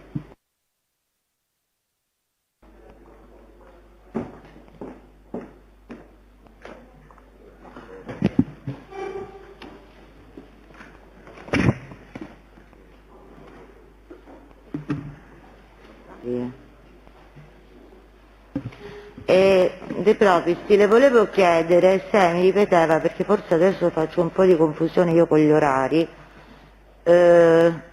quando, verso che ora e in che occasione consegna l'arma a Valerio Del Grosso. 10 meno 10. Dove? Via Castellana Grotte. Via Castellana Grotte 21. Casa di sua zia, no? Sì. 10, 10 e 10. No, 10 meno 10. 10 meno 10. Cioè su per giù erano i 10, dottoressa. Ok. Nel memoriale dice tra le 21:57 e le 22:01 raggiungemmo l'abitazione di mia zia. Sì, anche perché poi c'è sta macchina di Paolo che c'ha il GPS, quindi quando arriva il GPS là fuori casa potete capire a che ora io ho data. Mo io l'orario preciso non me lo ricordo, però su per giù è quella, è intorno alle 10. Allora, la conversazione che le è stata sottoposta più volte, ascoltami, ma se famo un bello scherzo, sto con un amico mio che conosci bello fulminato, ma se invece io vengo a prendermi quella cosa che mi hai detto ieri e glieli levo tutti e 60, 70, vengo da te, ti faccio un bel regalo, è delle ore 21:30. Sì.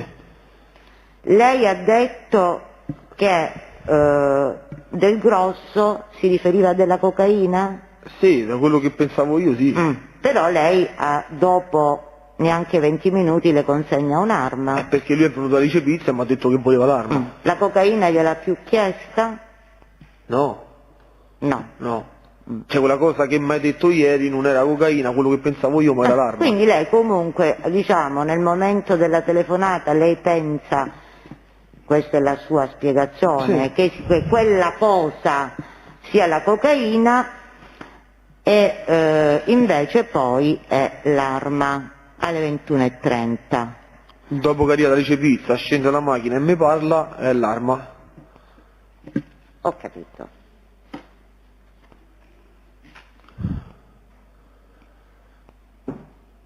Dopo che viene da Alice Pizza? Dopo che viene da Alice Pizza e scende dalla macchina e mi spiega, lì capisco che era l'arma, ma perché me l'ha detto lui.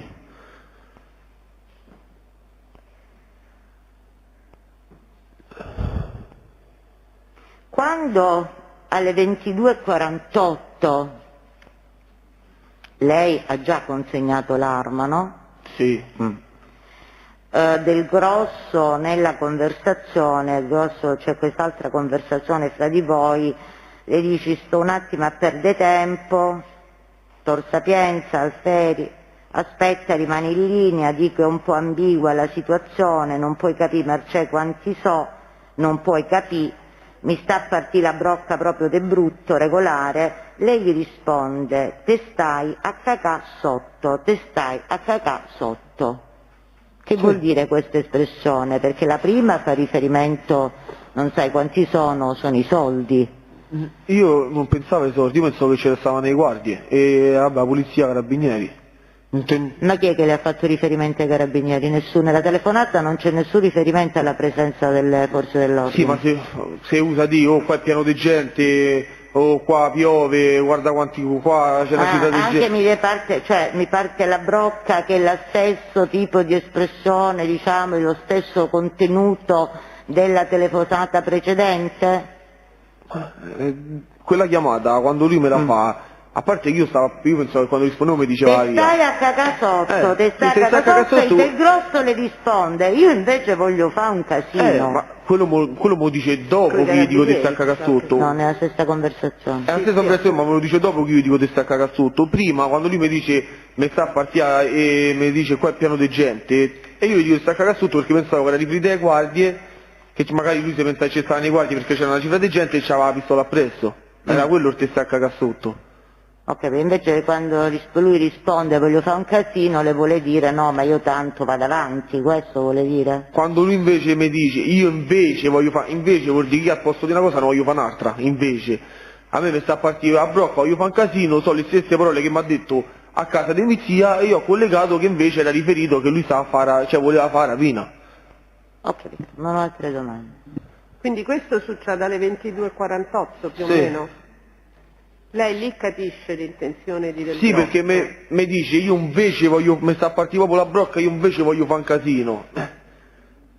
E stesse parole che mi ha detto a casa di mizia, invece voglio fare un lei casino. capisce qual è l'intenzione di Del Grosso e lei che fa? E io mi preoccupo dell'erba. Lei si occupa dell'erba? Sì, come faccio fare subito. Capisce che gli ha consegnato una pistola, dice che era scarica, lei sostiene? Sì. E non si preoccupa che il casino lo può fare con la pistola? Ecco, che casino fai con una pistola scarica? Ma credo che lei insomma dice che è cresciuto un po' per strada, no? Sì. Lettor Sapienza, Valerio Del Grosso abita vicino a San Basilio? Sì, a casa al monastero. Quindi Casal Monastero, quindi sono zone insomma in cui è emerso anche nel corso del dibattimento, non è così difficile trovare dei proiettili, no? No. Quindi non si preoccupa minimamente della possibilità che Valerio recuperi rapidamente visto che c'ha questa intenzione, gliel'ha manifestato una prima volta, dice stava scherzando, la seconda volta dice ho capito. No, non ci ho mai pensato, anche perché non è che per fare una rapina ci deve avere per forza la pistola carica volendo, si può fare pure con una pistola carica, cioè scarica, Ma io non ho mai pensato che lui ci poteva avere i proiettili appresso, anche perché adesso gli posso dire ma avrebbe potuto dire, ma io lì per lì, lui mi chiama, mi dice così, io la pistola gli autoscarica, esci da casa mia, vai all'Appio Latino, come faccio a pensare che lui ha rimediato i proiettili? Andava presi per strada, andava presi. Cioè, non come fa? Sì, ma per strada, forse la notte è pure il momento migliore per prenderli. sì, ma c'è lui da casa mia poi, va all'Appio, lui mi prende e va all'Appio Latino. Cioè, come posso pensare che lui in mezz'ora che arriva lì rimedia i proiettili? Cioè, io ci ho proprio pensato. Me lo dica, non ci ha non mi è mai pensato. proprio manco passato per la mente. Però ha capito, lei nel memoriale dice che c'ha rimorso per non essere intervenuto quando capisce, cioè si preoccupa, lo scrive nel memoriale. Mi preoccupo dell'erba si perché... preoccupa dei problemi col fornitore, sì, sostanzialmente. Mi preoccupo dei problemi col fornitore. Da rapina con l'arma. Capito? Lui capisce che vuole fare una rapina, vuole usare l'arma, si spaventa a quel punto perché lo dice, anche se poi si contraddice perché dice l'arma era scarica, quindi che poteva fare? Io non è che mi spavento che Valerio, io non è che mi spavento che Valerio fa una rapina. Io quando capisco che Valerio stava per fare la rapina, cioè io avevo più paura di sistemare l'erba che Valerio faceva la rapina. Cioè anche perché Valerio, sì ok, decide fare la rapina, ma mi ha mancato di rispetto, mi ha fatto un torto. Però il problema mio principale era diventato l'erba, deleva l'erba da mezzo alla strada. Senta, l'arma quando l'ha ricevuta lei in pagamento di un debito di droga? Lei vantava un credito, ha detto, di 700 euro. Di 700 euro. Di 700 euro, sì. Sì. In che periodo più o meno lo scrive nel Metà memoriale? settembre, perché io sono tornato dalla Spagna che erano o la prima settimana, cioè era intorno al 10 settembre, quindi a metà settembre. Senta, ma lei ha detto che la sua attività economica, chiamiamola così, lei era uno spacciatore, insomma, di medio livello, credo. Sì. Non voglio né offenderla, No, per carità.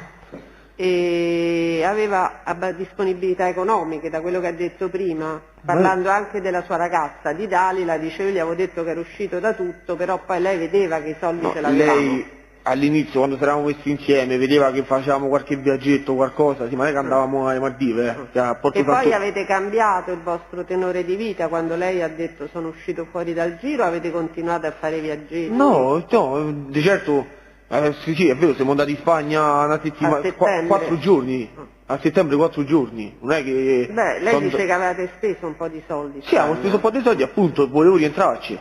Ah, voleva rientrare. Volevo rientrare, tutti i soldi avevo speso, visto che c'avevo qualche buffo da riprendere in giro, qualche debito che mi danno pagato. Ma lei si rende conto di cosa significa vendere una pistola? Cioè, normalmente la pistola non è un oggetto che si tiene per bellezza, no? È un oggetto strumentale normalmente. Ma infatti è stata proprio l'inesperienza mia che...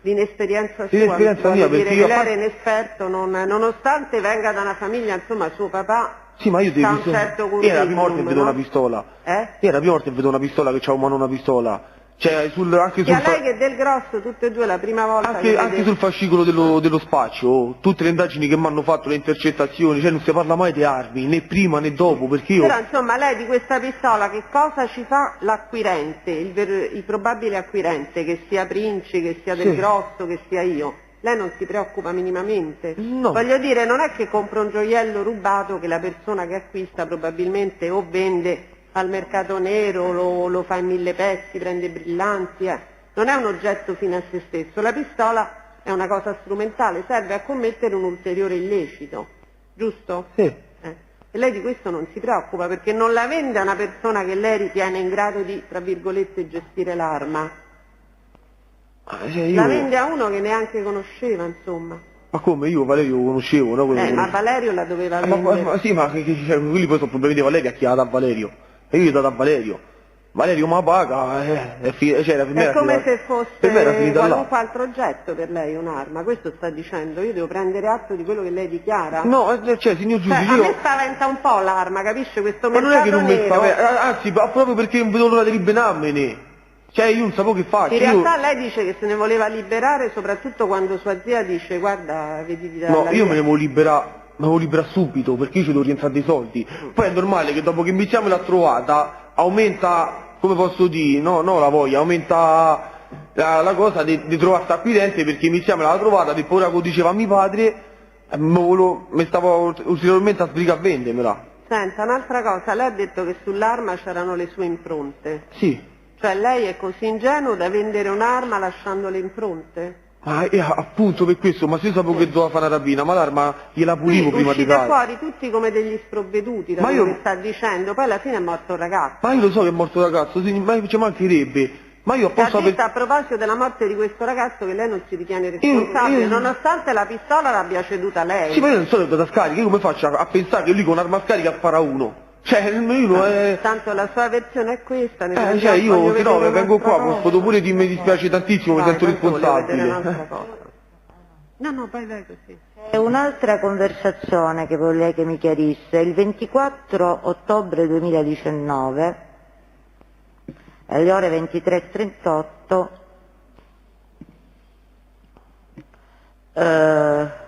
c'è una conversazione quando Del Grosso è in questura. Del Grosso Andrea. Sì. Ok? Se la ricorda questa conversazione? Certo.